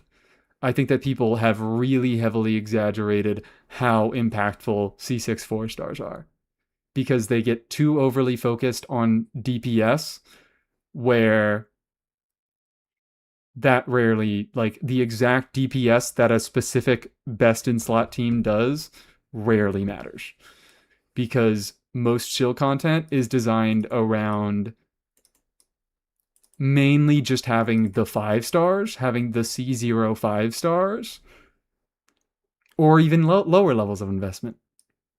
C0 5-stars, and that's it. And that's it. That's fucking it. Like, I mean, dog. With Tsibai, you don't even need fucking Linnea for the dog. You can run Tsibai, Columbina, Goro, I don't know, last slot. I just anybody who has an Eatlua. Zhongli. You could fucking probably get away with running, as long as your build investment is good enough. I believe you can get away with running Goro. What the fuck am I talking about? Goro is a little bit more C6 reliant, but also you could run a low constellation Eatlua. If you had like a C2 Eatlua, even a C1, you could run Tsibai, low constellation Eatlua, Columbina, and Zhongli. Hello, Dr. Crackhorse. I did Fearless Dog without Bina, only C2 Eatlua and Linnea. And Tsibai. I'm saying, like, that's the thing, is Tsibai doesn't even need her full fucking premium team. She only needs one of her premium 5-star units. She only needs either Columbina or Linnea. And I think if you have some good investment on her, like, I think even an R1 Tsibai could be able to do dog at Fearless level with a low constellated Eatlua if you got her signature. Tsibai can one drop 5-star, or can only drop one extra 5-star and easily take it. Not necessarily easily.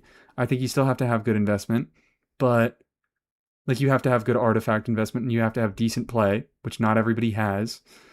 But I don't think, why do I give a fuck about C6 Eatlua? What does that enable me to do?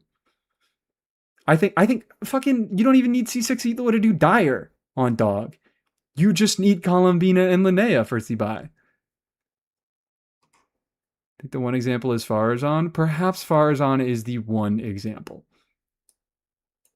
I think Farazan might be the one example. And honestly, it's not even that bad anymore because Farazan has, right now, good alternatives in the combination of Venti and Duran, or just kind of Duran in general.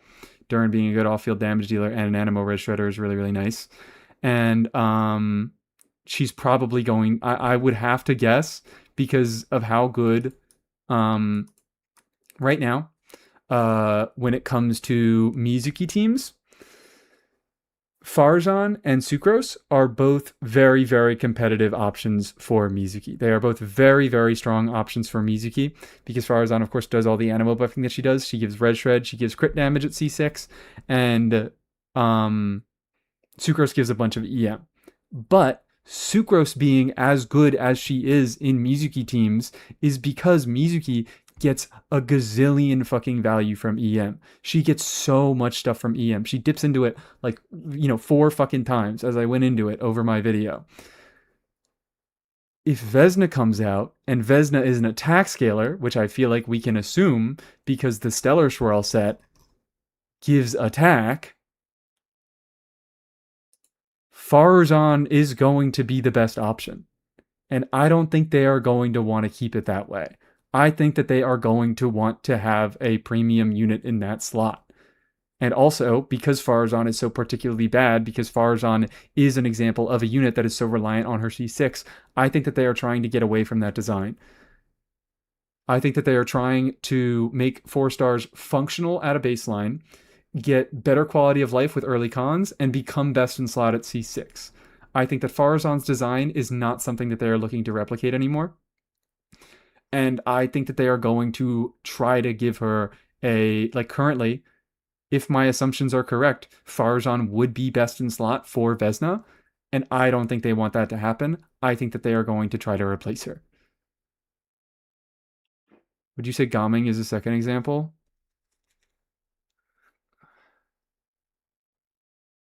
On-fielders are different. I think Gaming is kind of C6 reliant, but I think he's even playable at lower constellations. I think Razor is a good example of a unit who is very, very C6 reliant. But that's not what we're fucking talking about. because I think that those are irritating examples, but also 4-star DPSs are never shilled. And most people who talk about 4-star constellation strength are talking about playing these best meta teams into these shield contexts. And that is what I'm saying. I'm saying they're wrong about that. Like, yeah, you do want C6 Gaming to play Gaming, but there is also very little content that Gaming is very good into. You have to be very good at Gaming to get good use out of him nowadays. Anyways, I feel like we're done with this discussion. Can we finally get on to the fucking Archon quest? Dorsal, are you still here? I hope it's not too late. I hope. I'm here. Wonderful. Okay, I am going to take a quick bathroom break, and then we are going to jump on call. It's only 8:30. It is only 8:30, but I've been going for 4.5 hours now. Jesus Christ. We can milk a few more hours, and we will.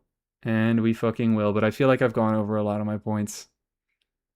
I think that the 4-star situation is...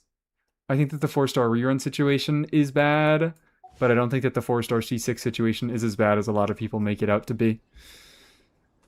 I think it's not good. I don't like it. I would prefer if we got 4 stars that had better earlier constellations that weren't so reliant on C6. But I also think we do have a few of those. Like, I don't think Prune is a unit like that. I think Itlua is a little bit like that. I think Alyosha is definitely like that. But like Aino isn't like that. I don't think Yehoda's like that. Yehoda looks like she's like that, but she's really fucking not because of how difficult her C6 can be to activate. We get a fair amount of C2 bait 4 stars, and I think that's better. It's still not great because, again, you still have issues with 4 stars, but it's way better than C6 bait. Getting 3 copies of a 4-star is far more realistic than getting 7 copies of a 4-star. Anyways, that's fine. I still wish units were more functional at a baseline. Like, I still wish we got more Ainos. I still wish we got more Ainos, less Itluas. In terms of constellations, not overall kit design. Where Aino, I think, is a much better unit who does everything that she does at C0. And her constellations are just kind of extra little things. Whereas Itlua, it's like he has... I'm fucking looking for him like I own him. He has significant build needs, so his C1, giving energy, does do some significant stuff for his buffing, and his C2, I mean, I don't know. I'm still kind of fine with it. I'm still kind of fine with it. But like I think C2 is sort of an interesting constellation. Would I have preferred he had off-field damage in his base kit? I don't even fucking know, dude. I don't even know. I find myself not caring enough about C-Bai to care that much about Eat Lua.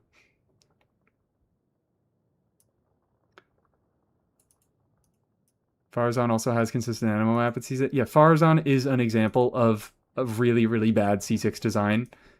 But people are acting like every unit is Farazan, which is just not true. It's just not fucking true. And I think that they are really trying to get away from designs like Farazan. I think that designs like obviously Chevrolet, I mean, even to extent Gaming and Sethos, definitely Sethos, but to an extent Gaming, units like Iansan, units like Oran, units like Lanyan are proof that they are trying to move away from designs like Farazan. I think that they understand that Farazan was a fuck up. And I mean, I guess, what? I guess Goro and Sara have similar issues, but they're not nearly as bad as Farazan. They're at least usable at lower constellations. They just don't give good buffs until C6. Farazan, whatever. You guys get it. I'll be back. Yes, Beto and Diona buffs are a bad C6 design. Agreed.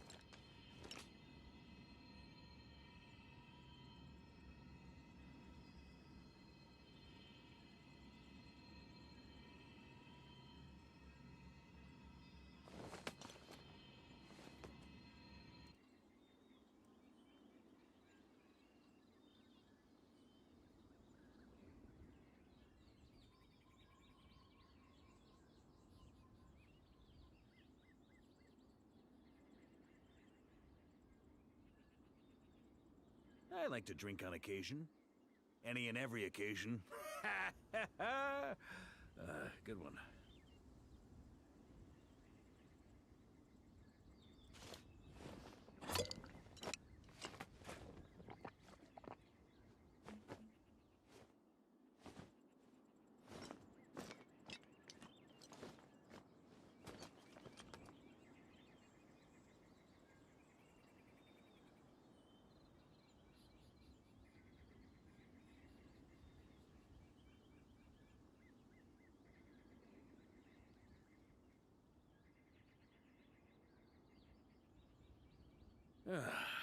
Sure feels good to get away from my desk.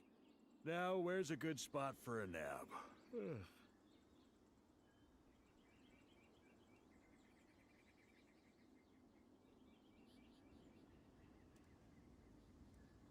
Wow. I wonder if Stellar Swirl will be the AoE team / reaction, like how Lunar Charged was.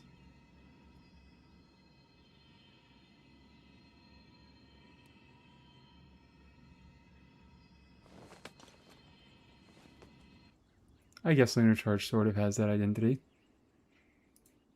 Yeah. I think that all the Nog Cry units have decent AoE capabilities. Yeah, I guess just Flynn's has it the best. Alright. Dorsal Fin 1.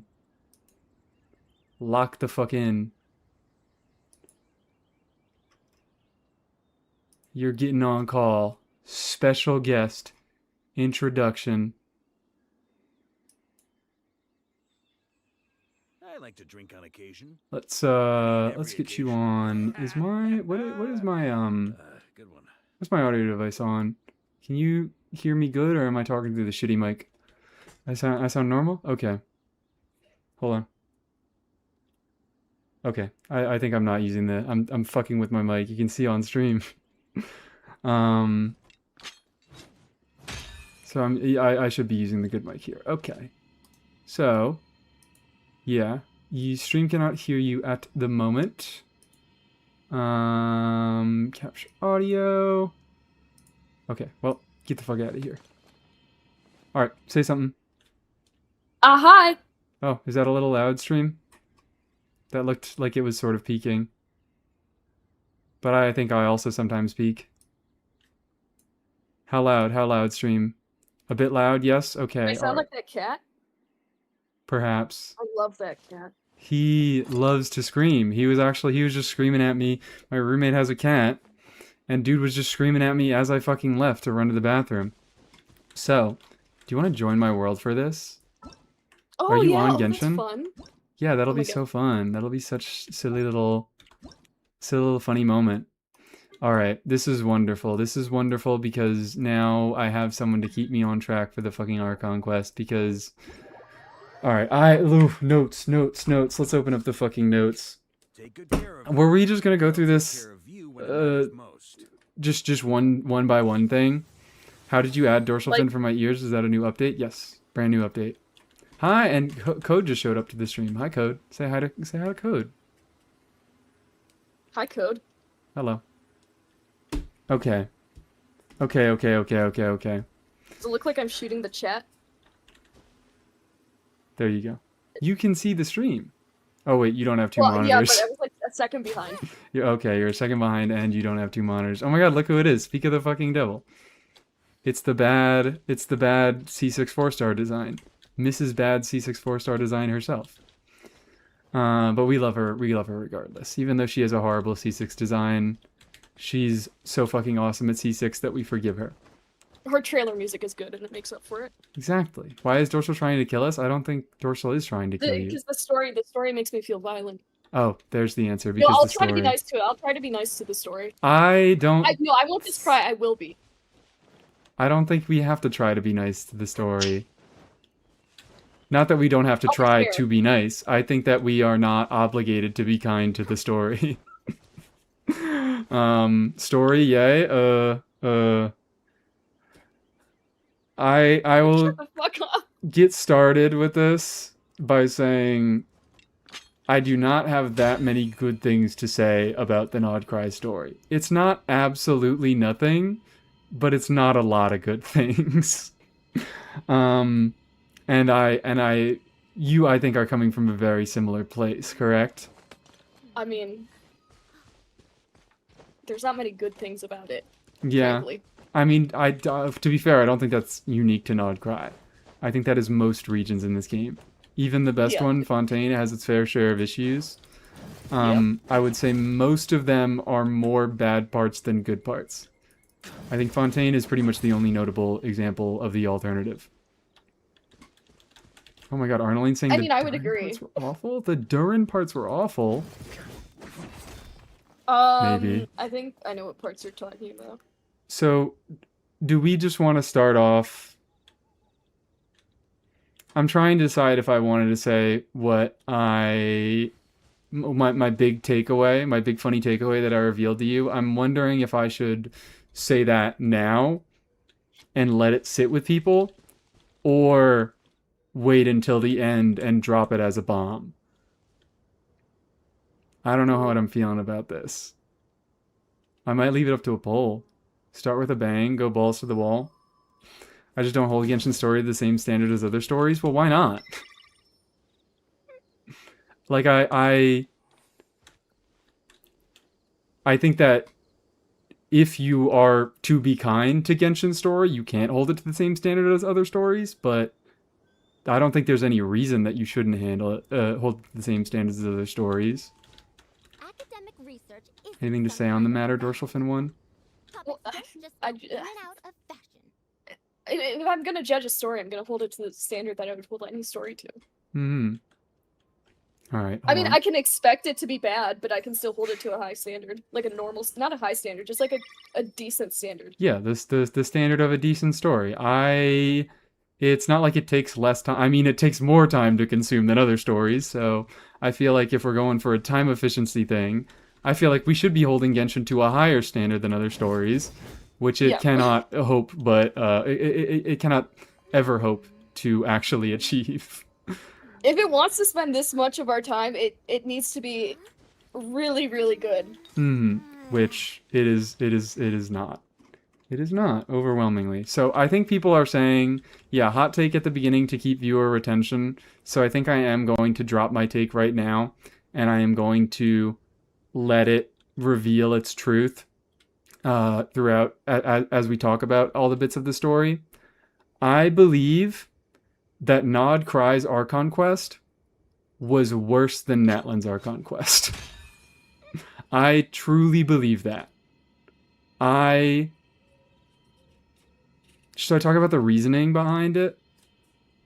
I feel like I'm not going to get to talk about the reasoning behind it if I don't talk about that now. No, you could do it. Could be like a quiz. Like you said, oh, here's this. Now you have to figure out why you think that. Now they Oh have to yeah, figure it yeah, out. that'll be So great. they have to pay attention. That really keeps You'll up have a viewer test at attention. the end of the stream. Oh my god, Tay agrees. I feel like this Yeah, is something. You can add the educational tag to your stream now. Oh my god, I Congratulations. can. This is wonderful. I'm an educator. I feel like this is the reason why I think it is a particularly hot. Like, I don't even think it's necessarily a really hot take, but I feel like people really hold Natlan as like a uniquely terrible story region. So people just assume that anything that isn't Natlan is better. But I don't.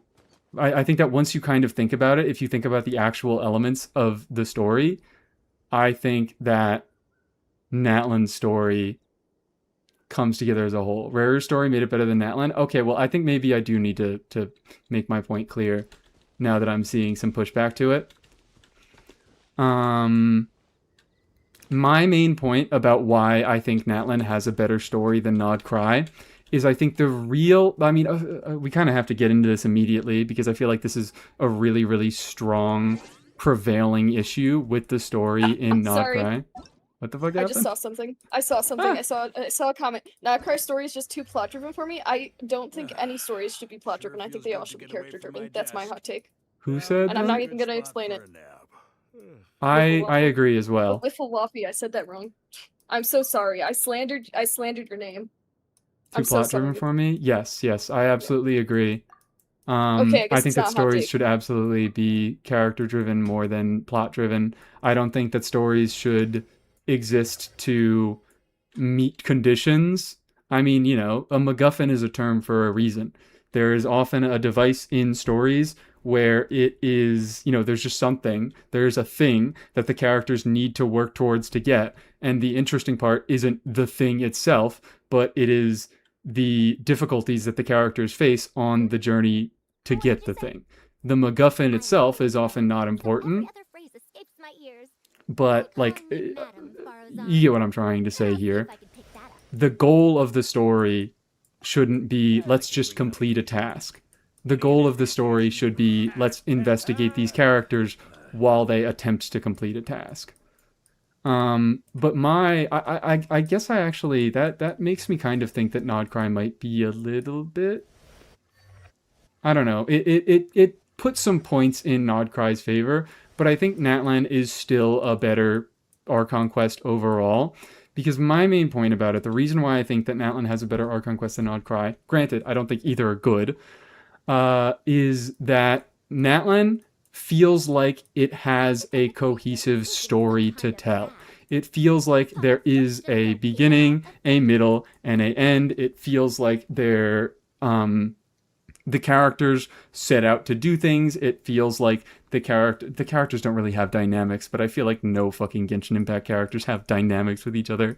So that's not really something that I can hold against Natlan in particular, or in Nodcry's favor.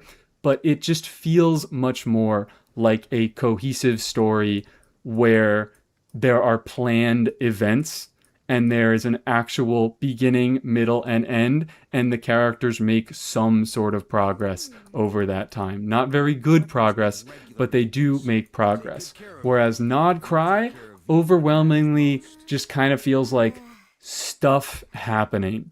It feels much more like an episodic TV show, I guess, where it's just like one part of the quest happens because we need something to happen, and then it gets resolved. And then another part of the quest happens because something needs to happen. This is a story, and then it gets resolved. And then something else that is not entirely unrelated, but sort of tangentially related. Like, there is still a theme of Dottore throughout the entirety of Nod Cry, but he feels like a TV villain. And he just, like, not that that's necessarily a bad thing, but it makes the story feel very directionless. It makes it feel like I never really know where the story is going next. It makes me feel like I never understand the goals of the characters. It feels like we're all just like Dottore is doing things, and we are the other characters are reacting to these things, and it doesn't. It all really melds together, and it feels like it doesn't go anywhere for me. That's my main point. I know you didn't fully agree with me, so if you want to provide some Yeah, you actually counter made stuff me to it. disagree with you a little bit when you well, actually I did. But actually I don't know. I'm more in the middle again. I'm more in the middle because, like you said, yeah, I guess Nodcry, I don't even know. Do I give it credit for trying to be character driven? No, it wasn't though. Oh, it's so hard. It's like trying to decipher like a 300-page book from a 301-page book. It's like they're essentially the same. I think There's no so, difference. yeah. I think so. I mean, I think just hearing a few basic arguments from you and chat, I think that, and I mean, even talking a little bit myself, I don't think, I think I still could maybe personally think that Natlan is better than Nodcry, but I don't know that I can make a particularly strong argument for it.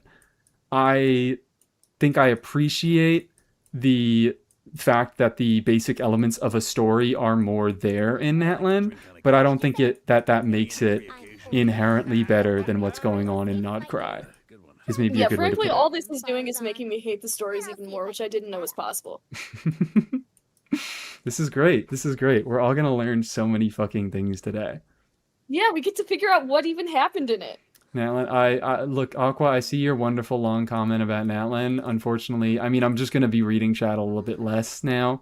I've already been reading chat less during these streams, but obviously I'm on call. But also, I especially don't want to be reading chats about Natlan, because that was my big funny rage bait take to get people listening, and I don't really want to spend much time talking about Natlan. I would rather talk about Nodcry on its own merits.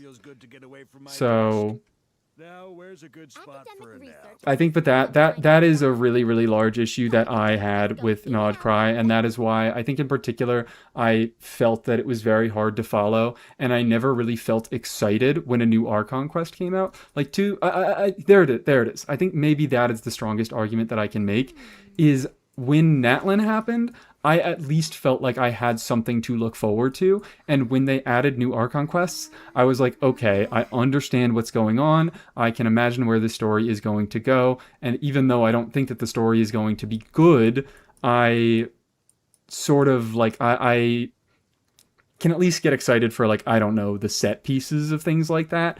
Whereas Nod Cry, it felt like I never even had anything going on. Every time they added new story, I was kind of like, well, what the fuck are we talking about this time? Since we're always just talking about an entirely new thing, and all these different stories feel disconnected, I don't feel compelled to play the next Archon quest. Every time they added a new Archon quest, I never felt like, yeah, all right, I'll play this one. I'll at least see the story to its conclusion, which is something that I did feel with Natlan. I think maybe that's the strongest point that I can make to that argument. On the other side of the coin, because I didn't think of this before, but I felt like I was more excited playing Not Cry because not because they did something right, but because they acted like they were going to. Like they would introduce something new and be like, "Oh, finally, this is it, right?" And then like 2 seconds later, it'd be gone. So like not really, but like many times I was like, "Oh my god, it's finally gonna get good," and then it didn't. And then it fucking So didn't. is that even good if it like entranced me in like a really fucked up way because it was bad? I think you can interpret that either way. I think you can like it more because of that, because at least it did that much, and I think you could also hate it more because of that. I definitely Uh, liked it more, but I don't think it's because of any difference in quality. yeah. So, should we just start from the beginning? I guess should I be sharing my screen with you so you can at least like see what I'm looking at in real time? That you know what? Maybe that's a good idea. I That just might be a had little bit my easy. thing up, but that's better. I mean, probably I'm kind of better. meandering anyways, but it'll be useful. There you go. Thank you. I guess if we're starting, I also see, I agree, a lot of Nogcry's Archon Quest is just talking. I fear that's a lot of the Archon Quests. I can only ever hope for the talking to have direction. Proclaim the news. So let's start off. I also see Aqua's comment about Rary and Dotori. We'll talk about Rary and Dotori a lot. We will talking about those motherfuckers plenty. The beginning, Inefa's story quest. I think Inefa's story quest, and I think you also have this opinion, Inefa's story quest is the strongest individual quest in the entire thing. Because it feels like, out of the most of them, it feels like it doesn't try to promise anything bigger. It feels like it has a story that is contained within, it's just talking about Inefa, it's talking about Inefa's past, it is using Inefa to introduce us very briefly to Nod Cry and, you know, act as our transportation over there, but it doesn't try to set up any big massive plot elements. It just explores Inefa's past, and it does that substantially. It does that to a reasonable degree. I had fun because I personally like the character of Inefa. I feel like I should keep pointing that out because, like, I don't think any of these characters are good, but some of them I do personally enjoy, and I will enjoy their stories more because I just think they're fun to be around. But, you know, another person who maybe enjoys Lauma more than Inefa, I don't think that they might necessarily have better reasoning than me. I think that's just down to personal preference. So I really like this quest. I might say I really liked it. It felt like it really, it delivered what it wanted to do, and it didn't try to do anything. It didn't try to go beyond and try to be bigger than the writers were able to write, which I think is a problem that a lot of the Archon quests have, but in particular some of the Nod Cry ones, the future Nod Cry ones. It serves its purpose, and it doesn't try to be anything else. I agree, because every story is better when you have the fear of God in you and you know you're running out of time to tell it, so you actually have to use things wisely. But that's the issue with Nod Cry. Yeah. They're like, oh, we'll just put everything in 8 hours. That was like a 3-hour quest, right? And it actually felt like a story. Yeah, no, I just realized, I think that's another reason I really liked it, is it was not very long. It felt pretty concise, at least for a Genshin quest. Yeah, and it actually felt like kind of tense. Maybe because I didn't like the dude with the mustache or whatever. And I was like, oh, villain, I gotta hate this guy because he has facial hair, obviously. Will be so. Oh, wait. Was this the guy who I don't even fucking remember the characters? All the NPCs blend together. He was to make... working for the Fatui. He's the one that was the one that was getting blackmailed because they were like killing his family or whatever. Something like that. But like he's the one that yells in it, and they do that really stupid animation. Academic research isn't Oh my fucking god, that line delivery. Hold up. Oh wait, we can find it. We Right. can God. we can listen to the lines. We can listen to the lines. So good. Talk to Inefa, eavesdrop on Fatui. It might have been here. I think it was this exact line. Wait, no, it was something about his It was dog. one I of think. them, dude. Hey, this is not what we agreed. This is supposed to be over. My job is done. It was just a whole I performance. did everything It you was asked. great. Can you hear this? It's kind of quiet. I might turn it up a tiny bit. I can hear it. But Any and I don't know every about occasion. Let me turn up. I imagine that's dialogue. Good one. Paimon coming in. Oh, are they gonna be The really whole loud? performance. The Varka and the Farazan gonna be way too loud? I think they get muted while I'm in this menu, Oh, okay. which is neat. Thank God. 100 years have passed.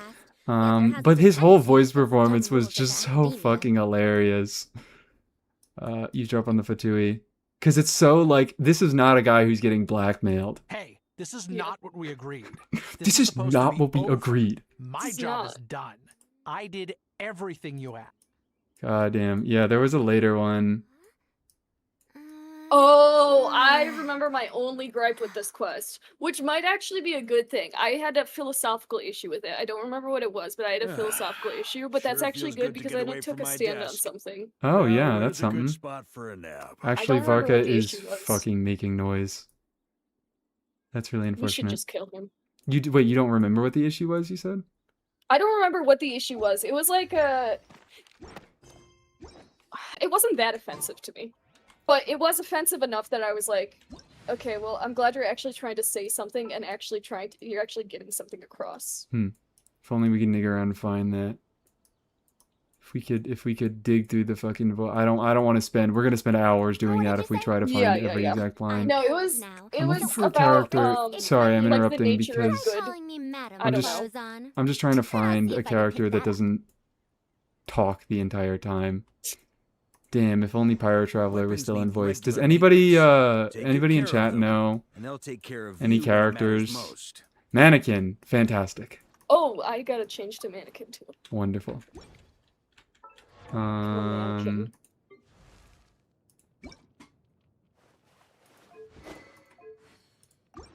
And oh no, I keep pressing the wrong fucking buttons.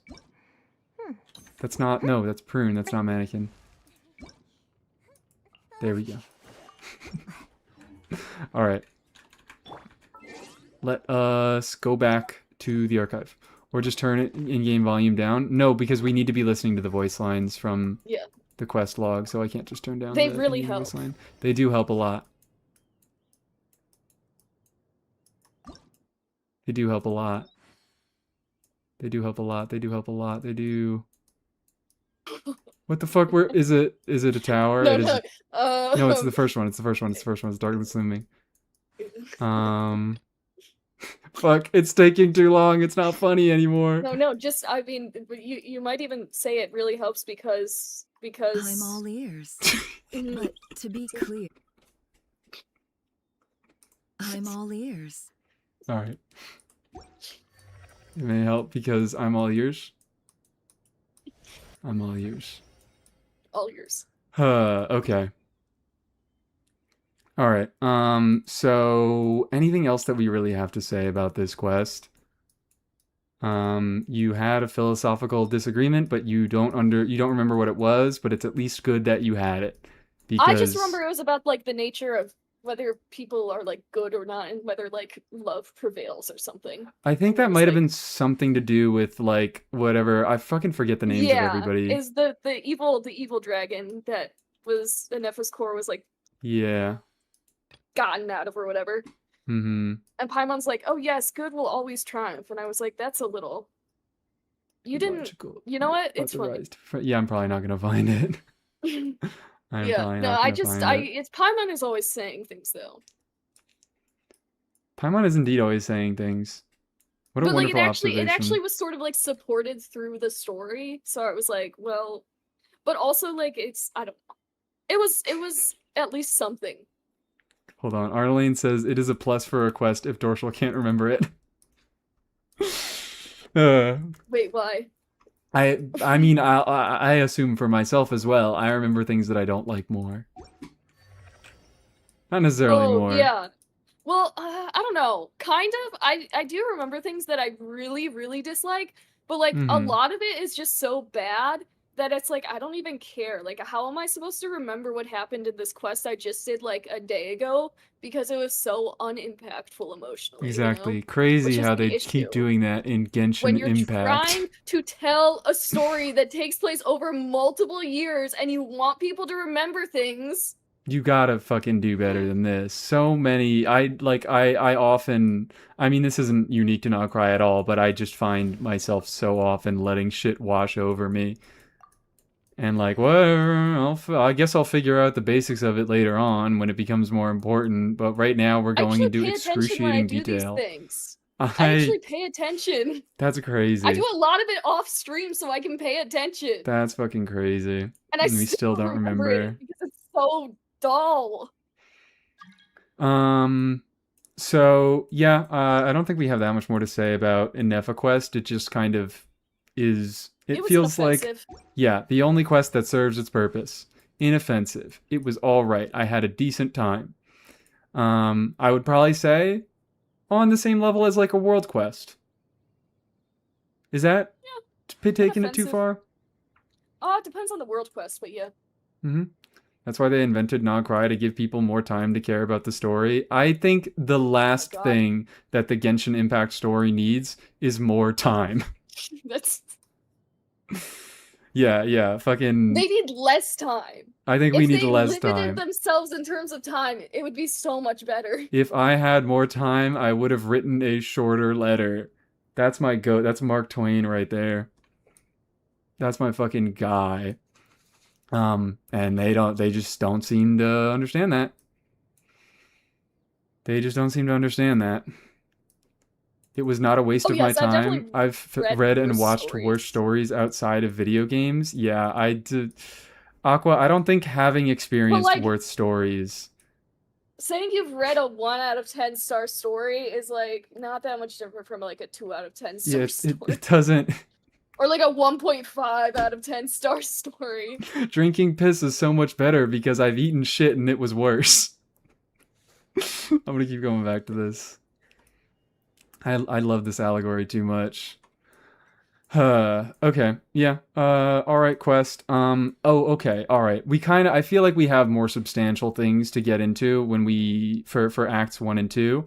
Because I feel like, yeah, this is where we really get into what you were talking about, where it feels like it promises stuff that they couldn't eventually deliver on. Because I think, yeah,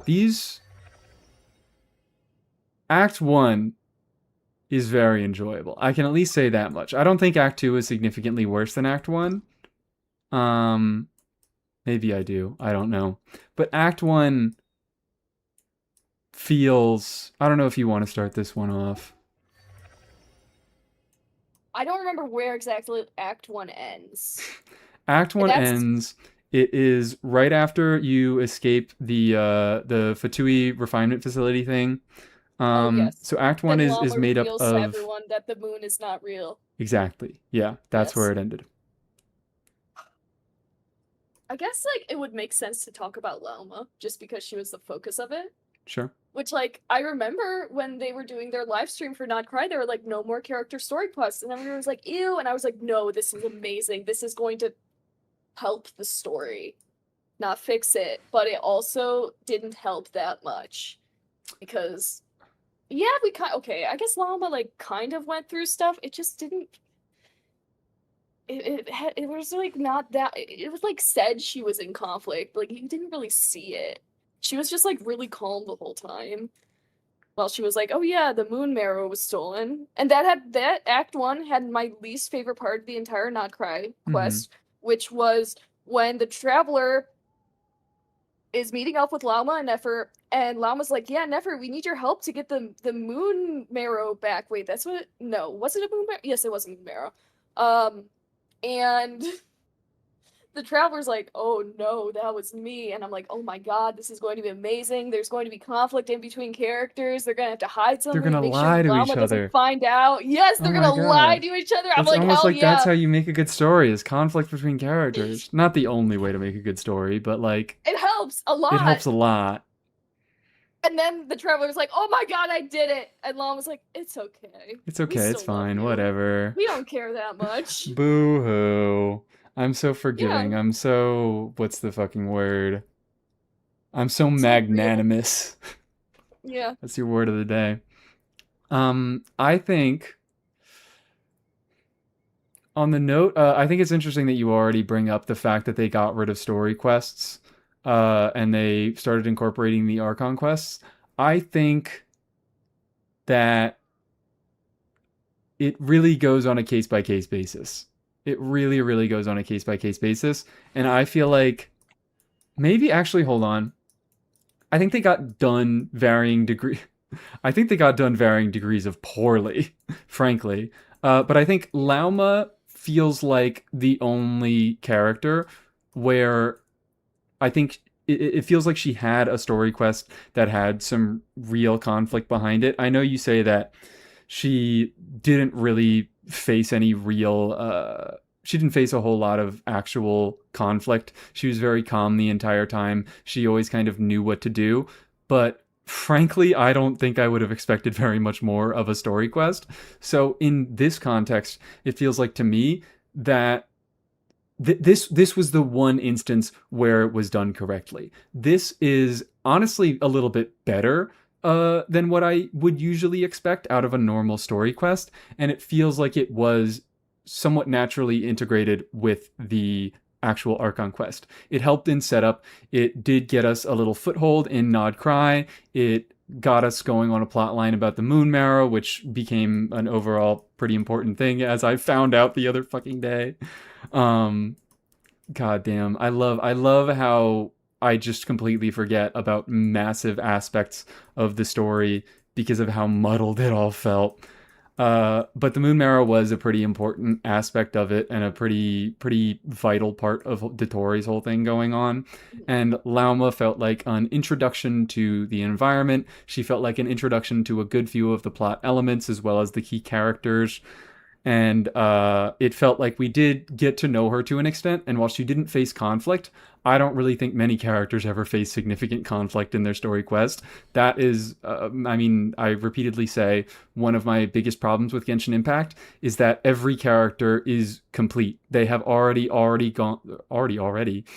already gone through their character development before we've met them for the first time, and that just makes them all perfect beings, and they make the characters a lot less interesting to interact with.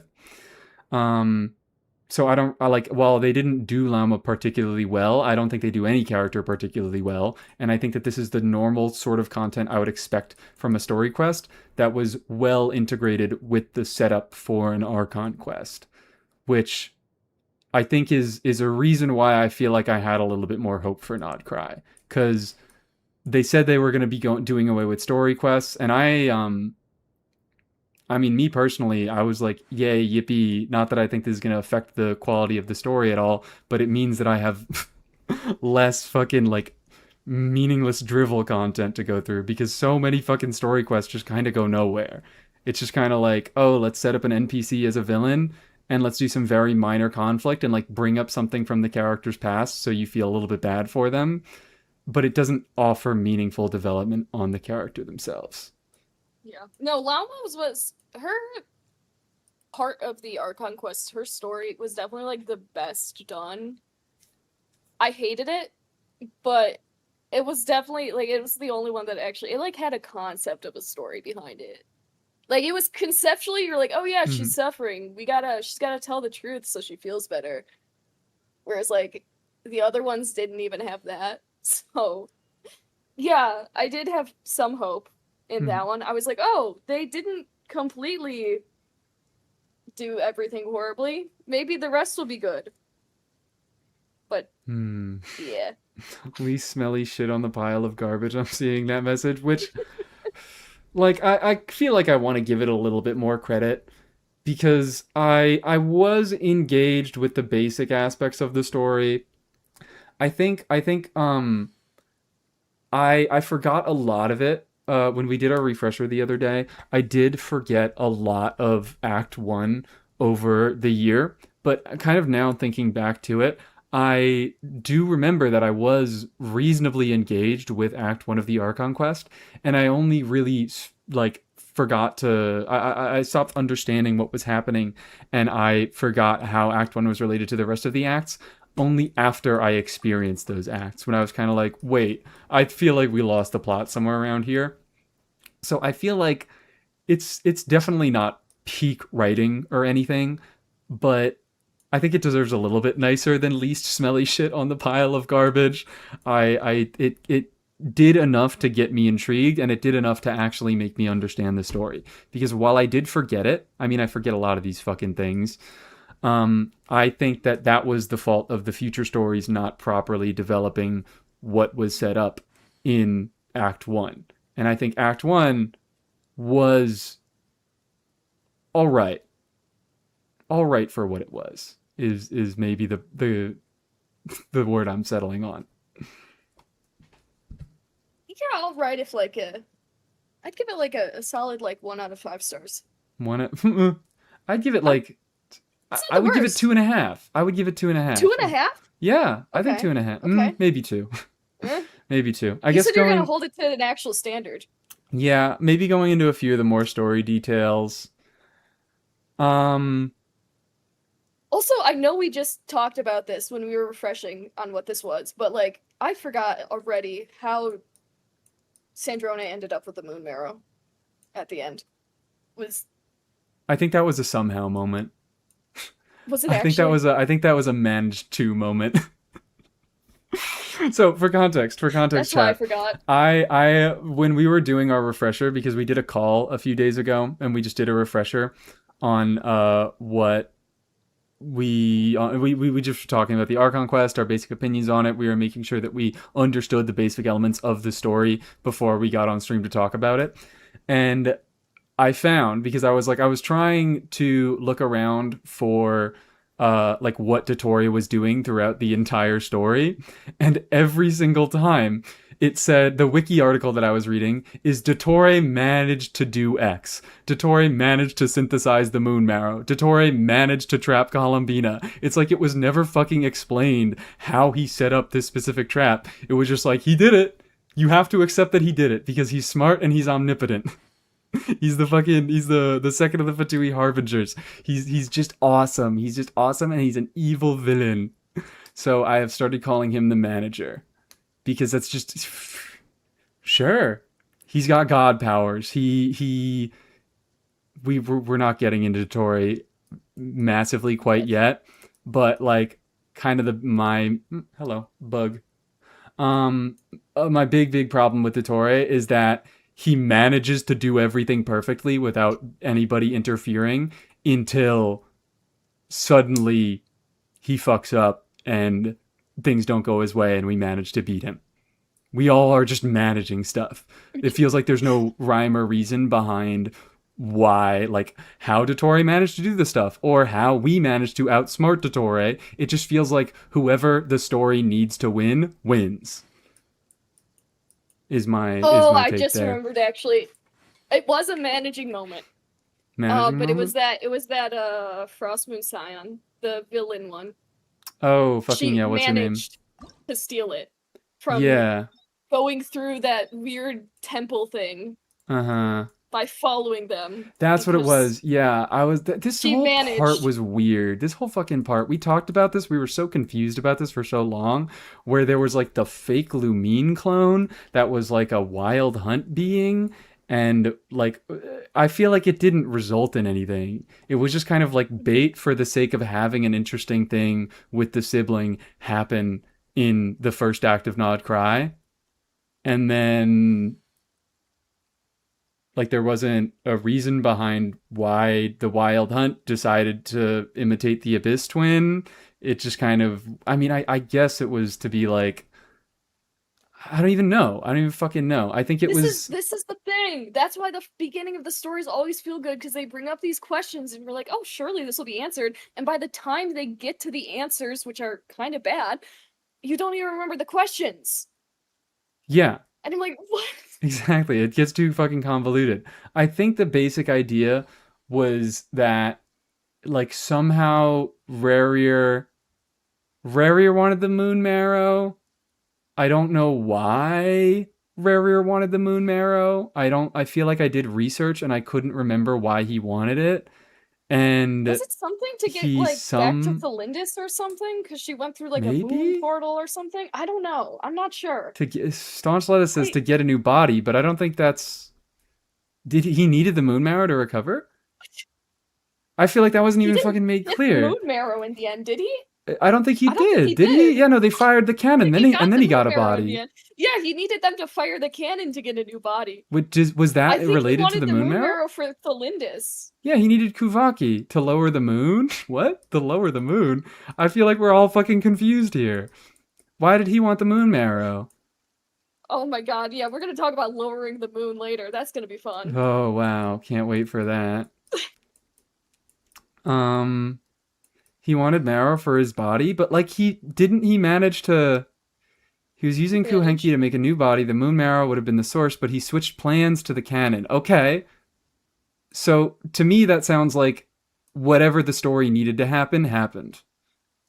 He needed the I don't moon know, marrow guys. to I think he was recreate his. trying to get back to Thelindis somehow. He I was trying to think get you back to guys are wrong, Felindis. honestly. It sounded like I can't prove it because it probably there's no clear wording in here. But I think I think he wanted to do it initially to create his body, but then he found a different method to create his body, so now we don't need him to chase after the moon marrow anymore. But we initially needed to make him chase after the moon marrow so we could have this mystery going on with Lumine, where the wild hunt is mimicking Lumine, but then fucking what's her name snuck up and stole the moon marrow from Was under it- wait, Lumine. was it It just Villam- it feels Oh, like oh my whatever God, I was needed to right. happen happened. What? Wilhelmina. It was Wilhelmina. I was right. Villamina. Yeah, that's Vile right. Mina. Wilhelmina. This Mina is so vile. Moon Marrow is to get even Look. stronger. He complained that the body he got from the cannon wasn't strong enough. I guess. You know I what? need quotations. I guess need I'm willing to pictures of the accept. screen. I guess I'm willing to accept that as a MacGuffin. Everyone was just looking for the Moon Marrow to get stronger. I can buy that as a thing that everybody's fighting over. I'm gonna pretend it was to get back to Thelindis so I can have a better impression of the story. Well, is that why he wanted the body? No, I don't think so. I don't think he needed the. The cannon I had don't a think he higher needed the body to concentration get of back. marrow, and his original plan failed because the marrow Flynn's had wasn't giving him his desired form. This didn't have marrow. He had a part of his heart. Yeah, he had Rur's heart. I love how everyone. No one has the same interpretation. Of Everybody the story, has so a it's told different so fucking answer. Poorly. Everybody has a completely different answer to why No everything one knows what happened. happened. Which regardless of how good, regardless of how good the plot may have been, the fucking telling of it was so poor that nobody understands it. God. That's my favorite part about talking about these quests. Like Because I eventually you just get to everyone being confused. I It's love beautiful. it. It's great. It's fucking great. Everyone just argues over what exactly happened. Choose your own adventure impact. Yeah, I'm gonna choose the better one where he was trying to get back to Thelindis, which is in line with his character. I And am makes headcanoning. slightly, Yeah, ever slightly more sense. even if that isn't true, I am headcanoning that is the reason that he was bringing his body back to get back to Thelindis. Yeah. I'm gonna start making lore videos where I make up lore myself to make the story better. Awesome. So, while I think Act 1 set up some fun stuff, it got me invested in the overarching story. The details were once again convoluted and left me a little bit confused, but because it's a setup act, that sort of feels intentional. But then the questions were never answered. Yeah, exactly. Exactly, So like yes. it leaves you confused, but it doesn't matter because by the time you would expect the confusion to be gone, you've already forgotten because it's so underwhelming. So it's good. Wonderful. All right. Are we moving on to Act 2? We've sort of already talked a little bit about Act 2. Yeah. Talking about the stuff here, but like frankly, a lot of Act 2 was focused around, Flint's was getting framed for this murder that Rerir committed. But I forget so many of the details of that because of how unrelated it was to the overall story. Yeah, it was very convoluted. Mm-hmm. I think he was like, was it? We literally figured out a few days ago, and I've already forgotten because it felt like it was tacked together with like duct tape and chopsticks. But like, it was it was to try to lure Flynn's out to like investigate the thing so that he could get the heart back. Was that it? No, I don't even remember. I don't even remember. Yes, question mark. Oh, yeah, this is the part where Flynn speaks Greek. And Yeah, because he wanted his. Why would he have to explode? Why would he have to expose Flints to do that? no, Was I it think he was. I think it was like a. I remember the He basic wanted him. He details. knew he would try to like resolve it because the dude that he killed was like respected by Flynn's Mm-hmm. or something. So he's like, oh yeah, he'll investigate this. And then I don't think I'm right. I think I might be wrong, but I'm not positive. I see It might as well every have been that. That might Flint as well gets have been. zero character development. I see murder, impersonate the dead, control town people, control cannon, get body, win question mark. I don't understand how his plan he made the townspeople go crazy and like he made them want to fire the cannon to defeat the wild hunt and then the cannon firing helped him regain his full or not his full form but like some body at all. But Oh yeah. I fail to remember how the murder had anything to do with it. And also we need I need to point out that a thing I absolutely loved about this was that they set up Nodcry at the very beginning to be like a place that's super divided with like these different factions, and then you have Act 1. Whatever. It's divided. Is there conflict among the people? Not really. Maybe among the Fatui and The the Frostman Fatui Scions, but not harass the really the Frostman people Scions, I of Nasha guess. Town. You go to Act 2, where Rarir is going to make the people of Nasha Town go crazy, and he does that over the course of like 3 minutes. There's like one scene in between like Yeah. normal Nasha Town people to there are fires in the streets, and Lauma is trying to calm them down with her elk power. What the They fuck? could have just like at least tried to make it like a gradual process.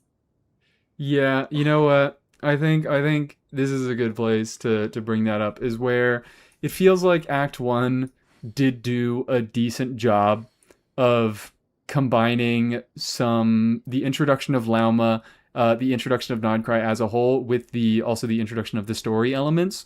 It did feel like it was about as good of a marriage that Genshin Impact could do of a character story quest and an Archon quest. I feel like Act 2 became a little bit more what I normally expect from a story quest, which, or a little bit more of what I expected when they said that they were going to combine story quests and the Archon quest, which feels like two entirely separate stories that were kind of unceremoniously mashed together because we set ourselves up for this, so we need to make it work somehow. Yeah. we It was great. mm, The contrast between oh yes, Nasha Town is a lovely place, and then the next day there's people rioting in the streets the whole fucking with faction fire. thing. I There was can't fire. There believe was a lot of fire. I laughed when you said that they set up Nogcry as this place that was like divided by conflict because I was like, I completely fucking forgot that that was like the entire setup. That was like all their teasers. They were like, they're going to be all these factions, and there's all Yeah. the factions. And I feel like the most meaningful way that the factions manifested was the fucking like moon sign shit.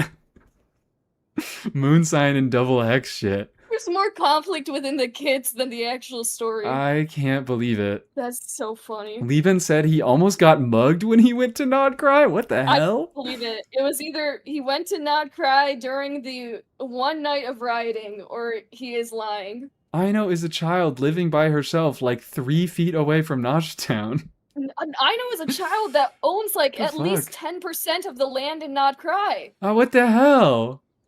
What the hell? What is this fucking... She does. What are we fucking talking about anymore? Factions and Lawless, because the only time that either of these were relevant were in the Nod Cry Beto Navia event, to my knowledge. True. Like, they kept fucking talking about black Don't forget the one markets. scene with the fire and the rioting. That was like there was like 3 minutes where But that people was were called, angry that with was each other. external influence. That was not normal Nasha Town. That was Well, he was because exploiting fucking freaked what out was Rare. already definitely there and not just something they were claiming was there. Yeah, of course, of course. God. So what else do I have to say about Act 2? Act 2 is a little bit more what I expected when they said that they were going to be doing story quests as a part of the Archon quest, where the connection between the two feels pretty fucking contrived. And it really does. I feel like Act 2 really quickly reaches the point of, we can't be fucked to write a story anymore. Let's just try to make the characters that we're trying to sell look cool. Let's have this fucking cool scene where, like, Flint's is unbothered that he's being framed for murder. Lauma's trying to, use her deer magic to calm the people of Nasha Town. And Inefa is, let's watch the cutscene. Let's watch the cutscene, guys. This is the fucking only good part sick-ass of the quest. cutscene. They did like 2 cutscenes at the end, and everyone was like, "Oh, that's cool." And frankly, that was the coolest part for me too. Yeah, we got an emote. We've got a fucking emote from this, here it is. From this cutscene. What a great cutscene. It's just, they just got into aura farming immediately. We are out of time. And, forgive me, but I am susceptible to Inefa aura farming. I mean, I get it. I like aura farming too. There has to be something to get you through these things. Gotta be some cool visual. We've been talking about fucking, I don't even know. We've been talking about murder framing that nobody really seems to care all that much about for the last 3 hours. Made some vague illusions that Rarier wants to come back. But now we get to watch Inefa be fucking awesome. Everyone wants Moon Mirror. We don't know why, but everyone wants it. Power. Also, Power. we've exposed Flynn's as a Greek, not a Fae. That is He lied really, about really his funny. identity. I love how I just would have never known. It's his Fae language, and I would have just never known that it's actually Greek. It might be ancient Greek, but it's definitely Greek. Wait, where the fuck My is she? knowledge of Greek isn't that good, but it's good enough to recognize it. Holy shit. I'm pogging on stream. You can't see me, but I'm pogging and I'm going, oh my god. Oh, also, I guess we can kind of bring this up now. I'll might talk as well. about it. This was Columbina? Question mark? Yeah, she's the reason they didn't die. She's the reason. Or I think she protected Hisi Island, because that was like the one place that wasn't affected by this or something. She interfered in some way here to do something vitally important for the plot. Inefa, hold on, shut up. We have to watch Inefa. She's so awesome. Look at her. She's that bitch. So wait, like I don't fully understand, because every time Columbina was on screen I zoned out. She did that shield? Question mark? She shielded Hisi Island? She shielded something. I can't remember if it was the Traveler and Flynn's Hisi Island or the Traveler and Flynn's and Hisi Island. This is exactly what I mean when this entire story... I mean, most Genshin stories feel like this, but does this one in particular feel like that? Maybe it does. It feels like whoever needs to win wins. Because we said so. Feels this bad. Yeah, I don't It pretty much always feels this know. bad. This might be worse. I don't remember. It's so dull. I don't remember what's the worst.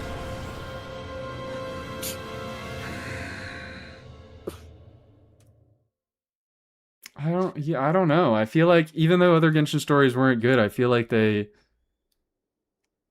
I mean, at least we trained to fight Raiden Shogun.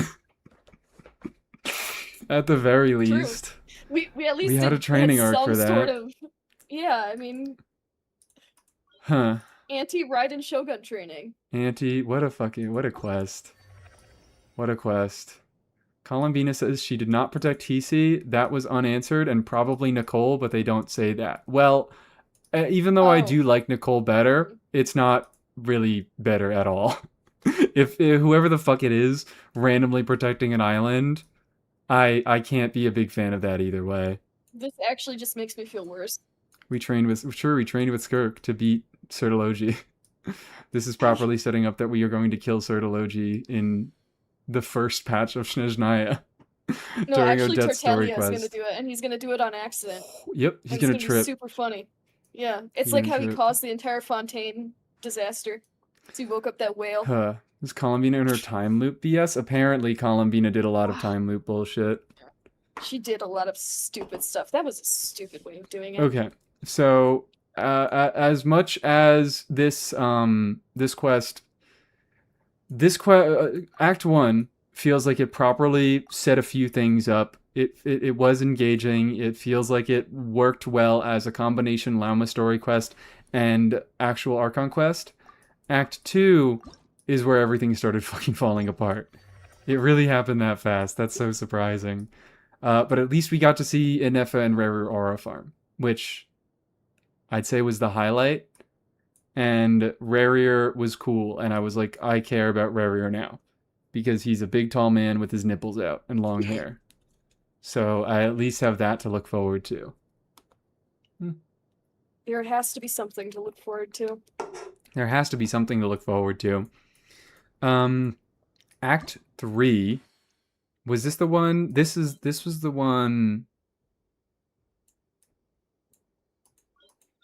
I love how we went over this like fucking 3 days ago, 5 days ago maybe, and I'm already having to remind myself what happened in what acts. You because, had something you wanted to say about Varka for this one. Did I have something I wanted to say about Varka? I think so. I think this is the thing that prompted that.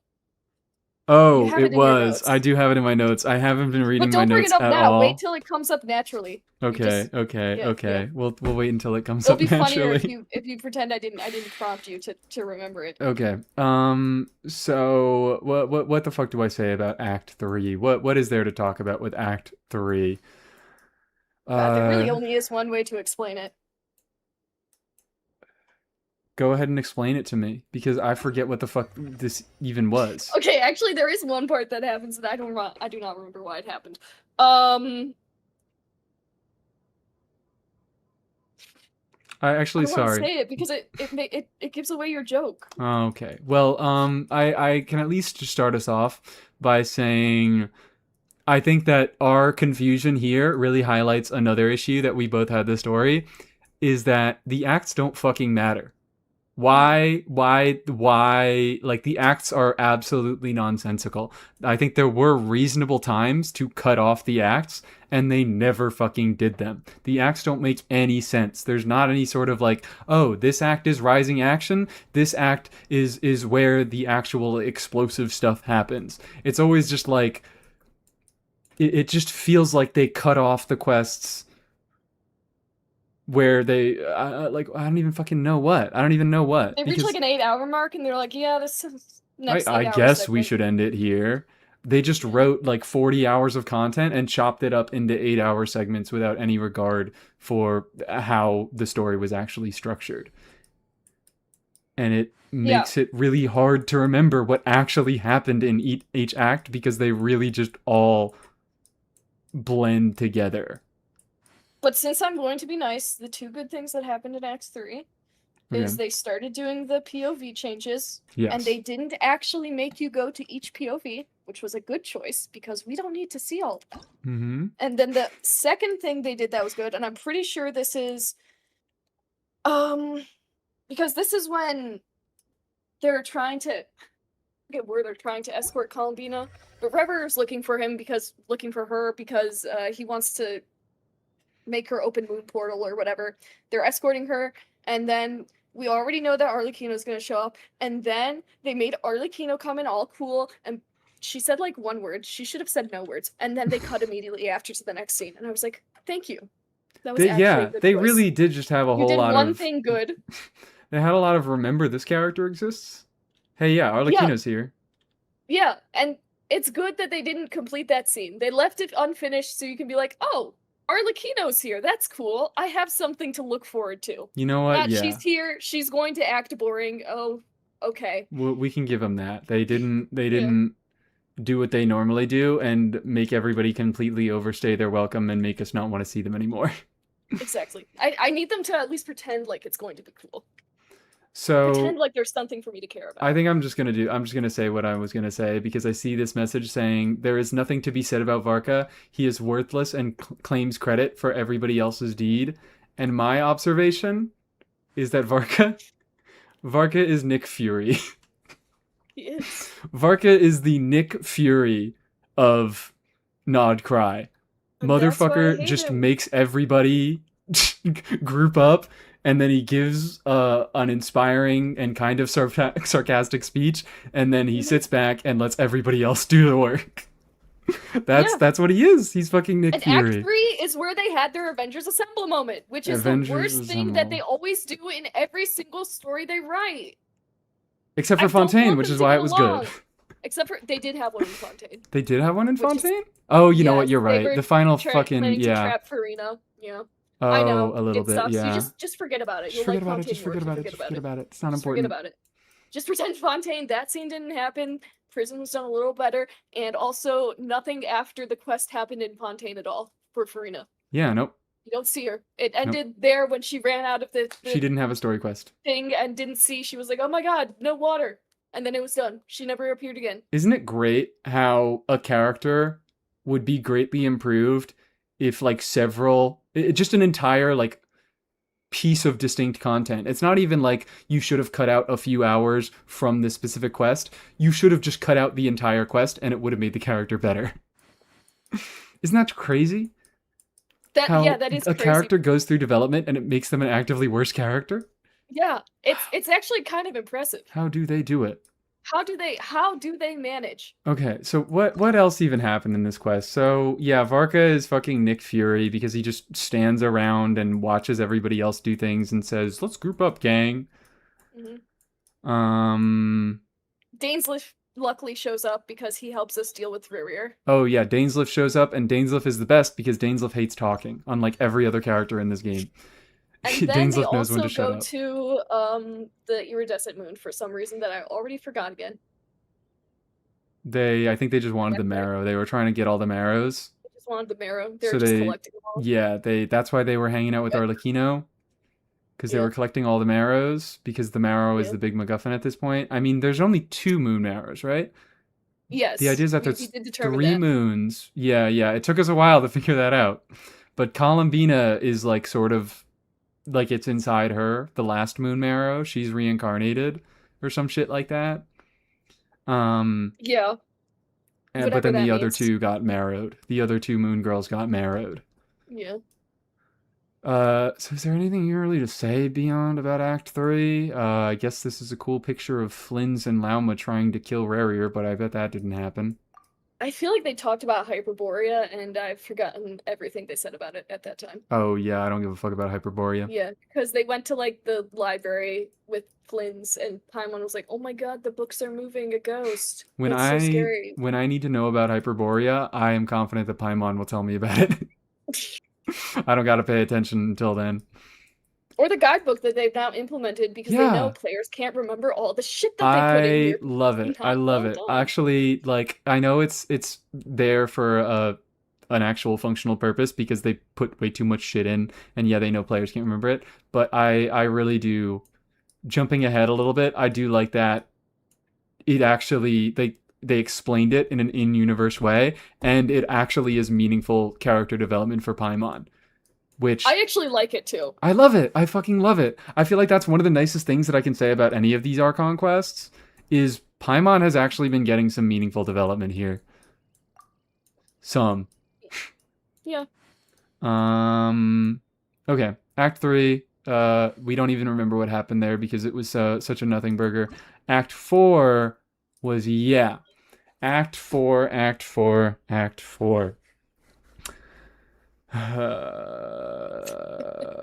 I don't. No, this is the act. This is the act. Yeah, I know. This That is you the love. You act. love This this is one. my favorite act of all This time. is the best one.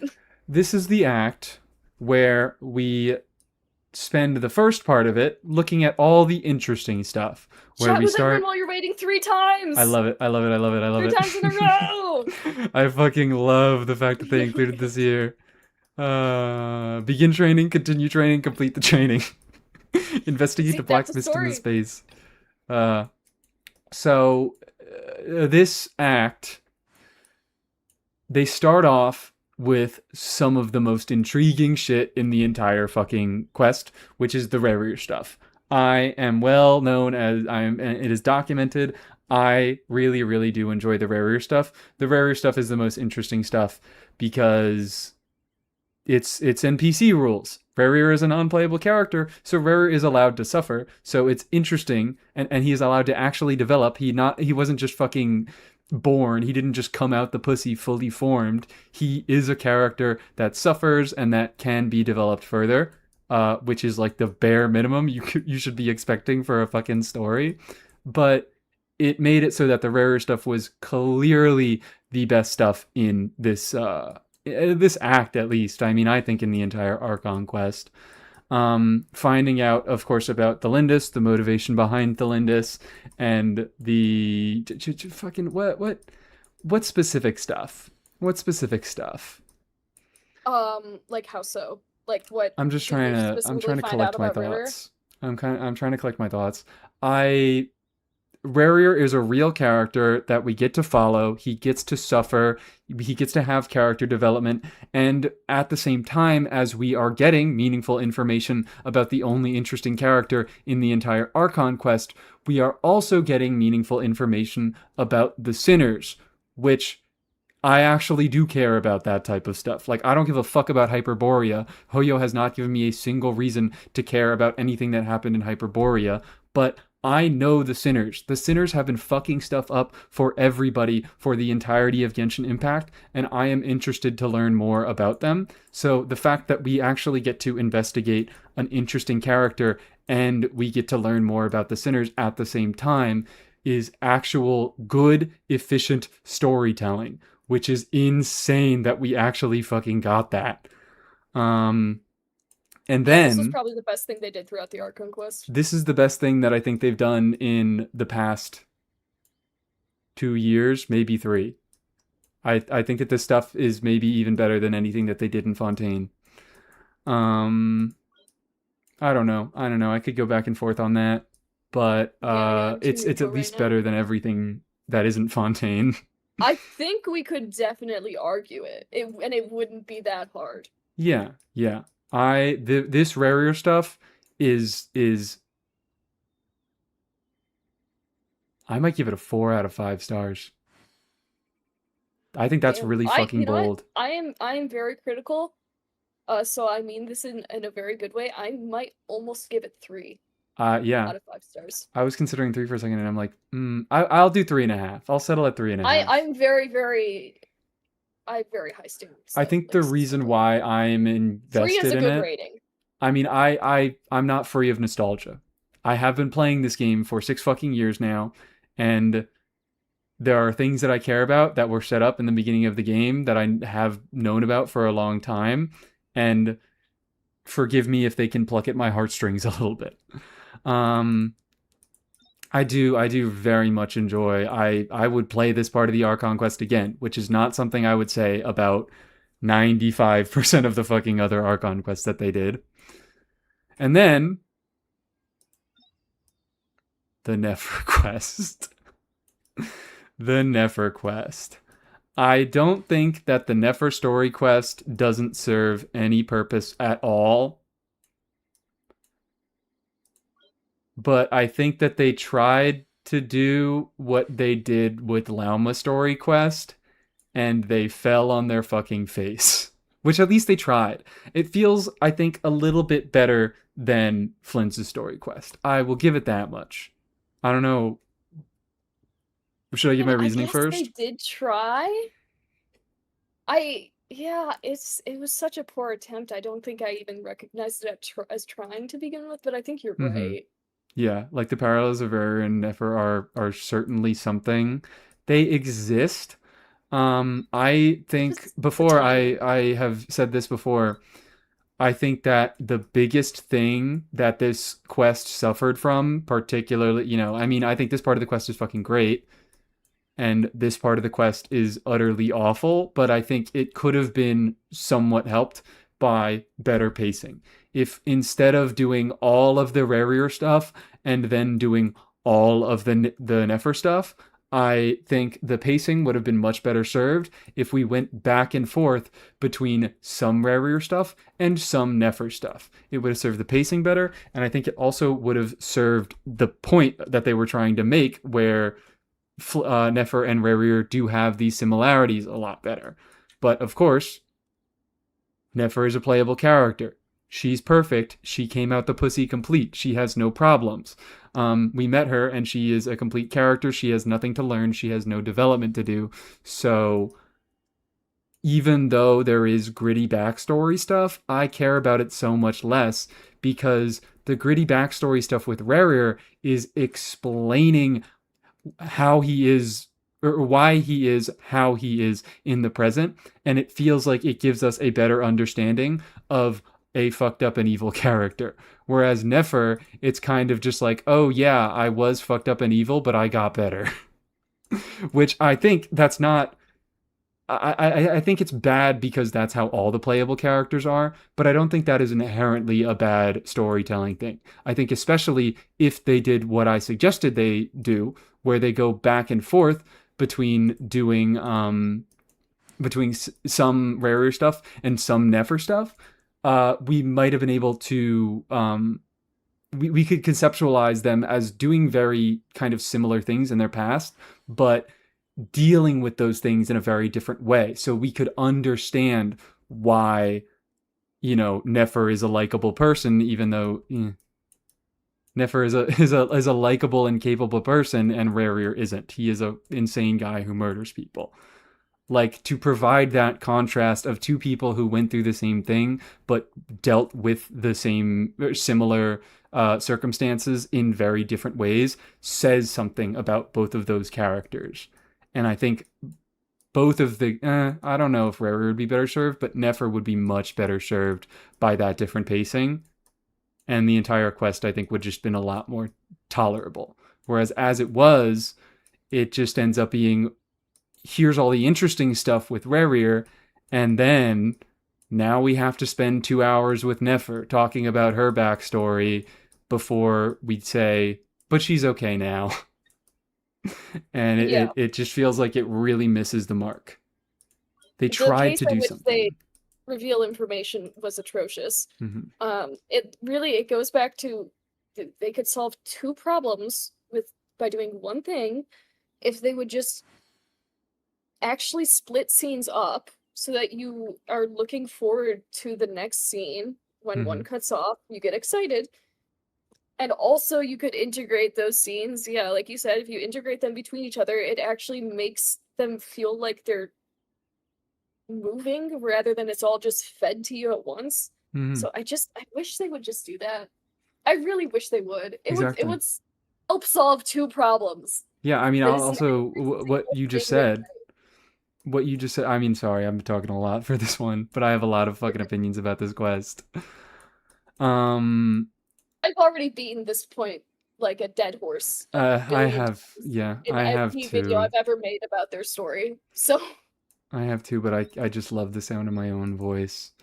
Um, to your point of, if they could split it up in a way where you were actually excited for the next scene, like, yeah, if you went back and forth between the two of them, it would have been a lot more of like, oh, they're going through the same stuff. How do they both deal with it? How do they mhm. both deal with these same situations? If the bad thing happens and then we cut back to the other one, there gets to be more suspense rather than just, yeah, the exposition dump of everything coming at you at once. And If honestly, I think I would be okay with them also trying to make Nefer less likable, just so that it could make River feel almost even more tragic of a story. Oh yeah. Seeing that, oh, she was lucky, and Mm-hmm. he just the circumstances, the specific circumstances, they are like the same, but like it's out of their control. Yeah, but he got a it turned fucking out. deal from a Yeah, Giga Outer Elder God. yeah, Like if and I think like Nefer, I mean Nefer I already mean sort of got Nefer, that, but she had yeah, a much more benevolent God. She just got lucky, yeah, yeah. yeah. So that would have, I absolutely agree. I Absolutely didn't agree. think of that until now, that they could have actually made River feel even more bad. Well, not Mm-hmm. bad, like, but like good, but because you feel bad for him if Yeah, they had done like that. he isn't a redeemable character, but he could have been at some point. Mm, And that is all the more tragic because of that. Because just the luck of which god reached out to you determines what side you get to be on in this conflict. I think all of those points would be way better served if they went back and forth between Nefer and Rerir, rather than just the yeah, fucking don't be afraid to dovetail stories oh, together. It works better that way. just fucking word vomit of Just do each. it. Just do it. Because then, as it was, it just served to really, really highlight Rerir as a very interesting story, and then stop caring about Rerir, stop giving a fuck about Rerir. I know we just told you all this awesome stuff about Rerir, and you want to explore his character more, but hey, it's time to it's your fucking government mandated time to hang out with Nefer, so go do that. Yeah. I Like, you can't make the pacing much worse. Like, at least try putting it these stories in the really, mix. really made me dislike Nefer's character a lot more. Yeah, I was very disappointed. Mm-hmm. Because Because it's she just had like, no, green she's hair, getting in the so I was way. like, surely she'll be interesting. But Green hair remained the most interesting thing about her. at the end of all this, of course, I do have to admit, Nefer was my favorite. Nefer was my favorite. Why does the book tell you to do Linnea story quest before Act 5? I have no idea. I was asking the exact same shit. What the fuck? Why is this there? Sure, man. This has nothing Who to do with knows? anything. We'll ask the question now. It will be answered in a few years by the time we've forgotten that it exists. Great. Can't wait. Because it's more fucking Snezhnaya stuff. It's more face shit. It's more Hyperborea shit. And I'm like, you haven't given me a reason to care. I already care Oh about my all this god, other wait, stuff. are the I do Fae not from have the bandwidth. Hyperborea? I think. The Fae are Greek. This is a lie. They're not Fae, they're just Greek. They're lying. Okay, alright. We're The just putting Fae that don't together. exist in Genshin. Yeah. I forgot. They're all just Greek. I've literally forgotten everything about Hyperborea. Well, isn't she based on... What, is it a Greek I mean, Hyperborea is naturalist? definitely based off of 2 Greek words, and it kind of looks like, if I remember the aesthetic of it, it kind of... I know that Linnea is named for some, like, naturalist. Some Oh my ancient god, that does naturalist. sound And like yeah, it could she was be. Greek. Staunch Lettuce says yes. I'm inclined to trust Staunch Lettuce. Yeah. I would not be surprised. Yeah. Okay. They're lying to us all. They're trying to make us think the Fae exist. They're just a bunch of Greek people, They're man. just a bunch of Greek people. They're just a bunch of Greek people. So you haven't even done Linnea's story quest, but I don't even have anything No. meaningful to comment on about it. Act 5. Again, I don't remember what happened in Act 5 and what happened in Act 6. They You're better melded off. together so fucking much. You're better off not remembering what happened in Act 5, but I'm going to remind you anyways. That was your date with Columbina. No. Ah. This. Wait, really? Yeah, I think so. Oh my god. Wait, stroll through the phone. Oh, okay, there's a little more, I guess. No, I think that was Act 6. Wait, really? Yeah, I think Act 6 was the date with Columbina. Oh my god. Was it actually? How the heck? Night the Moon Returns Home? Yorp. Oh my god, okay, Because never mind. I remember the context is because they released the 2 acts at a time. Oh yeah, they fucking right, defeated 'cause she was, Rerir like, in Act 4. fading away. We didn't even mention forgot that. about that part. Why Yeah, was yeah. she fading? Oh, because she was growing so weak. Because no she marrow, wanted us to whatever. feel they wanted us to feel bad for her, and it didn't work. Yeah. I really I don't even do remember. love how Rerir got defeated in Act 4, and we just didn't fucking mention it at all. Oh wait, the Echoes of Fate. What the heck happened to that? What were they Echoes doing of that Fate? for? What? Yeah, that's the part with the wait, is that the part? Oh no, that's not the part. What was the part? I can't remember where the part with Duran, Albedo, and Wanderer was, when Duran was like trying to help all the people, and Wander's like, they're in the past. You can't do that. I think that was a different one. Oh, I think that was I don't maybe remember the Act purpose of that. 5 or maybe Act 7. Okay, It was one I'm of the getting setup very acts. confused. I think it It's was Act Act 7. 3 and 4? Mostly No, Act no, no, 3? no. Act 7 was the closest I got to liking Dottore. I remember now. God, Dottore makes me That's Act sick. 3 and 4, mostly Act 3, I think. Damn, I love how we literally just don't remember any of this. Because they don't know how to make acts. They don't know how to make acts. All I remember is from Act 4 when Durin goes, I'm going to use the power of Pyro to let us all share vision. And I'm like, what? Yeah. Since when did the fucking power of Pyro let you do that? I love that ass pull. That was one of my favorites. So, Act 5. What Yeah, the she heck was started this? fading. Oh, yeah. Is this where we met? Oh, yeah, because she, like, I think didn't this is where have we an met identity. Alice. This is where we met Alice. So this was a bunch Oh of my stupid God. setup that didn't really matter for much of anything.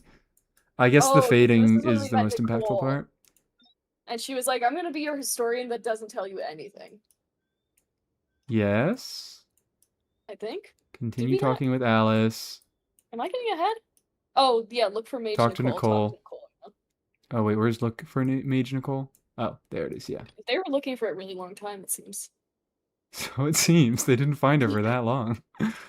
This Rasmus Oh, Pass. this was the one. This was the fucking one with Durin and Albedo helping the people in the past. Oh, Rasmus Pest was the motherfucker from the past. okay. Yeah, I remember because of the gameplay. Oops, that was Act 5. I love how Staunch Lettuce, the lore keeper here, also forgets when shit happened because none of the acts matter. It's all just the same shit. Yeah, It's they all the just heard same the word shit. act and they're like, yeah, we'll start using that. Yeah, I guess acts. That's another reason why I could argue that Natland is a better structured story than... I think that's the argument that I'll make. Not necessarily that it was better, but it was better structured. I feel like I remember what happened in the acts of That's Natland. a lot harder to argue with. Yeah, I'm like, it felt... I could really follow exactly what happened there. Mm-hmm. It had a goal. Was it a good direction? There was a goal. Okay, so yeah, this had the walking part with... I fail to remember literally anything about this. We went over this a little bit. We looked at it briefly. Okay, wait, so they killed River already, right? In this? Yeah, Or did they not send him through the moon thing They yet? Not they killed, did but send they him threw through the moon. That was Act okay. 4. Okay, so that was the thing that depleted all of Columbina's power, and she's disappeared, and they're like, oh my god. Yeah. Where is she? She's invisible. She's so demure and weak. Traveler can sense her presence because the Traveler has moon marrow in them. Because they they are supposed to have sex with each other. You're supposed to imagine yourself having sex with Columbina. That was it. That was their intention. That was these two quests. Imagine yourself having sex with Columbina. There's your fucking summary for Act 5 and 6. What a fucking set of quests. I liked it, but do we even want to dig into this any further? Stroll through the... Oh, is this when they... Why the fuck were they... I don't even... Go to Notchtown to collect intel. Oh, because Alice. this goes to the whole having a name is having like identity. That's like your story thing. Yeah. The cool idea that they introduced that they didn't do anything with it. Not Krai, but it was better because they gave that to Durin and he actually had a good story. It wasn't a name thing. It was adjacent. Sorry, I hear Columbina and names and I just start tweaking. I just start losing my mind. Because I'm like, this is the one thing that could have made me care about Columbina, and they fucking fumbled it. So I think the main beats from Act 5, it really seemed like, at this point, it feels like the setup isn't even, like, I feel like, I don't know, for Act 3, what was the setup in Act 3? No, never mind. I think Act 3 had the same problem. I feel like... I think a good way to explain this is for Act 4, honestly, I think Act 3 and 4 are this way. I think Act 5 and 6 are this way. I think Act 7 or 9 and 10 are this way. I feel like for all of these sections of story, it feels like they wrote the story backwards, where they had a conclusion that they wanted to reach, and then all of the previous act, like that happened in whatever, like that happened in Act 4 where they defeated Rare, that happened in Act 6 where Columbina got fucking kidnapped by Dottore or whatever, that happened in Act 10 where they burned Irminsul. But it feels like they said, this is a cool set piece. We want people to experience this set piece, but we don't know how to get there. So the acts before all of those, so Act 3, Act 5, and Act 9, all just feel like we need to give you some exposition so you understand what's going on in this big fucking in this big showcase that we want to show you, in this big cutscene, this big awesome cutscene that we want to show you. It feels like these aren't quests of their own. It feels like we want a cool scene to happen and we need to explain everything in detail so you know exactly what every single bit is in the cool scene. Like, I'm thinking about when we met fucking Alice and we start talking about how the world is formed and how Alice is fucking how Alice is the like barrier for Tevat. She keeps up the barrier for Tevat. I feel like the only reason we went and did that is so we could understand that, oh, in the future Dottore is distracting Alice in some way, so he was fucking able to kidnap Columbina. It just feels like we're we're writing this story ass first, where we just had some cool scenes that we wanted to do, and all of these previous quests felt like they were just trying to justify those scenes existing. How do you feel about that? At first, I was thinking, how do they? I was thinking, I don't agree because why would they? They don't seem like they have something they're trying to get to. But then the more you start saying it, the more I was like, yeah, that's true. That is actually, they're doing the opposite of what my philosophy for storytelling is, which is letting the story unfold when you have the character. So you definitely are the beginning person. You actually have to figure things out, how to do them. And yeah, it actually makes sense that they didn't have to figure out how to do anything and everyone's just managing because they had the scenes they wanted to do first. Everyone's just managing. So We're all a bunch of managers. Makes sense. We're all managers. I was reluctant to admit that they have some sort of goal they're trying to get to, but that actually makes sense. It feels like they had some cool cutscenes that they wanted to make, and they just spent 8 hours getting us to the point where I can't even say like we wouldn't be confused watching the cutscene, because you still kind of are confused watching the cutscene because the setup is so fucking poorly written. It's so poorly explained that I'm like, I'm mostly reacting to the cutscene itself and not the context of it. Also, we have confirmation from a Greek. It was ancient Greek. It was, ooh, wow, incredible. I have very little experience with ancient Greek. Linny 44, the 44th Linny? What happened to Linny 2 through Linny 43? God damn, but hi Linny 44, welcome into chat and thank you for confirming for us. Yeah, so I feel like that's the reason why we don't have much to talk about in Act 3 and in Act 5 and in probably Act 9, because it's just like a bunch of exposition that gets us to a pivotal story moment that they thought of and they had to force themselves to get to. So, is there anything really meaningful to talk about in Act 5? I don't think so. I doubt it. Act 6? Oh my god, what the heck is that name? What is what name? Where does her name rest? I don't know. Yeah, the name and where does her name rest? It's just Seiya Xantis. Say Xantis? Oh, this. Seiya Xantis. Somebody say it? Do we have a line where someone says it?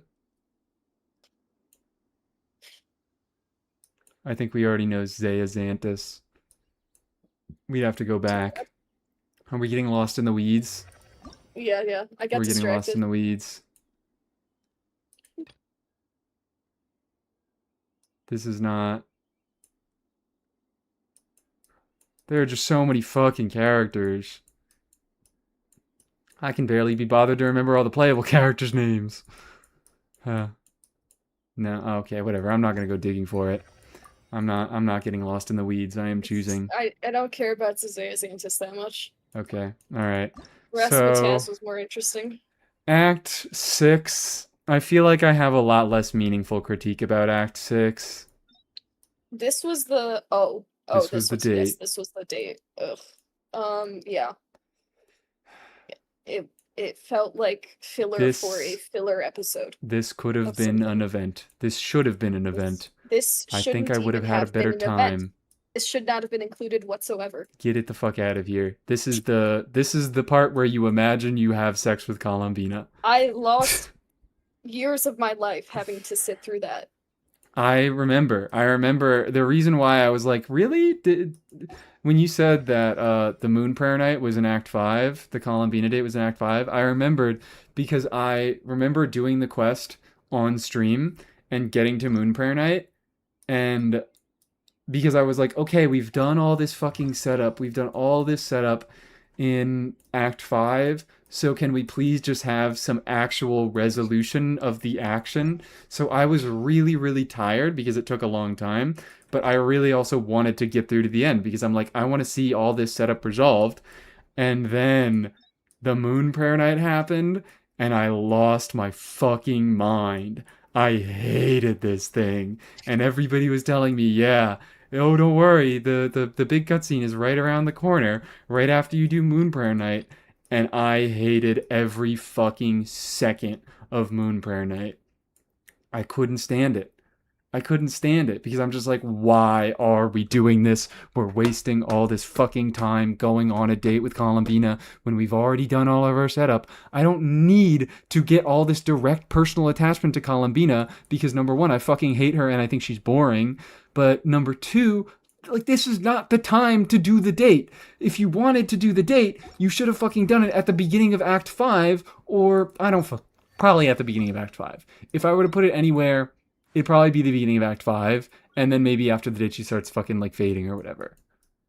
Maybe I do have some meaningful critique about this, because that is my main problem with... Not my main problem. I don't think I would have enjoyed Moon Prayer Night regardless of where it was in the quest, but the fact that it happened in between all the massive setup and all the big, stupid, fancy words that happened in Act 5, where Act 5, like, we were really doing shit in Act 5, even though it was kind of incomprehensible, and it wasn't always exactly clear what the result of the thing we were doing was going to be. It felt like we were moving towards some sort of goal. We don't know what goal. We don't know what goal. We're going towards something, though. But it's like all the characters, we get all these little vistas with all the different characters where, you know, you're fucking meeting the mage Nicole, and now you have this whole thing where you're going through old Hyperborea with Durin and Albedo, and you're finding out some stuff about the past, and it feels like it's at least leading towards something, and then we screech to a fucking halt, and we go on a date with Columbina. And it's Frankly, a celebration. Sorry, go ahead. I was gonna say, it feels like a celebration, and then they do the fucking, like, pull the rug out from under us at the end, and I'm just like, I don't care anymore. I don't care anymore. I hope Columbina dies. She wasted my time. Yeah, one, it was actually counterproductive, I feel, to making probably most people actually like Columbina. Maybe not most, that's a bold claim, but whatever. It did bring objective evil into this world, but also I don't even know if I feel like entertaining the idea of, oh, if you even wanted this scene, you could do it better. Like, or those scenes, whatever. Like, it just was bad. I just didn't want it there. It shouldn't have been there. Shouldn't have been there. I don't even want to think about how you could make it better. I would at least like to. I don't like complaining with no recourse. I don't just, as much as I do like I like complaining. Don't get me wrong. I love complaining. That's why we're doing this fucking stream. But when I am complaining, I like to point out. I really like to try to get to the essence of the things that I don't like, and I like to try to suggest things that I think would be better. I don't like complaining just for the sake of it. No, I I agree. do. I'm suggesting that they delete it. Kill their baby. I understand why they did it. I understand the purpose that it serves in a gacha game. I fucking hate it. Yeah, like I said, I don't think I'd enjoy it regardless of of where it was in the quest, but I think that putting it here was a really awful idea. And I see, yeah, that was her home leaving party. So like I understand that there is, just because there is an explanation for it in the story doesn't mean that putting this here was the right thing for the story to do. Yes. And you don't have to see everything. Yes, you don't Some have things can be that as implied. well. You don't have to see everything. I mean, this I understand. Again, I understand why they did it. They're trying to fucking sell Columbina. They're putting us on a date with Columbina because they want us to imagine having sex with Columbina. So you pull her.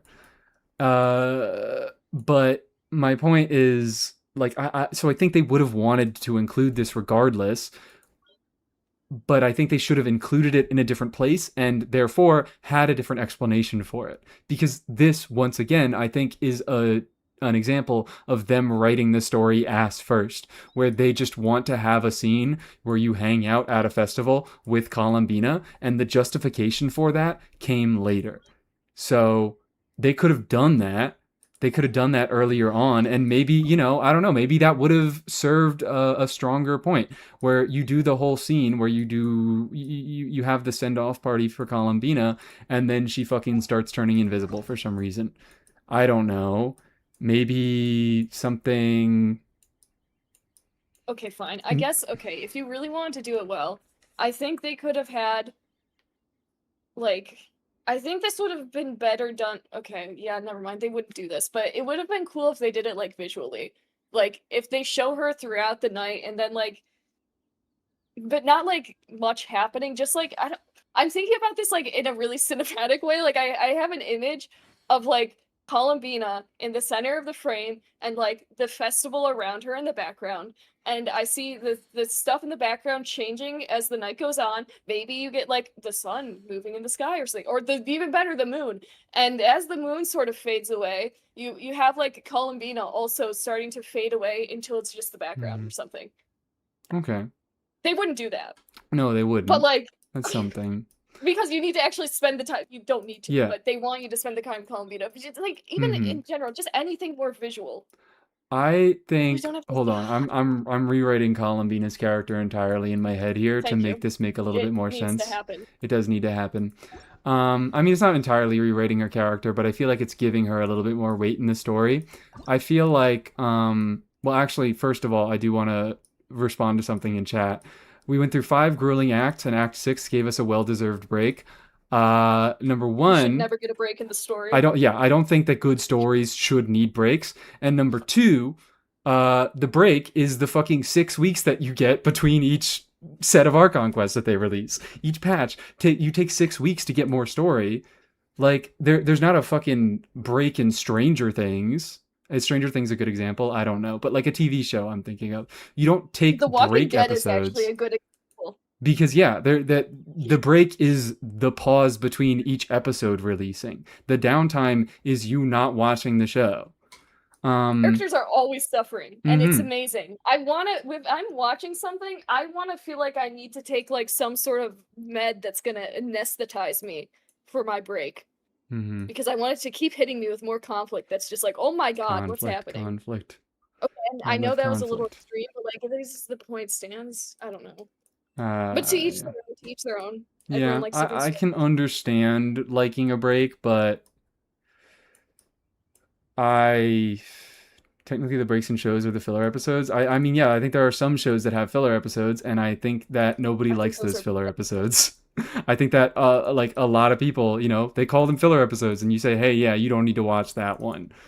Yeah, filler episodes are just, they got lazy and they didn't know what to do. because Yeah. they wanted to make more money. Because from maybe one show. this show is on a weekly production schedule and we need to get something out. It's So like let's do every something that's episode. easy to animate or easy to produce. hmm Like It's that every is episode of the Supernatural reason. past season 3. All filler. Sure.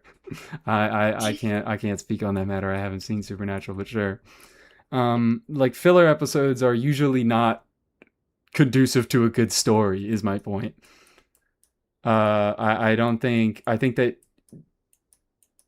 if, honestly, I think that certain stories, certain good stories, force you to take your own break.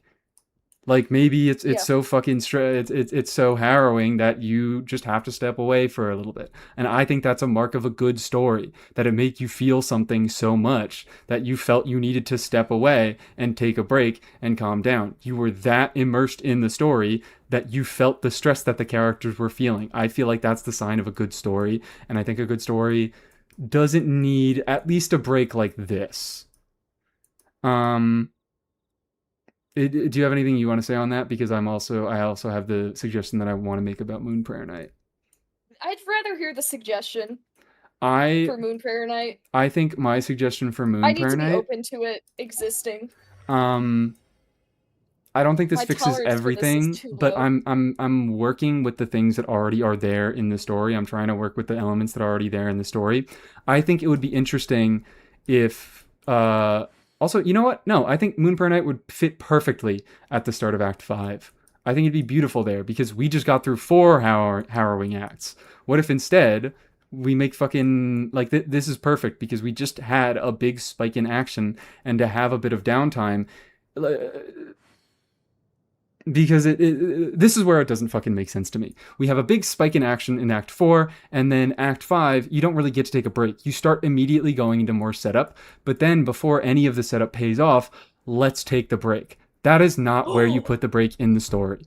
I think that the break goes right here, and I also think that for the break to make sense in the story, it would be interesting if the story went somewhere along these lines, where the Moon Prayer Festival, maybe something happens there where Columbina is reminded of her status as Kutar. She is reminded of her existence as Kutar. She knows that she is looked up to. She is revered as a god among these people. And she... I don't know exactly what method could get her there. No, this is good. This is good. I can build off of that. Yeah, but No. I'm just gonna I'm gonna get the basic idea out there, and then maybe you can Yeah. add some other stuff. Something about the Moon Prayer Festival, because it is a festival that is celebrating her existence as a goddess, and that is a central conflict in her story, that she has an identity as a goddess, but not an identity as a person. People see her as only a goddess, and I feel like Moon Prayer Night could provide some sort of incident where she's like, oh my god, these people don't see me as a person. They only see me as someone to look up to and revere and to ask things of, and that's what triggers the fading. Because she doesn't truly feel connected to Nod Krai, because she sees that the people still treat her as some otherworldly being, and she can't work with that. Yes. So I think that would provide us. Sorry, I'm just gonna get my final point out here.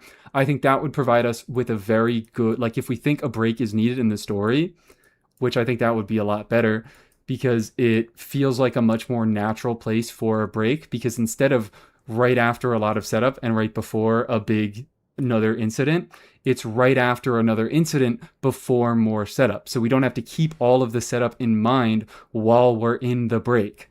I think that's the big issue, is that we take a fucking break after we do the setup, and then we have to remember, oh shit, yeah, all that setup happened for the big event happening. So I think it would be a much better place to actually give our brains a break. We would have a lot less to think about, and it would actually provide meaningful value to the story. It would connect Moon Prayer Night, and it would make it an actual important event to have happened. Do we want to keep Moon Prayer Night as a break?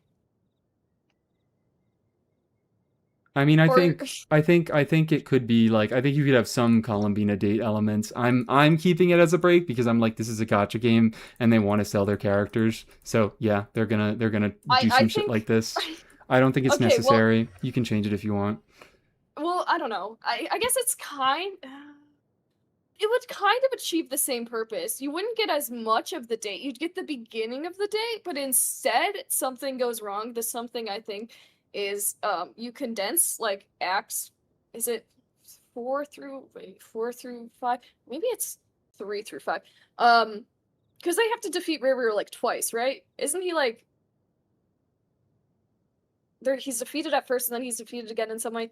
Or maybe they could. If you Did don't, they? I think because there was like his pieces were like scattered everywhere, right? So I Yeah, but that want was them to someone make it else. look like they defeated River at some point, Okay. but we know that he's not actually fully defeated, and so they could sort of just like build that up throughout, showing little hints if they changed POVs, which they don't like to do, but they Hmm. should. And then we get to Moon Prayer Night, Or they and like we're to do like, it too much. oh, these characters are too at ease right now. And you just like sort of know something's wrong, and then it all hits, and then she shows her goddess powers. She just throws him through Moon Portal or whatever, and everyone's like, oh my god, cool goddess, that's all you are, or whatever. Mm-hmm. It's not Okay. fully developed, but like, Yeah, is yeah. it too much to ask that someone develop it? It's no, I'm with that. I'm with that. Hold on. I wanna look at chat for a second because they're saying some interesting things. They're saying some responses. The conflict of going back to the moon was the point of Moon Prayer Night, I think. What? I didn't sense any conflict at all in Moon Prayer Night. He said most of the setup is paid off before in Moon Prayer Night. Most of Act 5 is getting Vina back, and starting Act 6 pre-Moon Prayer Night, she comes back.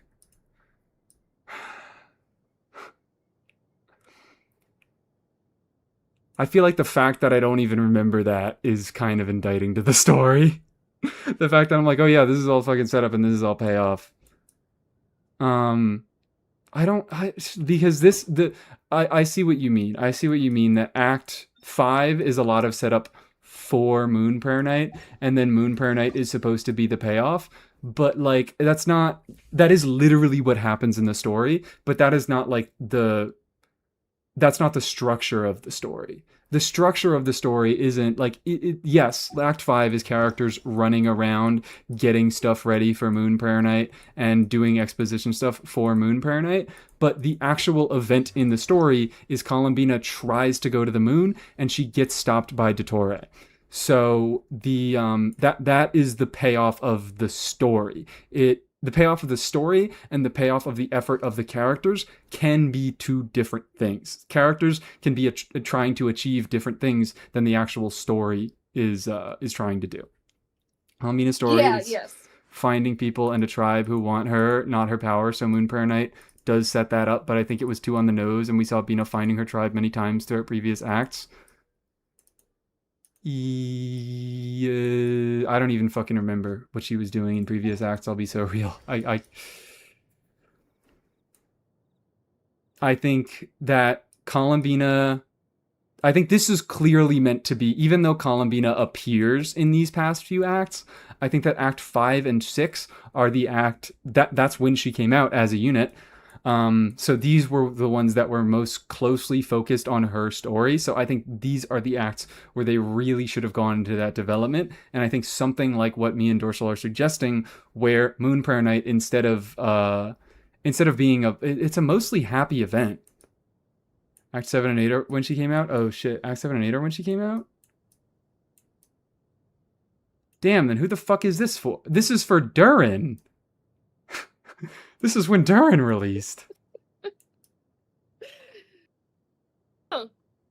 Either way, we're trying to let them preserve the date by restructuring how the events happened so that it makes more sense narratively and feels better.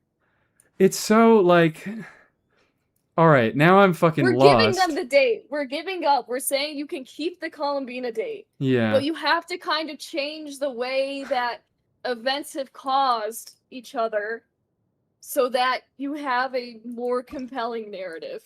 Yeah, because now I'm Then remembering. you get to the same place that you wanted to start off getting to. Jesus Christ. Because, so the big event that they had in Act 6 that they were trying to get to the entire time is Columbina ascending after Moon Prayer Night and then getting fucking cock-blocked by Dottore. So now I'm just wondering, how do we get to that event?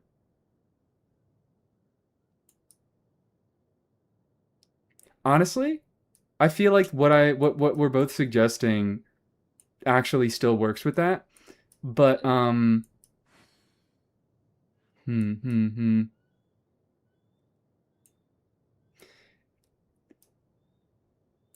feel like okay. Hold on, I'm coming up with some ideas.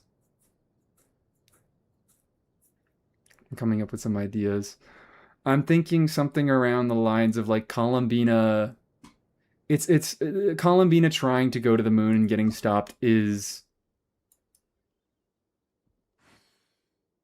I'm trying to think of things, but then I'm like, where does Dottore fit into all of this? And he doesn't, but he also doesn't even fucking fit into the story as written. So I feel like We have to really restructure this, I'm saying. You have to restructure so much, and you have to rewrite it. The story doesn't even fucking make sense as is. See, this is why Natalie was better. They rewrote it. They rewrote it. they gave it a second draft. They gave it a second draft.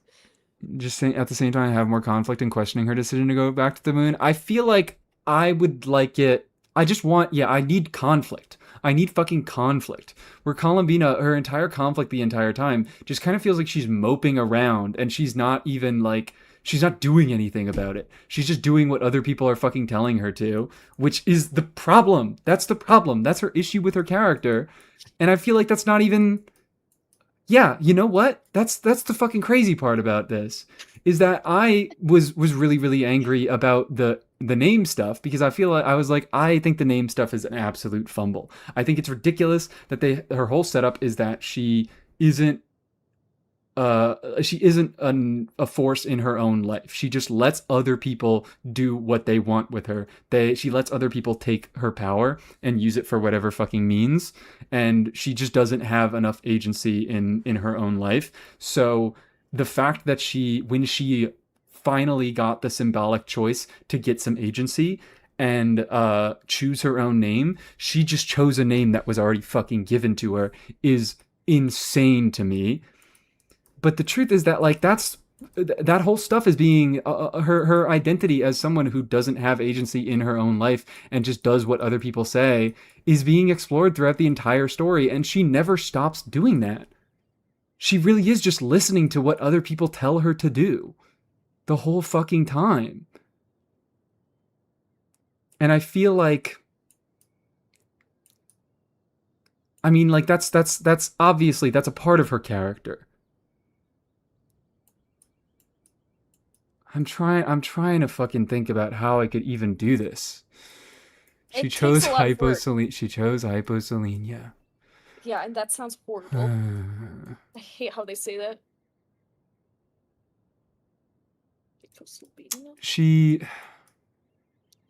The thing that I'm have working in my head right now is that Moon Prayer Night acts as an inciting incident where she starts to find community in these first few Archon quests, which I think Aqua mentioned, but I frankly don't remember much of it. She starts to find community in the Traveler. She starts to find community in Lauma, and she's who else fucking talks to her? There are a few other people involved in the Archon quest that begin talking to her. So she starts to meet people that do treat her as a person.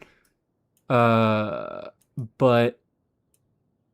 obviously, we need to set up some sort of conflict to be resolved over here. Because I feel like we want some interpersonal... Ooh, bug on screen. Yeah. Got it.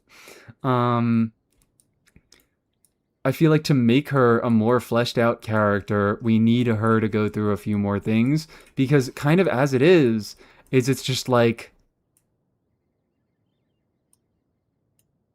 she starts out sad. She starts to find community through these first few Archon quests.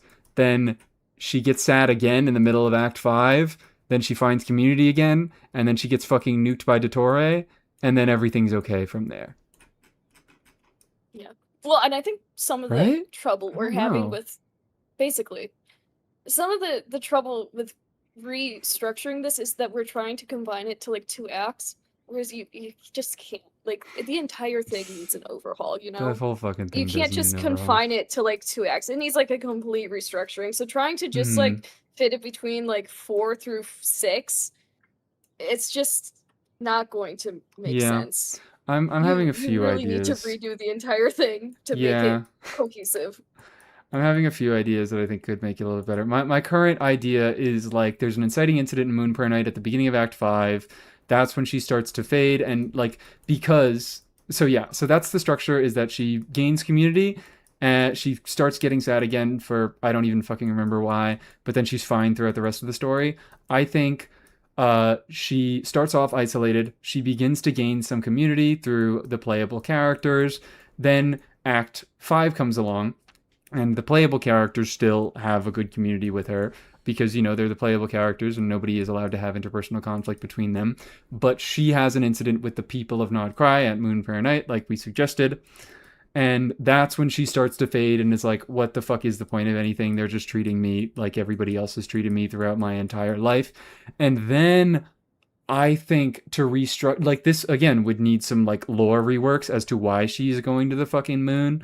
But I feel like this would be a much better incident if instead of every one of the playable characters is spending Act 5 setting up Columbina going to the moon. I think instead it would be nice if we did something like she is starting to go rogue because she's fucking going insane and she's like, oh my god, people are treating me exactly the same. I'm losing my mind. And Act 5 is now we're more actively looking for Columbina. We are afraid for her. And then Act 6, she chooses to go to the moon of her own volition to abandon Nod Cry. And that is where Dottore steps in. And maybe then we realize that he had something to do with the initial incident in Nod Cry. So she is beginning to gain community, but then Dottore does some destabilization stuff and makes her freak out, and that's how he catches her when she's trying to go to the moon. Like it's much less of a structured thing that everybody wants for her, and she is trying to escape. I think that would do more for her character because I she like that idea. overreact like she reacts poorly to, I don't want to say overreacts because I mean she as much as I don't like the character, she hasn't fucking had an easy life. I would hate to be Columbina.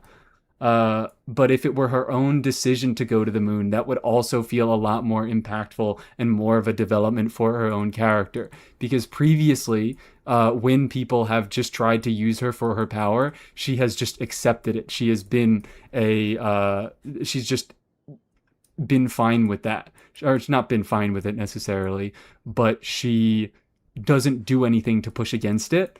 And this would be a meaningful development of her character if suddenly she goes invisible and runs away and tries to fucking launch herself to the moon because she is so miserable that like she thought she was gaining some friends and then some incident happens that destabilizes her. I feel like that would provide so much more to her character. I feel like it would be a more engaging story. And it would honestly feel like Dottore's inclusion makes a little bit more sense. If It's like I definitely a mean, more like a smooth way of introducing him yeah, to the picture. his whole fucking thing is clones, right? Yeah. have some Dottore clones dressed up in weird clothes, like in Nod Cry native clothes at Moonprayer Night that are like, oh my god, wait, that's the goddess Columbina. And then that acts as the incident where all the other citizens start going, holy shit. Holy shit, that's Columbina. And that's what sets her off. And then I don't know what the fuck to do with these acts. I don't know what the hell to do with these acts. You don't want to go through the. Oh wait! Oh my god! That's not even. Holy shit! There's so much left. There's not so much. There's only 2 more after this. Well, I mean, there's so much that happened just within those 2. Well, not so much, but so much that I don't remember. But I'm now remembering is happened in those acts, which is the following the Columbina through the moon's reflection,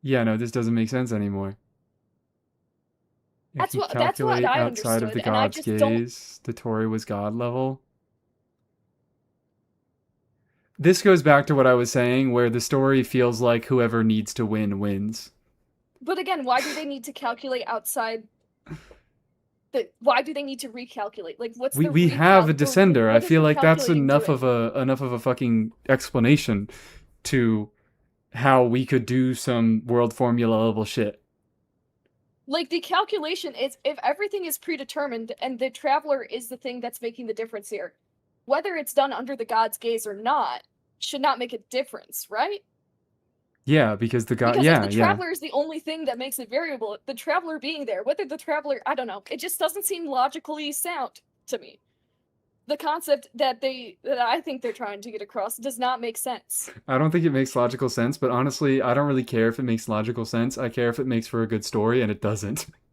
Yeah, I It care if doesn't it at makes for all. a good story and makes logical sense because this seems like such an obvious flaw that I just can't get over it. I think it. I mean, yeah, But that's not because I'm always thinking about fate and predetermination. I love that stuff. So not this could just be a me issue, but you're right. This is about the story. I, I'm getting carried no, away. I think that this is meaningful stuff. Like I think getting lost in a story, or like getting losing interest in a story because it doesn't make sense, is a completely legitimate thing. I'm just not someone who, like, I am willing to accept ridiculous nonsensical things as long as not as long as they make, because No, obviously there's things different making degrees, sense, yes, you there's know? different degrees to it. Yeah. Things making sense, you need things to make sense to actually have stakes for a story. And I guess I'm kind of agreeing with you on that point, because it just feels like the world formula removes all the stakes. Because I'm conceptualizing it as, this is the book that tells us everything that's going to happen in the world, and because we don't know how to get Columbina back, we need to find the book that tells you everything so we can figure out how to get Columbina back. And that doesn't make any sense and makes for a bad story. I think those two things are they separate from each other? I don't know. But I think both of them are at least true. Fate isn't controlled by Irminsul, so the Traveler Plus World formula allows them to get accepted by the world rejecting her.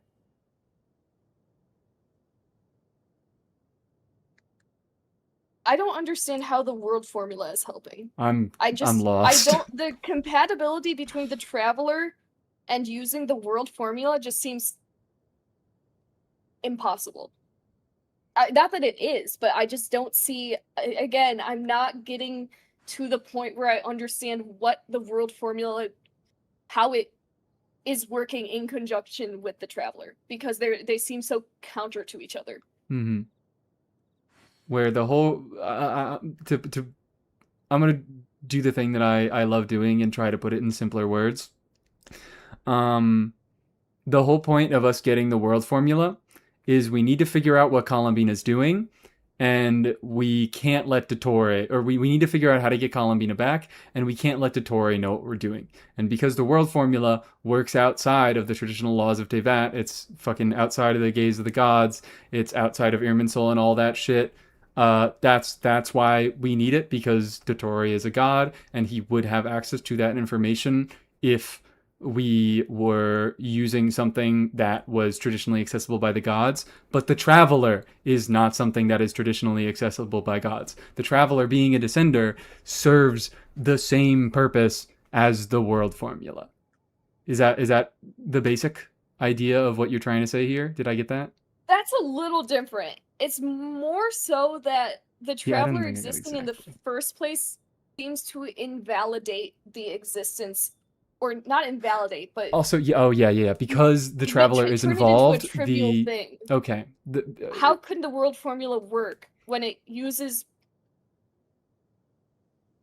when it can't predict the Traveler, and the Traveler is involved here? Yes, when it does not, when there is a variable that it cannot predict. Yes. I don't get it. Yeah. Also, okay, all right. So that's what it is. Okay. So the world formula is supposed to predict everything in Tevat, or everything from Tevat, and the Traveler is not from Tevat, but the Traveler is instrumental to saving Columbina. So how does the world formula account for that? I wish I knew because I love the Yeah. idea of a world formula so much. It's such a fun idea. Basically, Avengers Endgame, and this was the one way the heroes win. Yeah, and I hate it. Because it doesn't make sense, and it's not a satisfying story. But I don't think we need... I feel like...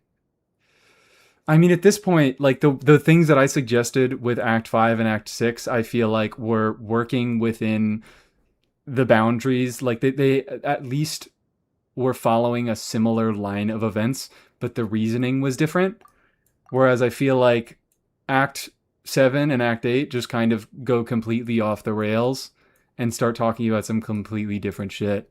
And I'm like, the story that I would like to see from these now just doesn't fit at all with what's going on here. I see what you mean when you're saying, yeah, you can't just rewrite 2 acts and it's better. Yeah. Because it obviously affects the... I think that these just need cleaning up.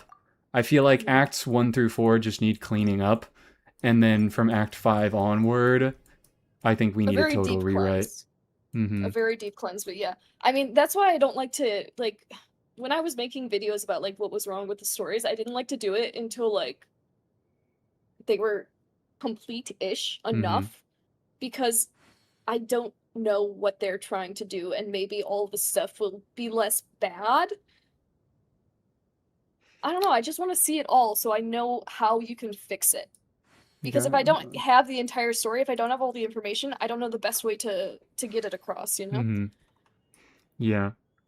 Because I'm just like, at this point, I'm just like, ditch the world formula. I think the world formula is terrible for the story. Yeah. It doesn't make sense, and it removes... It just removes all the traditional stakes that you could have in the story, where it's just like, Columbina's lost, and we need to find the thing to get her back. Let's go find the thing. Guys ever wonder why we needed Tori to bring down, or why we needed to bring down the moon, why we had to fight Tori, why Polonium needed to be sacrificed? It's because those events were needed to bring Bina back. But why were they needed to bring Bina back? Just because we said so? Right? I hope. Misinformation. I hope think misinformation. This was not written. Because with why? Anything genuine in your heart. I hope. I fucking hope this is. I hope this is rage bait, because I've been baited. Because why the fuck, like, because those events were needed to bring Bina back. It's an ass pull, basically. Okay, yeah, so...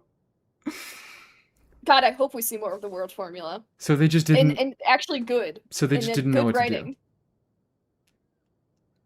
I do love the idea of the world formula, Sandrone so still it makes has me the sad. world. I thought maybe people would be able to explain it in a way that makes sense. Nope. Sandrone still has the world formula in her, so it ain't going away. Well, then I fear the story is going to continue to suffer for its existence. No, I have hope. It could be cool. It could be cool. It could be so cool if they just do it right. That's all they have to do. They just have to change their entire philosophy for storytelling that they've had for, like, the past 6 years or whatever. It'll be so cool. Sandrone calculated a different turn of events from original Fate using Traveler in the world formula and saw these events happening. Oh, dude, That also just sounds like an ass pull. That yeah. has to happen. That's still like that still doesn't fucking make any sort of sense. That still doesn't make any sense. And I'm so upset because I like the world formula idea. It's just like we're just saying words. We're just saying the names of characters at this point. Yeah. Like, because the Traveler isn't like, oh, one thing changed. The Traveler is the variable. It's like, it's not just the variable that changed something, it's the variable that can change things continuously. It is a variable that cannot be calculated. It is a constant variable. And I just... yeah. I think that the world formula was a fucking bad decision to bring it in here. I think that it's fine for it to exist in the lore. I don't think it was a good idea to bring it into the story. Have you considered its bad convoluted writing? I have indeed considered this. I think that's what we've been considering for the past fucking 3 hours. Every moment that I think about this story. Pulled the moon into Tevat to tie it to Tevat's fate. How does the You know what? Actually, that's I think that's something. That makes a little bit of sense. That feels like it has some basis in what we know about Tevat. I can at least give them that much. Traveler infinite possibilities is smaller infinity than the world's infinite possibilities. A smaller infinity. Exactly. God, I Fucking hate that. exactly. I hate those words together. What they do changes fate. Variables don't just stay variables in the formula. They can be solved. But not that's not how the traveler works. And honestly, like, even if we do manage... The traveler cannot be solved. That's the entire point of the traveler, right? The traveler, I think so. Maybe we're wrong on this. But, like, honestly, even if you guys can explain this to us in a satisfying way, I still think it harms the story. Even if it does make logical sense in some way, I still think that it's a weight on the story. Because it's all just like... It really is just, we need to find the book that tells us how to bring Columbina back. And it doesn't lead to any interesting conflict. It is just, let's go find a thing, and we found the thing, and now we're gonna follow its instructions. Yeah, we just have to talk to everyone 3 times and we'll come up with a solution. We just have to talk to everyone 3 times. We just have to enter the world in the mirror and explore the world in the mirror. They can't be solved in perpetuity forever, but they can be... to break the immersion. It's like, oh yeah, it's intentional. Too convoluted and it breaks your immersion. Yes. They don't want you to like it too much. Man. This word formula makes me so angry. Why can't they just go back to writing Evangelion? They just do that every single fucking... I watched all but the 2 last episodes of that. What?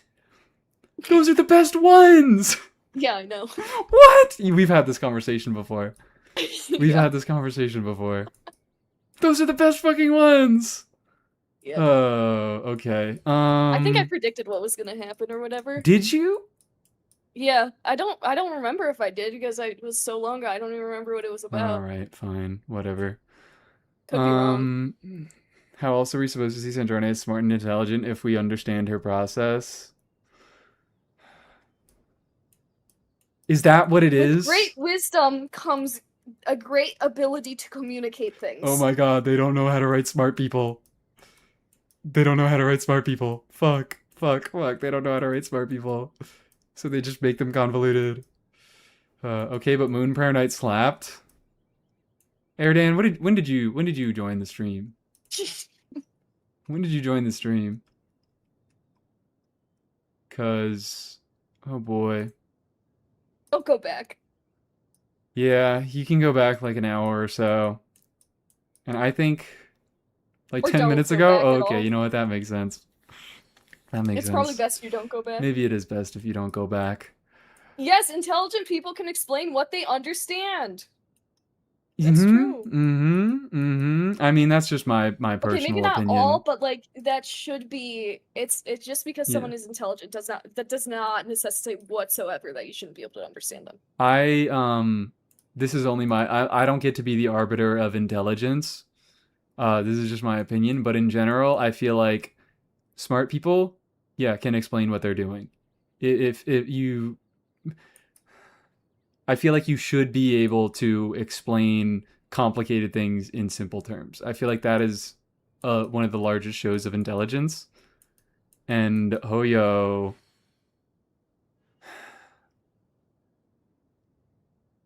Hoyo. We gotta have this conversation at some point off stream. This is a great conversation, but it's too tangential. It's too tangential. Is it? Because I feel like this just applies to all the characters in the Archon quest. I'm about to get into like theory on animal minds and stuff. Oh, okay, all right. Maybe that is a little too tangential. Unless you want to make it about Sheik Badgers or something. Sheik Badger. How do we make this about Sheik Badger? Y'all did just not like the Krai story at all? No. I mean, I did like it a tiny. There were pieces, there were portions that I enjoyed. I don't think I'd be going through this whole thing and critiquing it if I didn't like a single bit of it.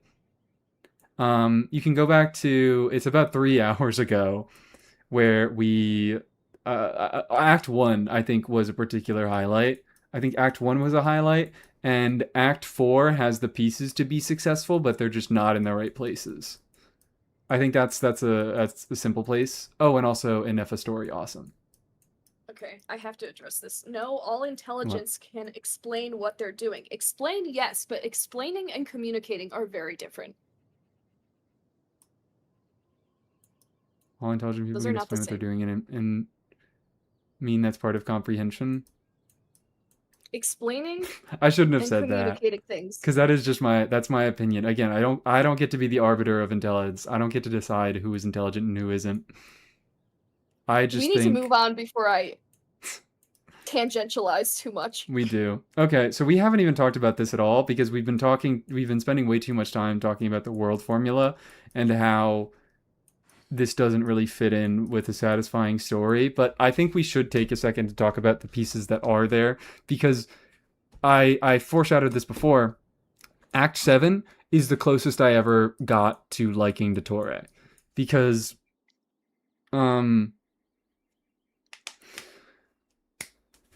Dottore. So Dottore, I mean, Dottore has a similar problem to many, many characters in Genshin Impact, many things in Genshin Impact, where they imply that something is going to be really interesting and has an awesome backstory and is really like fucked up and weird, because, but then they never can deliver on that. So when Sumeru first came out, we got a bunch of like, oh my god, here's some backstory.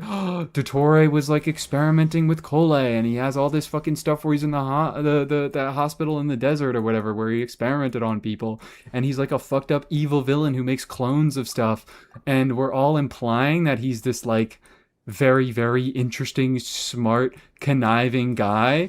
But then, now that we finally get to like face him more as a villain in Nod Cry, he's the manager.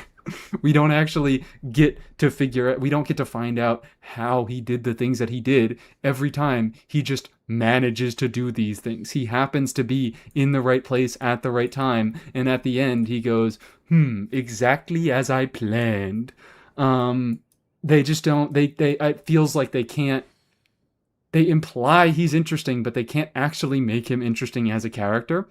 And Act 7 is the closest I think that they got to making him an actual interesting character. Because I think there are a few ways you can make just an irredeemably evil motherfucker an interesting character. Number one, of course, you can... there are more than this, but I have two main ones in mind right now. Number one is that you can explain how they got this way. You can show their backstory and show why they are like they are, which is what happened with Rerir, and why I'm a big fan of Rerir and a big fan of the Rerir parts of Act 4. Because that motherfucker is irredeemably evil. He is doing some awful shit, but we go into his backstory and we're like, okay, I don't agree with you. You shouldn't have done the shit that you did, but I at least can understand where all of this stuff is coming from. I can understand how all of this grief resulted in what he is doing in the modern day. Or you can just make a fun character. You can just make a motherfucker who is evil for the fuck of it, who just loves being evil. I think the first one is, I feel, a more engaging way to write a character, but I'd be fucking lying if I said I didn't like Disney movies, if I didn't like early Renaissance Disney movies, where the villains are just evil motherfuckers who love to be evil. And I think Act 7 is the closest we got to that, where we have an entire section of Dottore just laying out his plans, because he fucking loves being evil, and he loves explaining exactly everything that he did to get to the state that he's in. He just loves bragging about how fucking evil he is. I have been quoted saying, give Dottore a musical number. Show that motherfucker. Just show us that he loves being evil. Show us that he is in this shit for the love of the game. If you can't explore his character in a meaningful way, if you can't tell us why he is the way he is, you can at least make him enjoyable to watch. You can at least make him I'm repeating myself over and over, but that's my main point. Is I those there are obviously more types of villains than that, but those are the first two that come to mind, and those are the two types of villains that appeared in this Archon quest. And this, I think they got really, really close to doing that in Act 7 here. I actually think Pantalone is maybe a better example of that type of villain that is just kind of in this for the fuck of it. We'll see how that character develops, because, you know, maybe they're just doing the thing again where they imply a character is more interesting than they are and then don't follow up on it. But I think Act 7 was a really, really good example of Dottore just loving being evil, doing this shit for the love of the game. Do you have anything to say about any of this? I'm not okay. One, not thinking about the world formula. Not thinking about. Not thinking about the But world yes, formula. I do think of okay. I don't think Pantalone is going to end up being just evil for the sake of evil. Probably because, not, but I can have they hope. had him say the one thing where he's like, "Oh, why should?" What was he saying? He was something about like, "Why should the gods determine like who is ambitious or whatever, who gets a vision or something?" So obviously he's going to take part in many philosophical dick measuring competitions, as I think they might have been better off doing with Dottore, because he sort of just like is doing stuff, but the significance of burning Irminsul just feels too thematically important to the story they're trying to tell, that I feel like we need to understand and really dig deeper into that concept, which is why I hate Nahida. But I need people to question, is this actually a good thing? Is this actually a good thing in this world? Like, and they just ignored that, it seemed. It was like, oh yeah, we're gonna bring it up. We're gonna say the question maybe like twice. I mean, like, of all people, the Harbingers should be some of the people who are questioning that shit the most. The Harbingers should be having the biggest problem with this stuff. And I think Dottore starts to get into that. He doesn't do very much interesting with it, because at the end of the day, I feel like he just ends up being a power-hungry guy.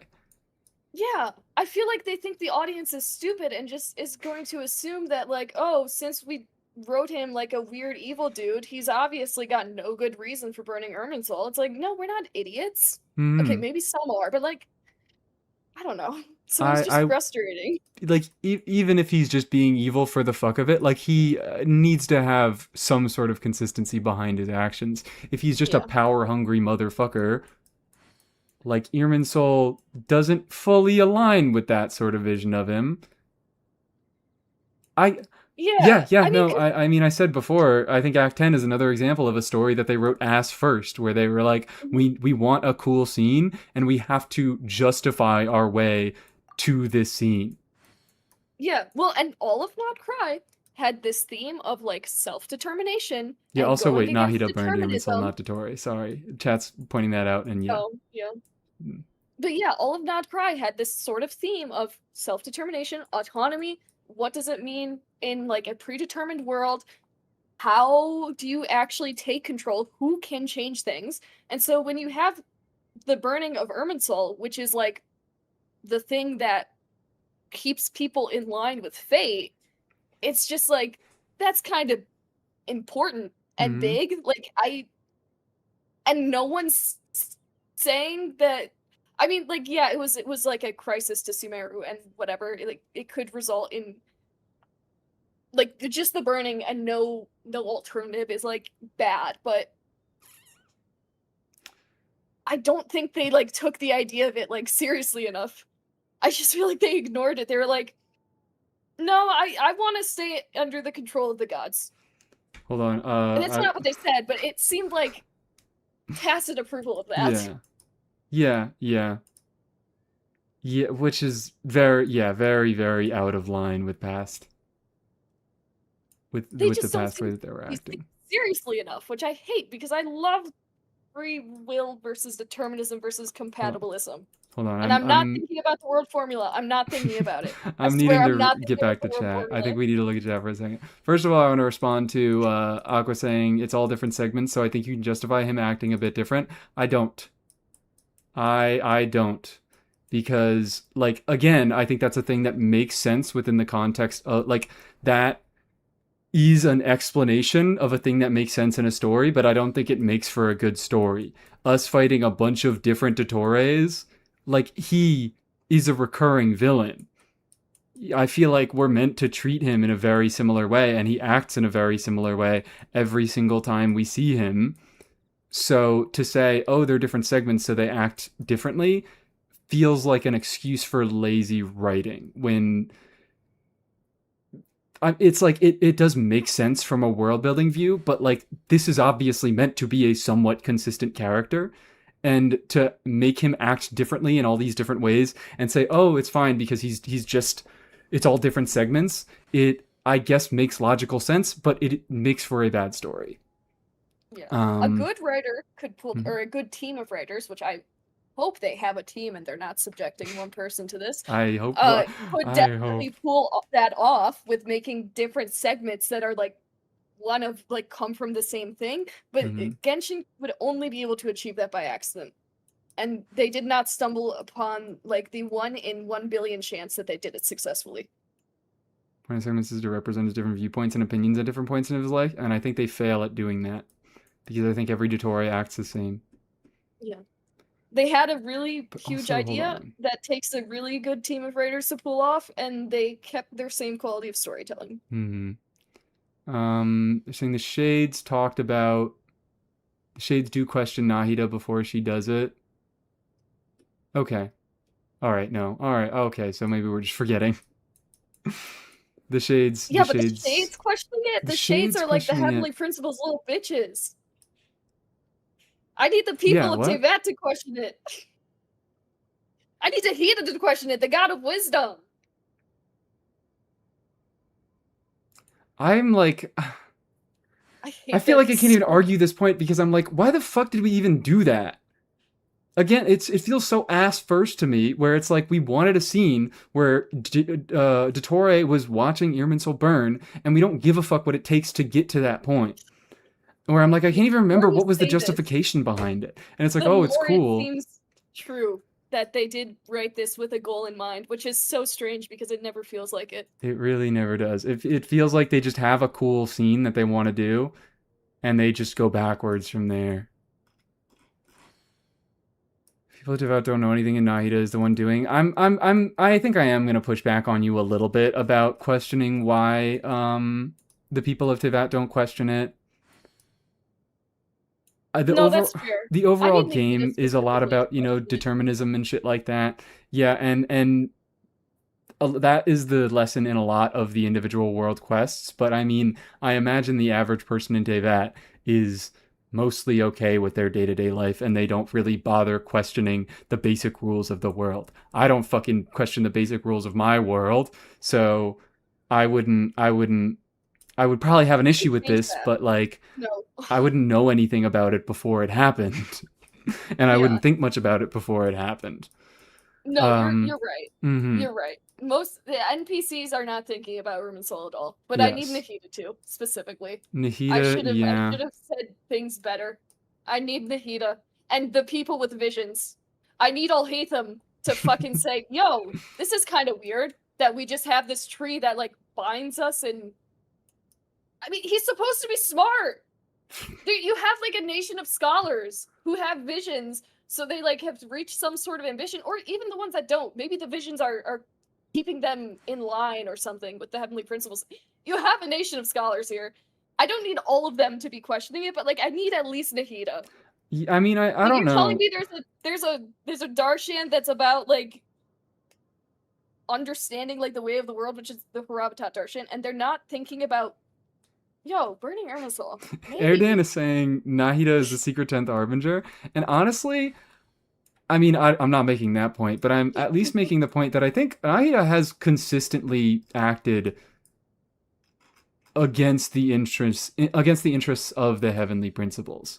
she's already defied the will of Irminsul once when she saved that storybook to give to Wanderer after he got erased from Irminsul.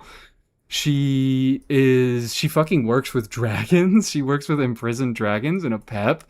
Um, I think that Nahida is a somewhat even though she is an archon, I think she is acting in subversive ways to the heavenly principles, and this is one of the things to show us that the heavenly principles are dead fucking asleep and not doing shit right now, because one of their archons is consistently acting in such direct opposition to their goals consistently.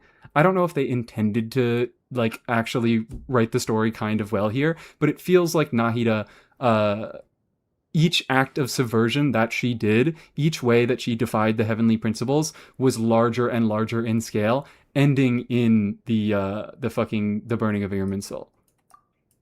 Yeah, that, you know what, that I is think it's fair. consistent for her character. Yeah, I think it's consistent for her character, but yeah, I don't think it's necessarily an issue with her character. I think it's an issue with, like, is this supposed to be believable as the god of wisdom? Is this really someone who is wise? Because yeah, she works against the heavenly principles, but like that just reminds me of like I don't know, it's like I don't even, yeah, I don't want to phrase it that way, but it people can have the same goals and people can understand certain goals that they're trying to get to more than the people who have the same goals. I don't know. No, I do have to use this example. I'm thinking about like, because never mind. I don't want to get political. I don't want to get political. Okay, all right. We don't want to get political. I'm gonna stay away. I'll stop. I really do want to. I want to hear what you have to say. I want to hear the point that you're trying to make. No, Chipapa, we should not get political here. I mean, I don't know. I'm not saying that I never get political. Overtook me for a second there. But I don't know what you're thinking about right now, so I can't endorse it. It's not like political, but it involves politics, so I'm just not even gonna go there. Because this is your stream. You say your stream. I need to. Did you not have another example? Can you not think of another example? People who have the same goals. That one is so at the front of my mind right now. So I can't think of anything else right now because it's so at the front of my mind. Since it's like. To a poll on I thought of the example before I thought of the. The people want to hear it. The people do want to hear it. I'm not ruining your stream. I'm not ruining. I don't think it would. I don't know if it would ruin. It's better not to risk it. It's better not to risk it. I'm not gonna force you. You see the things that happen in my chat. I'm not gonna force it. I'm trying to comprehend what you're saying here. There are different people. You could decide. I mean, sure. You're okay with it. Sure. Sounds good. Good a solution as any. Okay. This is gonna take. Boom. What was I even saying? Oh yes. Okay. People who have the same goals have different understanding. Yeah. Now this is becoming about. This is Nahida discourse. we've delved into Nahida discourse. Irminsul didn't really determine the fate of the world and simply records what came before, and that was more the constellations and stars in Celestia. So Irminsul being burned isn't as relevant to the future, and so Nahida not questioning it isn't that big. Well, I don't know about isn't that big. You should question everything. Sorry, but I'm typing. Okay.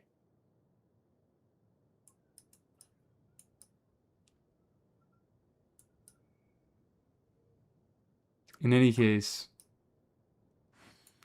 this Archon quest was written like ass. I love how we're just so beyond talking about that. Okay, I have to. I can't just say Archon quest is ass for 6 hours. Look at boring. Irminsul is the archive, not the determinator. It's so fucking weird. Teyvat does have different laws. They were right about that. Because I'm thinking like all these different systems in place. I'm not thinking about the world formula. I'm not thinking about the world Oh formula. no! I'm not thinking about Don't the bring world it up!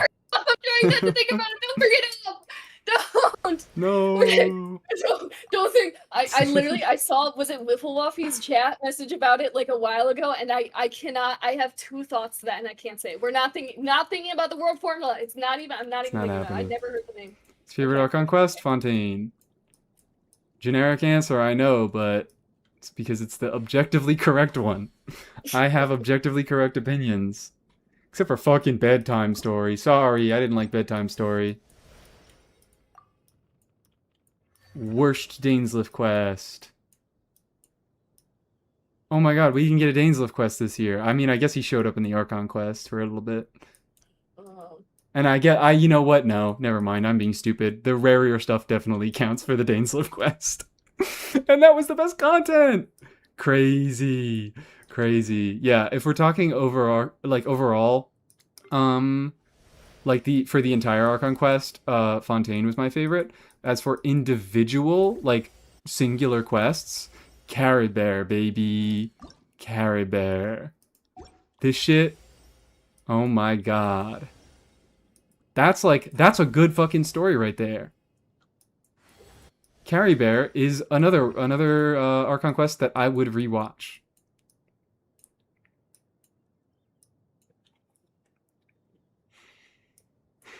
Space Hilda and Timeland for you is worse. What? Who said that? Aqua, are you specifically talking about rarier stuff? As for story quests, I mean, I think story quests are pretty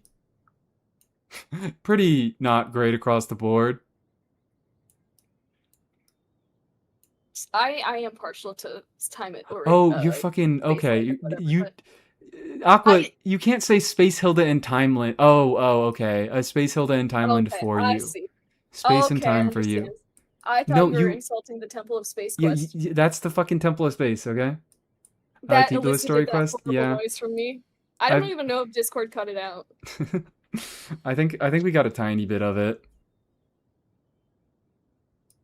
Okay, I sent you the thing. I don't know if it was explained all that well. I'm too busy thinking about not the world formula. Not the world formula. But I did. No, that's not. You're fine to say that. Okay, I just didn't. You're fine to I say was that. teetering close to politics, so I just wanted to make sure. You're good. You're good. Okay. Look, I'm the motherfucker who talks about people going out of their way to call fucking certain people who play Genshin Impact misogynist, and I'm like, you don't understand the game! You don't fucking understand the game! You don't understand how the whole thing is incredibly misogynist! Yeah. Okay, basically, right, you go. the thing I said, Nahida reminds me of the type of person who is supposedly very supportive of progressive ideology, but does not understand how systematic oppression works, and also does not try to understand. And I'm not saying there's anything wrong with these people, just that it does not seem like the type of person that I would compare to a god of wisdom. And honestly, kind of agree. Kind of agree. Because I feel like Hoyo writing tries to be subversive without truly knowing what is subversive. Because they do all this talk about I think that really lines up with your analysis of her character. There's nothing wrong with that. You're not a bad person if that's you. Or I'm not claiming now that there's anything wrong with people like that. She's still stuck in woke 1.0. That is a separate conversation. It's just I would not. There's so many women in positions of power, but that doesn't really change anything compared to our world. The gods of wisdom. Genshin, it puts women in places of power, but it doesn't actually meaningfully investigate how that would change the dynamics of a society. There are fucking so many female archons, and it's pretty much just same old patriarchies, but this time there's boobs. They put boobs on the fucking patriarch. The boobs are apparently the powerful things. Like it it only ever steps halfway onto being truly subversive. I'm trying to think of a good example because I don't just want to like say things without evidence. I don't fucking know.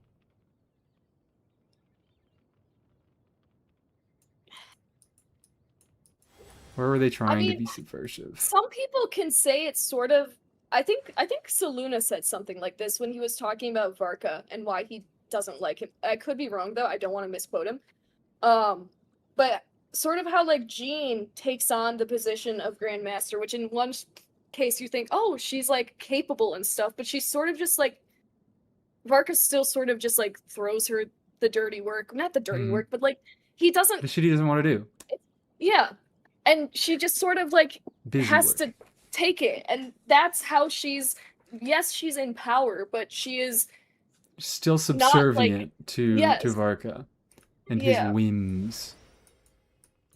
So it's like, oh my god, Mondstadt has this woman in a place of power, and oh my god, look at how effective that is, but it doesn't actually meaningfully result in any sort of difference. Varka is still the one who has the actual power, and he still exercises that power over Jean instead of leading alongside her. yeah. She's It's not like respected as a yeah, person. She's less. I feel like she's respected in word alone, but she's also thrown work by like a lot of different people just throw work at her. A lot of people, I mean Kaya as well. I think Kaya acts in a very similar way to Varka. It feels a little bit more acceptable to Kaya because Kaya is not the motherfucking Grand Master, but he's still a cavalry captain and he does push off work, and that does create more work for his more hardworking female associates. I see that I definitely see that read on Nahida. That makes a lot of sense to me. Because yeah, Genshin, it wants to be subversive, but it still feels very status quo at the end of the day. It is still very mass appeal. It is still very it doesn't want to challenge people's perceptions. Even though it creates a world that is visually or it creates a world that is superficially different to our own, where oh my god, there are all these different people who wouldn't normally be in places of power that are in places of power, but it doesn't meaningfully, I'm just repeating what I've already said, but it doesn't meaningfully affect the state of the world. yeah. That's I agree, which is so shocking given what I just said. So shocking? What do you mean? So shocking. I'm being you're being sarcastic and sarcastic. We're not being funny. sarcastic. I get it. Yeah. It's I'm being it's not funny. 11:23. It's nothing new. It's too late. I can't We've detect discussed the sarcasm. I'm Genshin not allowed. Quest for too long. Too long. I've gone fucking insane. This is what happens. You start slowly losing your soul. Is there anything that we want to talk about in the actual Archon quest itself? I don't even what the fuck happened in True Moon, dude? What actually happened in True Moon? Oh my god, that's when they do the big lore drop that's not actually a big lore drop. That's the thing where they're like, big lore drop. Yo, I think our sibling like piloted a spaceship or something. Also, our sibling was here once. I hate that. I hate that. I hate that so fucking much. When everybody keeps telling me, oh my god, wait, no, stop, there's a big lore drop here. And then I go and the lore drop is always, your sibling was here. They're not anymore, but they were at one point. And it's like, when the fuck do we get tired of this? When the fuck? When are we gonna get sick of this? When is this not gonna be enough? We've been doing this shit for years.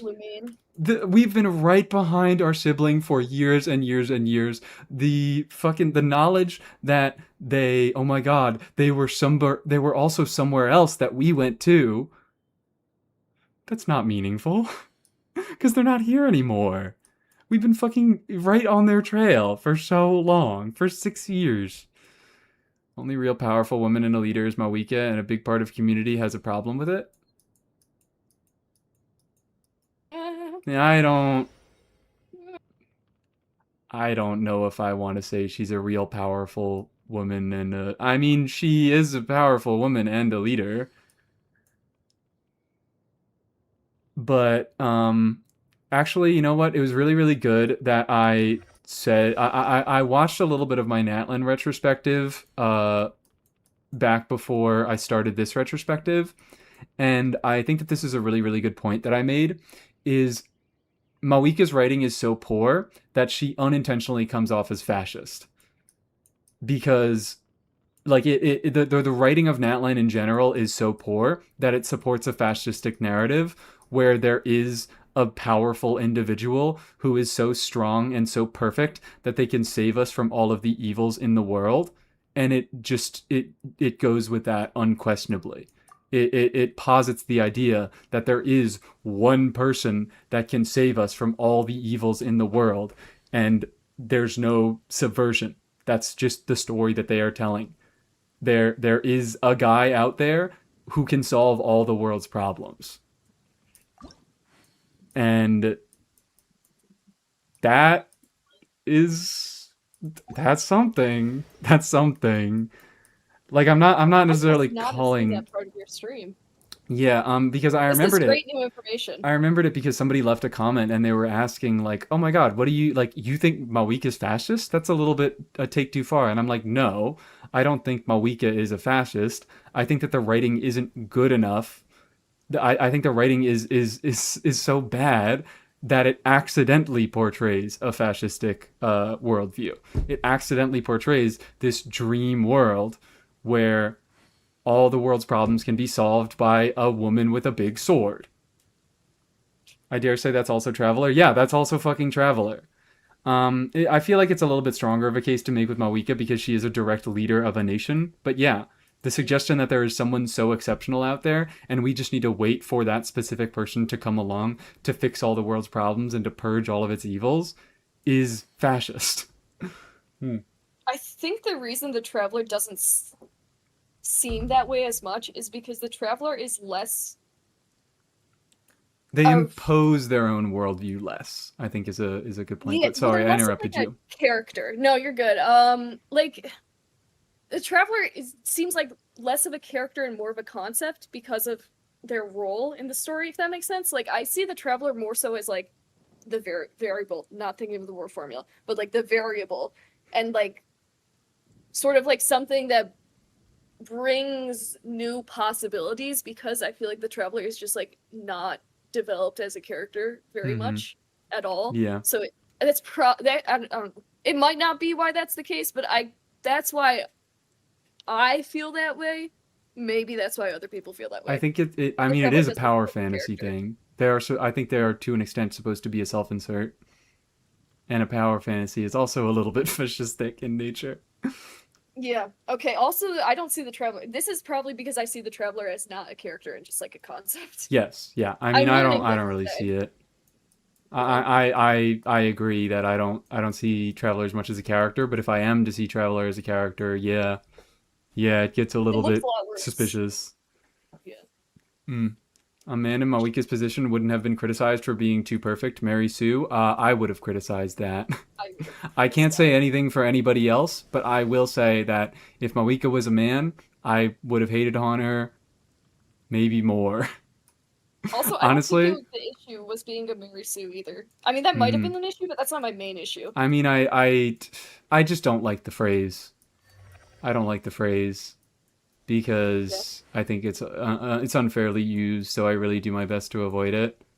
But I mean, I think she is a little bit too. She's a too perfect character, and it makes her uninteresting. And I mean, actually, you know what? That's another good thing that I remember about this Archon quest is I think Mawika's character worked way better for this Archon quest. When she served her purpose, she showed up, served her purpose, got the fuck out. Oh, She I was a have lot more questions. enjoyable as a You guys know character. the lore, right? How? Because this has been bothering me for so long.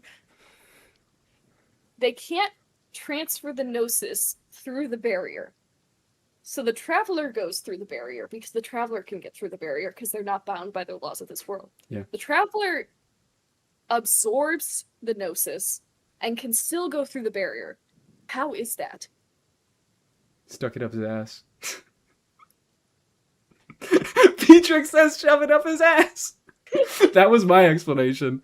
When I fucking did the Archon quest, I was like, oh my god, he put it up his asshole. Yeah, it was ridiculous. It was ridiculous. That's a real don't think about it moment. That I is was very really much a hoping there don't was think some about it moment. interesting implication in the world's metaphysics. I that we don't were going think to so. unearth from that. I think shoved it up his ass is the best answer that you're gonna get. Okay, alright. Same way they can absorb elements and still not be bound by the laws of this world. Yeah, I don't think it makes any physical sense. I think it's just like, deal with it. Tivat has different laws. And you know what? That's also, okay. I do I'm want to. okay with. Yeah. I just want to point out the continue. misinformation's meta that we do hate on Varka, and Varka is male Malwika. Varka is very much okay. male Malwika. I And didn't we know love that, shitting. but sure. I mean, I know he's a little bit more of a bum. But I also think I love hating on him. It's so much fun. Yeah. I He's do love just hating on him. the kind of person that's easy to hate. Mm-hmm. Also, I have come around to Moika. She's camp. She's camp. I still She's hate her. slay. don't worry. Yeah. I'll hate her in your stead. She's camp. She's slay. I like her. I mean, I still don't like the Archon quest, and I don't like the role she played into it. But now I can appreciate her a lot more when she shows up.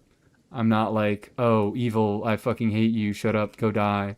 What do you think of Alice? I love Alice. I'll die for Alice. I will die twice for Alice. Because I feel like Alice is, the reason why I didn't like Mawika was that I felt like she was trying a little bit too hard to be cool, whereas Alice is embracing the ridiculousness of it all. But I feel like I can't look at her and take her seriously at all. So I'm like, whatever. I'll just adopt her into the camp category. I don't even hate Mawika because I think she was one of the worst written characters. And this is like not necessarily a good reason to hate her, but I hate her because I thought they might do something half decent with her character. Mm-hmm. And then it was like every other character. Yeah, that was sad. I hate it because they got my hopes up because I don't learn from the hours that I have spent doing these quests. To be fair, Fontaine came right And I before. have hope. Yeah, actually, you're right. Fontaine came right that's before. fair. It's fair to have hope. It was fair to have hope. You're right. But yeah, also, I love that Alice is a fucking little gremlin who just uses her her world-bending powers just to fuck with people. I do that shit too. She's too unbelievably camp. I'm too attached to her. Don't have high hopes for the Tsaritsa, please. I don't have high hopes for the Tsaritsa. I really do not have. Alice Alice is chill and silly to Torre. I was thinking today, I had this crazy idea that was like not even. Wait, okay, so I didn't watch the live stream. But I've been seeing people saying that the Tsaritsa is like the first in line of all the Conrians. Oh yeah. I was like, no evidence for this. Well, not much evidence. No, wait, is it the Hyperboreans or the Conrians? I get the two mixed up. It was the Conrians. It is the Conrians. Okay, everybody's saying yes, it was the Conrians. Because I still don't think they're abandoning all their biblical references in the Tsaritsa. I sort of had this idea. I was like, what if she's supposed to be like, and granted, they probably wouldn't do this well, but she's supposed to represent like a Eve in like an Adam and Eve sort of story, and I think that would like thematically tie in with kind of what they're doing of like, oh, woman uses agency to go against gods. Well, maybe not woman. They wouldn't really, but like that story is kind of like about using agency to go against a god's word. And like there's no evidence for this. No Just evidence like for this. that'd be interesting. I don't could think you it need more. evidence. I think a vibe can be enough. Yeah, no, The Tsaritsa will have pink hair. explain more, but it's not worth it. The Tsaritsa will have pink hair. I still also don't believe that she's not inspired by Alicia. There's She might not have the pink hair, but They love I recycling need more characters. evidence. Yeah, the Um, substantial stuff I know about each of them, they seem more similar than different. I mean, Mawika didn't die. Mawika is a Himiko, but she didn't die. Oh, yeah. So they're just recycling in Genshin. They're not wholesale reusing like they have in the past, but they're recycling. She's not a Himiko. Whatever the fuck she is. I don't remember the names of all these dumbass characters. I don't She's not a fucking know. Himiko?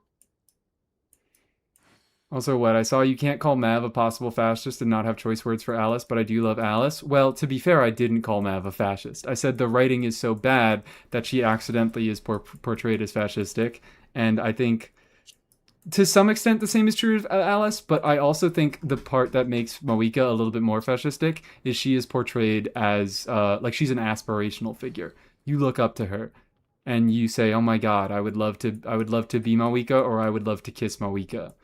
Because she's just so awesome and there's nothing wrong with her ever. And Alice is a little bit more of a haha funny trickster. I mean, it's not, she's not completely free of it, but there is significantly different texture in them. D-Luke is Himiko. Oh, my bad. True. Moika didn't die yet. I fear she's never gonna die. And if they didn't kill her in Natlan, I don't want to see her dead because I like her now. So they have to keep her alive. They have to keep her alive because of my whims. Is there anything else that we really want to be talking about here? Are we finally done? You didn't do Sunny Summer Fontinalia. I didn't do Summer Sunny Sun. What the You're fuck? not missing much. I don't think you'd be emotionally moved at all. Probably not. I was a little bit, but there was no reason I should have been. I mean, I didn't even fucking talk about what is it? What the fuck was this point? Oh, okay. That was the original way that I worded it. I'm just looking at some of my notes and see if I missed anything, and I saw a note that said anti-gun armor, and I was like, what the fuck does anti-gun armor mean? And I remember it's because I worded it in a different way talking during the stream, where I talk about whoever the story needs to win wins. So like, oh my god, fucking, oh no, Traveler and Flynn's are getting shot by a massive cannon. Oh, but they have anti-gun armor. It's fine. Or what was another example? There were a good few examples of this happening. But she's like, it's whatever. The thing is, they're gonna get too shot, many but it's fine. Think about one specific one. Mm-hmm. It is Peak Yuri though? Oh no. Do I have to get onto that point?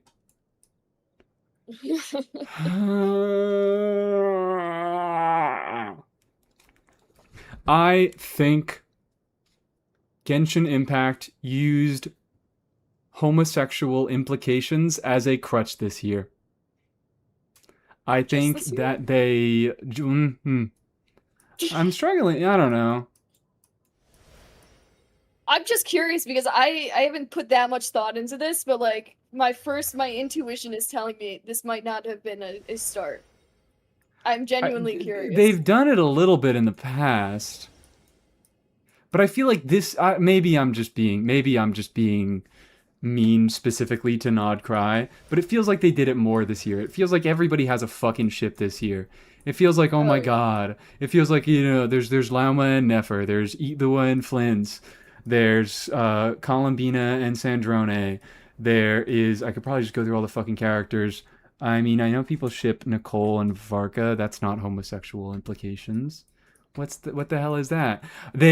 Oh my god. I think the reason why I think I noticed it so particularly bad is how fucking badly they were relying on it in this goddamn Archon quest. Every 10 minutes, we have to stop what we're doing and we have to go watch Alhaitham and Kaveh argue, guys. Isn't this what you want to see? Isn't this the fucking content that you people want to see? Don't you want this? Oh my god. And I'm like, we're just like, I'm fine with it every so often, but what happened is in this fucking art, it happened too much, and it just wasted fucking time over and over and over. Tay, I am not, no, I'm not saying queer baiting. I don't give a fuck. I'm not making the argument about queer baiting. In a million years, you won't catch me arguing about fucking queer baiting. I'm arguing over the fact that they are casting as many fucking nets as they can to try to catch as many people as they can, and it just slowed everything down because every 10 minutes we have to have some implication where Lauma is fucking doming Nefer, and I'm like, the first 10 times it happens, maybe, but like, what the at what point are we just wasting time? Sambina and Kavaitam are the true crutches of the year. Or the true drawbacks. Shipping is really blatant. Honestly, I'm like, that's what my thing is I feel like it took it way too front and center, where every scene where these two characters are together, they have to fucking make a pass at each other. And it just wastes time in an already bloated and meandering story. Did you talk about the goat Yehoda? She was the best thing of Not Cry. Yehoda was fun. I think Yehoda was fun.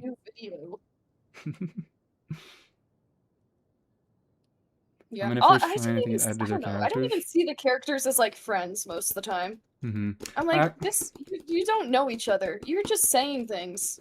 In a I don't way, know what's- in a weird way, I think I do kind of agree that Lauma Nefer was a little bit better, because there felt like there was a dynamic that served the story there, where Lauma was constantly pushing Nefer beyond her her boundaries of comfort to, help for the greater good. Because Lauma is the fucking benevolent one. Lauma is the goddamn priest with healing blood, and Nefer is a piece of shit who fucking smuggles goods. So it like, these characters having a relationship to each other made it so that Nefer's actions were a little bit more understandable, and it felt for a little bit of a fun dynamic, but I still think they did it a little bit too much. It was happening like every single scene. It was Nefer's being resistant and Lauma's being nice, and Nefer's being resistant and Lauma's being nice. And that could have led towards some meaningful character development for Nefer, but it never happened because they just wanted to keep that exact same dynamic the same. And for everybody else, I think it mostly just removed. Like when fucking, I don't even remember when this was, but there was some situation where like it was right after Nick Fury held an Avengers meeting, and they were all fucking getting together, I think like before fighting Dottore or some bullshit like that, and Itlua, who was not there at all in the scene, pulls Flynn's aside and is like, I'm concerned about you. What if you get hurt? You're keeping secrets from me. And I'm like,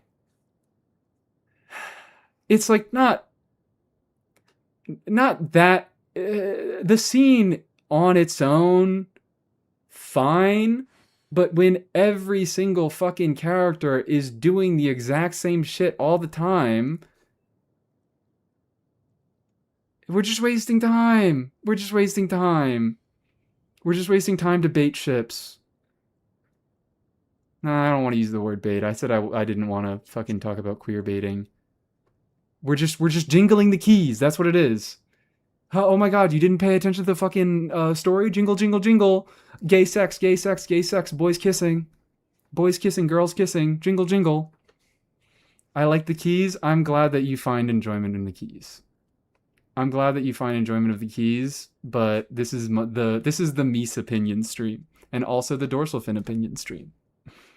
We'll need to normalize familiar friendships, yeah. I agree. Or maybe I'm just oblivious, but I agree. Most of the characters I don't even see as friends, though. Like I said, yeah. It just doesn't. I'm like, they don't talk to each other outside of the fucking Archon quest scenes. Yeah, I just like don't see any relationship between any of them. They just all seem like they're put in the same place. Mm-hmm. And now we have to work together. Nick Fury got the Avengers together, and now we have to all fight because we're the only ones with superpowers.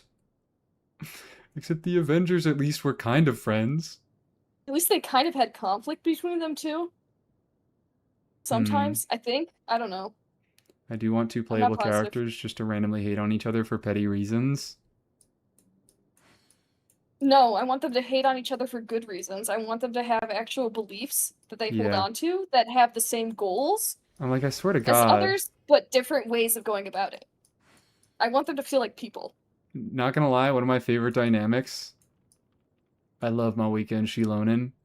Because for a little bit, it did feel like jingle, jingle, jingle, gay sex, girls kissing.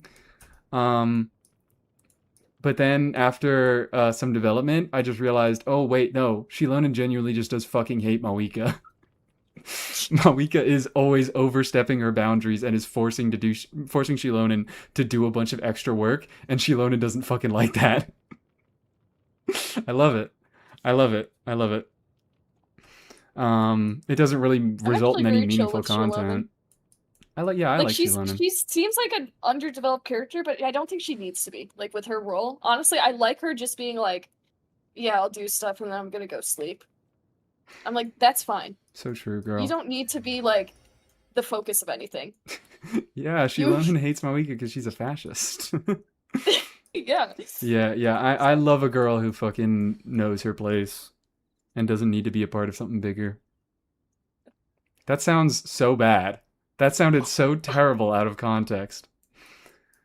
But, okay. Okay.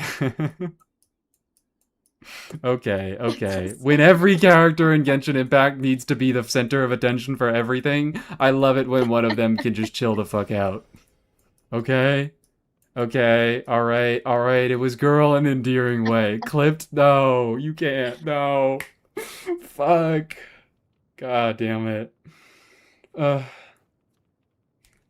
Alright. Yeah, let's cancel Mies. Mies didn't like the Archon quest. We found a way to cancel them for it. Yippee! God damn it. Okay. Yeah, I think that's most of what I have to say. I'm thinking about anything else. I very briefly mentioned that I just don't like. Did I talk about the name stuff at all? I think I've just briefly mentioned it, but I've talked about it a lot in the past because it really bothers me. Where Columbina's entire arc is about she hasn't had agency her entire life. I'm never mind. I already did talk about this.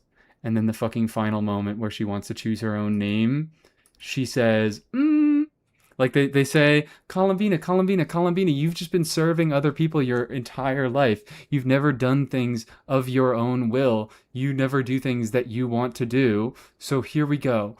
We're going to give you a chance to pick your own name. The ultimate act of self-definition within the real world and within the fucking laws of Tevat with how important names are.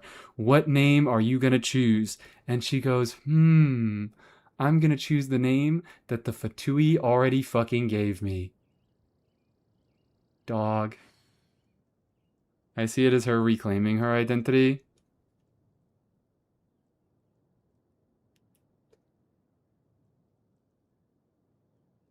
I don't think it works. I don't think it works. What are you hoping for Snezhnaya? I am hoping that Alyosha is cool.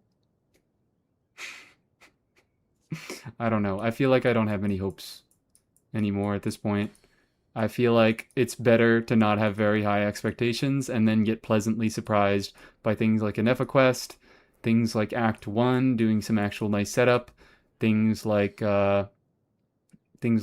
actually, you know what? The one thing that I do really hope for is I hope that they fucking follow up on this. I hope that they, I really hope that they don't just drop the burning of Irminsul.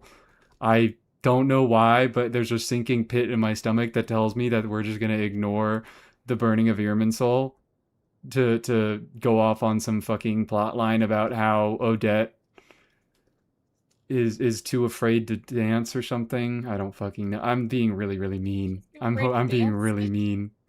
No, you're probably right. You're just being realistic. No, she's gonna be afraid of something else. You're using past experience to inform how you feel about the future, like what to expect in the future, that's just how things work. There's no way burning is left as is. I hope 'Cause this I is didn't even think big and about it, but impactful. now that you said you have this sinking feeling that they're not going to address it, I feel like you're kind of right. Because it feels like everything that happened in Sumeru was like a fucking side quest. Mhm. These two Archon quests just kind of felt like a side quest to me.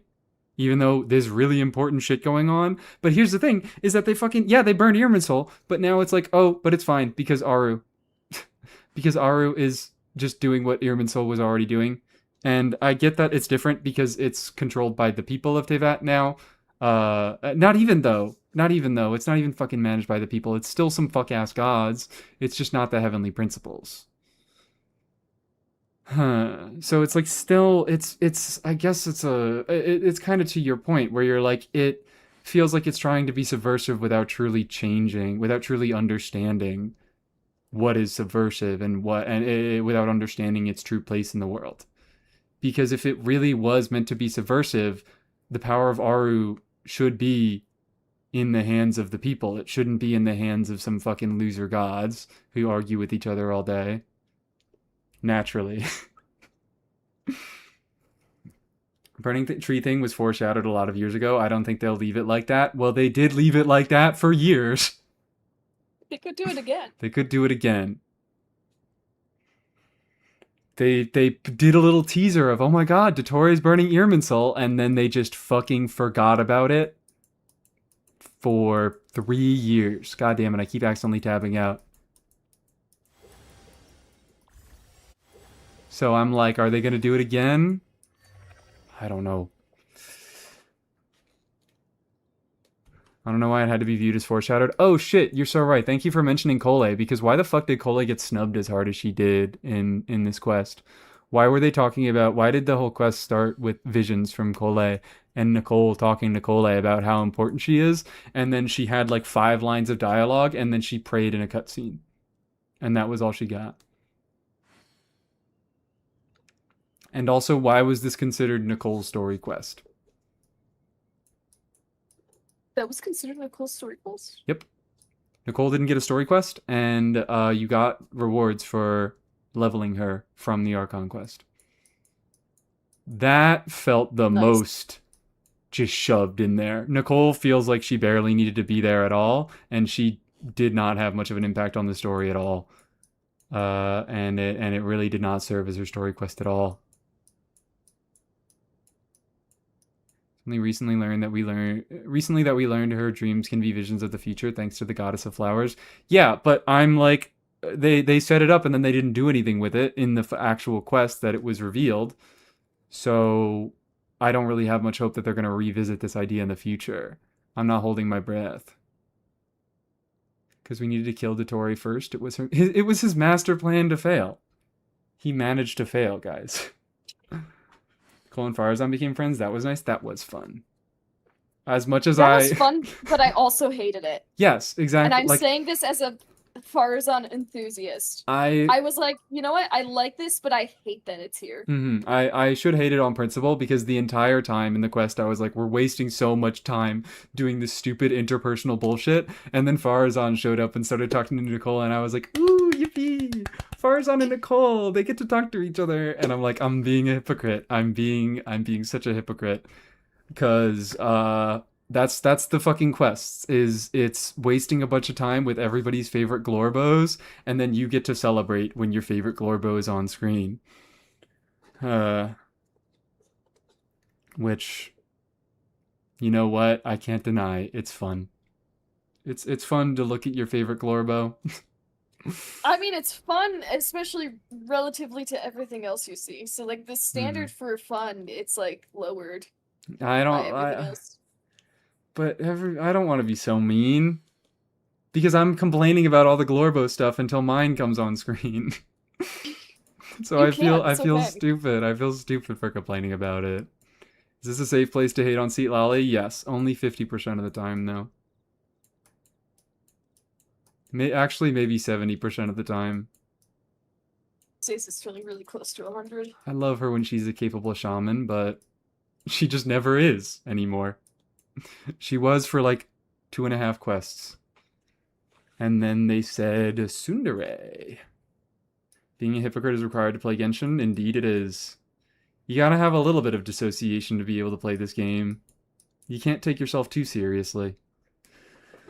Hated her on the Sandrone event because Jesus girl back the fuck off. Yeah, the Sandrone event is what made me punch up the 50% of the time that I hate her to 70% of the time that I hate her.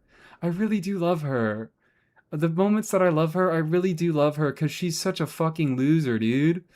She's such a bum loser, and I love that so much. But I don't want Farzan to have to go through interacting with Sealali. She deserves better.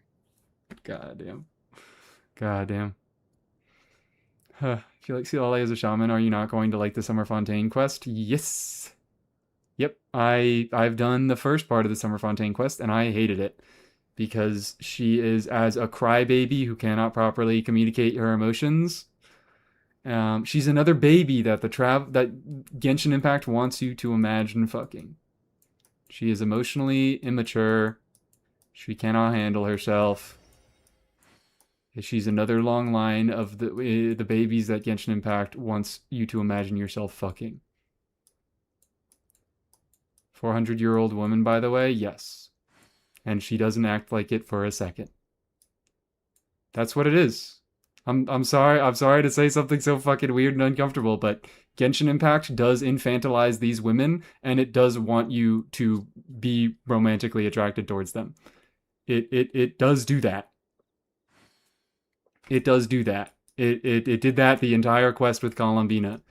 She fucking went invisible. She was unable to properly communicate with the traveler. She never is able to properly talk about her emotions. She is never able to... She's socially inept. And they send you on a date with her. That's just what they do. It's evil. Can you pretty please look at my avocado? This is rage bait. This is rage bait. You're rage baiting me. To be fair to Sealali, she doesn't really interact with people at all. Yes, and that's why I like her, because she's a stupid fucking loser who doesn't interact with people at all. But then when she starts being possessive over the traveler is when I start going,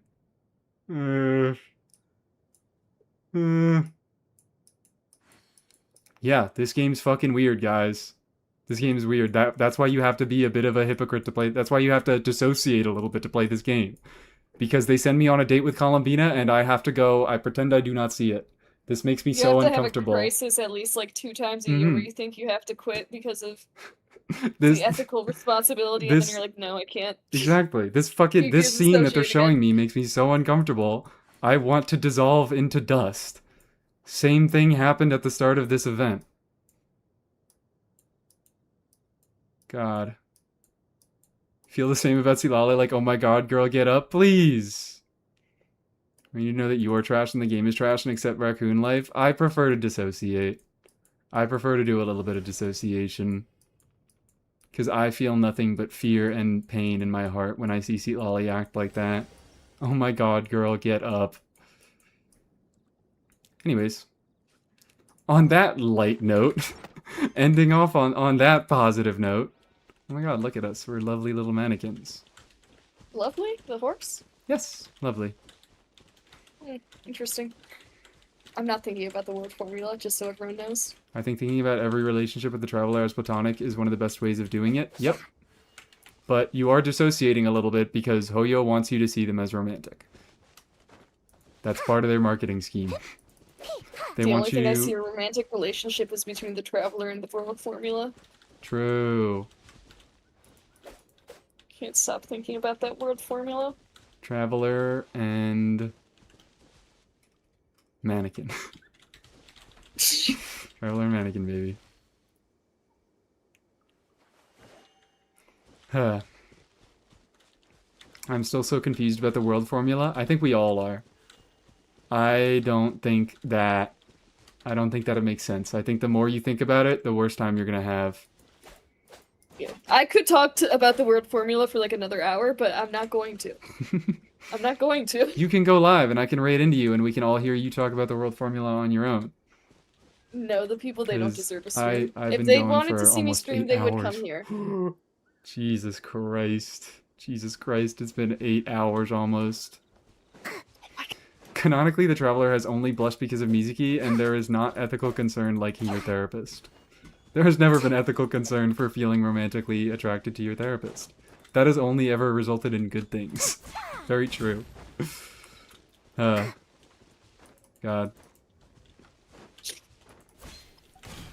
Stop saying the word formula. We're not thinking about it. World formula. I'm gonna be able to fall asleep perfectly easy tonight, not thinking about anything. I love how easily I can just be like, the world formula doesn't make sense. And I can just disregard it and stop thinking about it. It doesn't make sense because I didn't fucking think about it.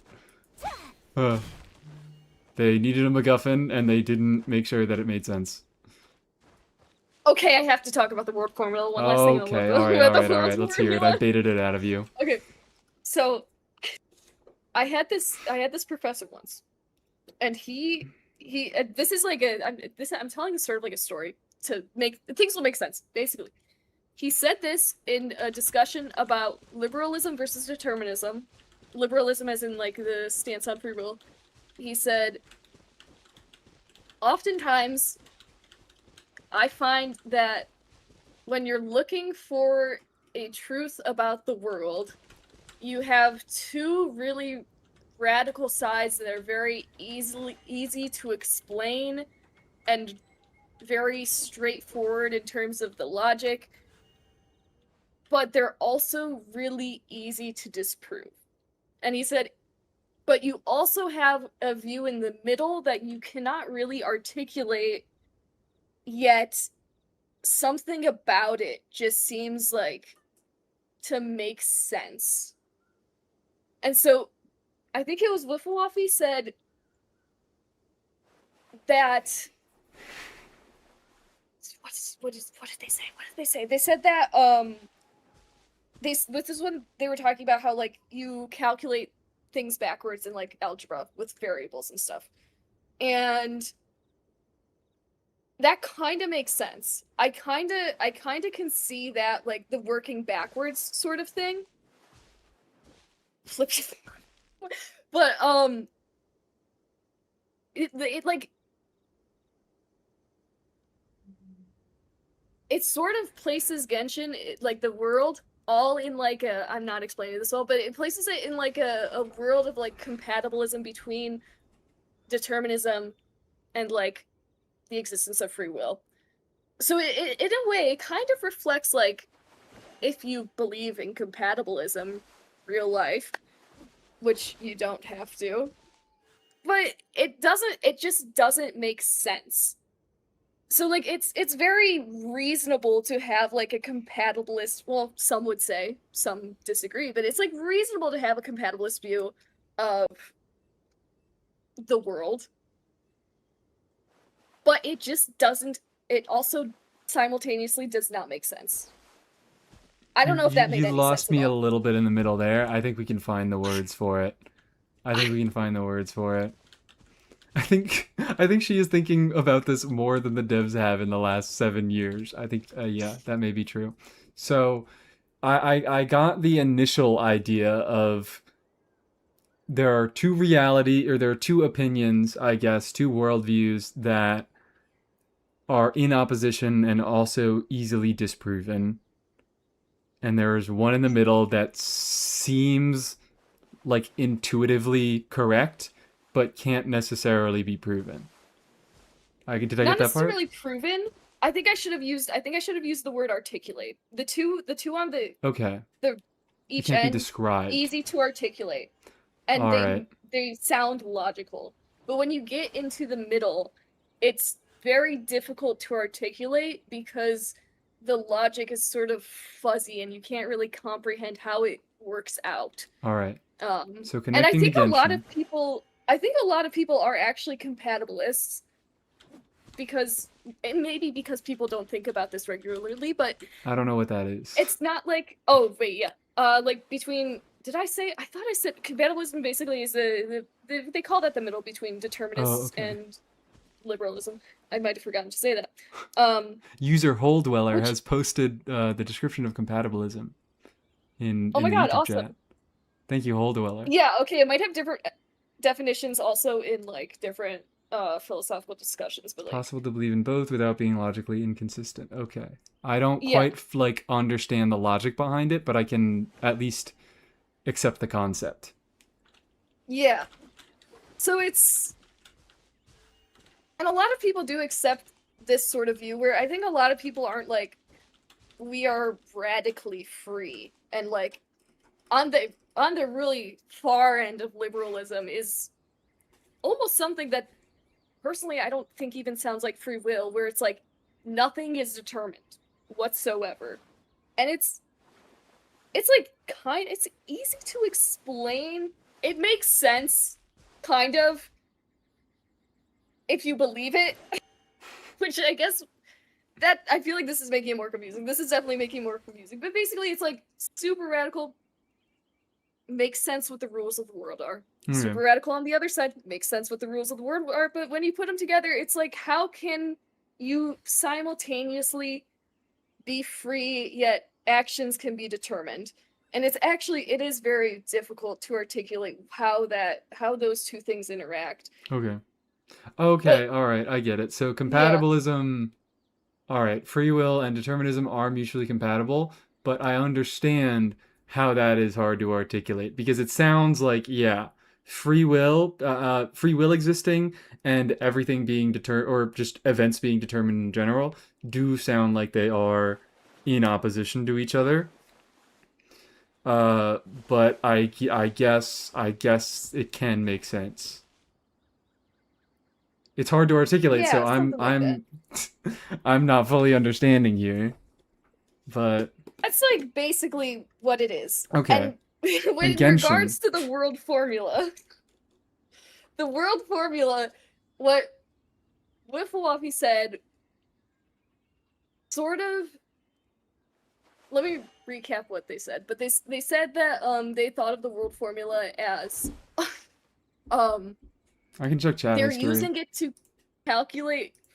Yeah, that'd be so much easier. Wifflewaffy. Yeah, I think so. Don't know. Need to take out my caps lock. Here, I don't want to misquote them. Oh yeah, Wifflewaffy _ There we go. Okay. I don't want to misquote. This is very important because they had a good point. Okay.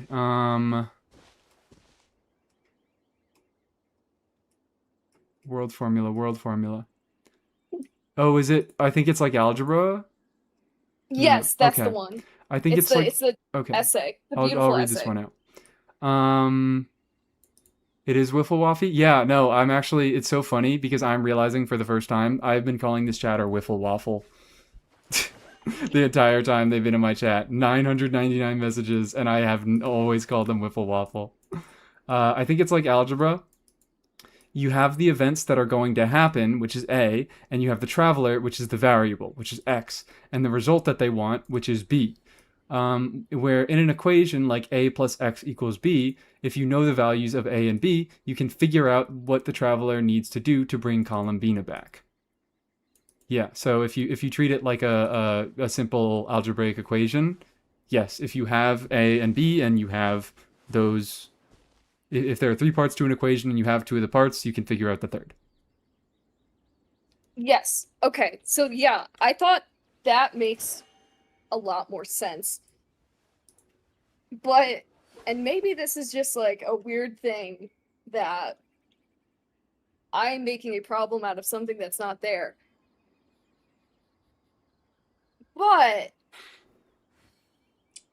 figuring, you run into this, how do I say this? Okay, I guess in that case I run into this issue.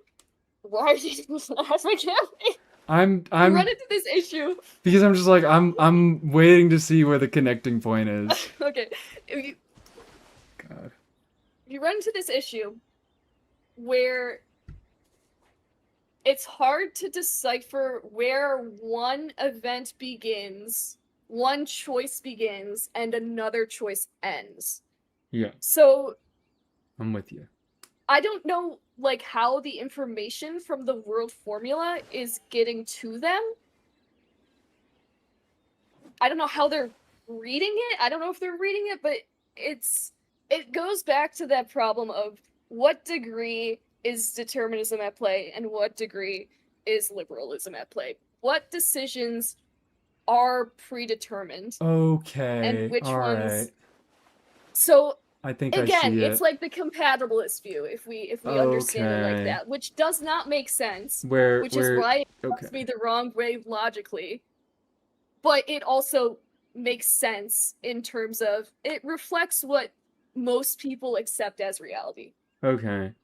Where I if I think I'm understanding this correctly, it's like the travelers, the free will, and all the other factors are the determined. Yeah. And they can So I'm you like can't I'm run still not really any possible. closer to understanding it, Okay. but I'm You can happy that you've worked it out in your head and okay. you aren't We struggling don't with it need to anymore. talk about it anymore. But I'm at ease, but not happy with how they did it narratively. Okay, I'm not happy with it. Yeah, I guess. Am I at ease? No. I actually am not at ease. It really still bothers me logically that they put something that so blatantly brings out the issue in trying to articulate free will. But it's I fine. I'm fine. Yeah, I think they just didn't think about it very much.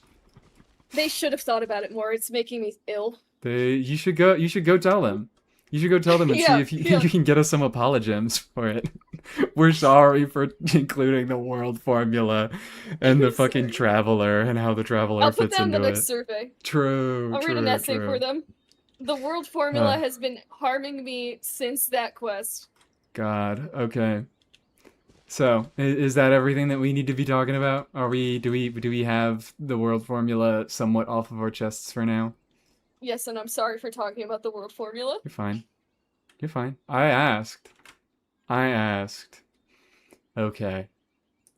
Do I want to find a raid? Who's live? Oh, I guess I end on YouTube. Me stream so long that I'm getting lunch, and I'm about to end. And I am about to freaking end.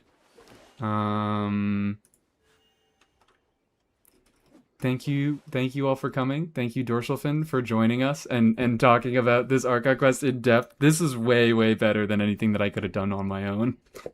I really did enjoy this. I fucking forgot to read half of my notes for all of this. Hi Cat and Utopia are live. Oh, okay.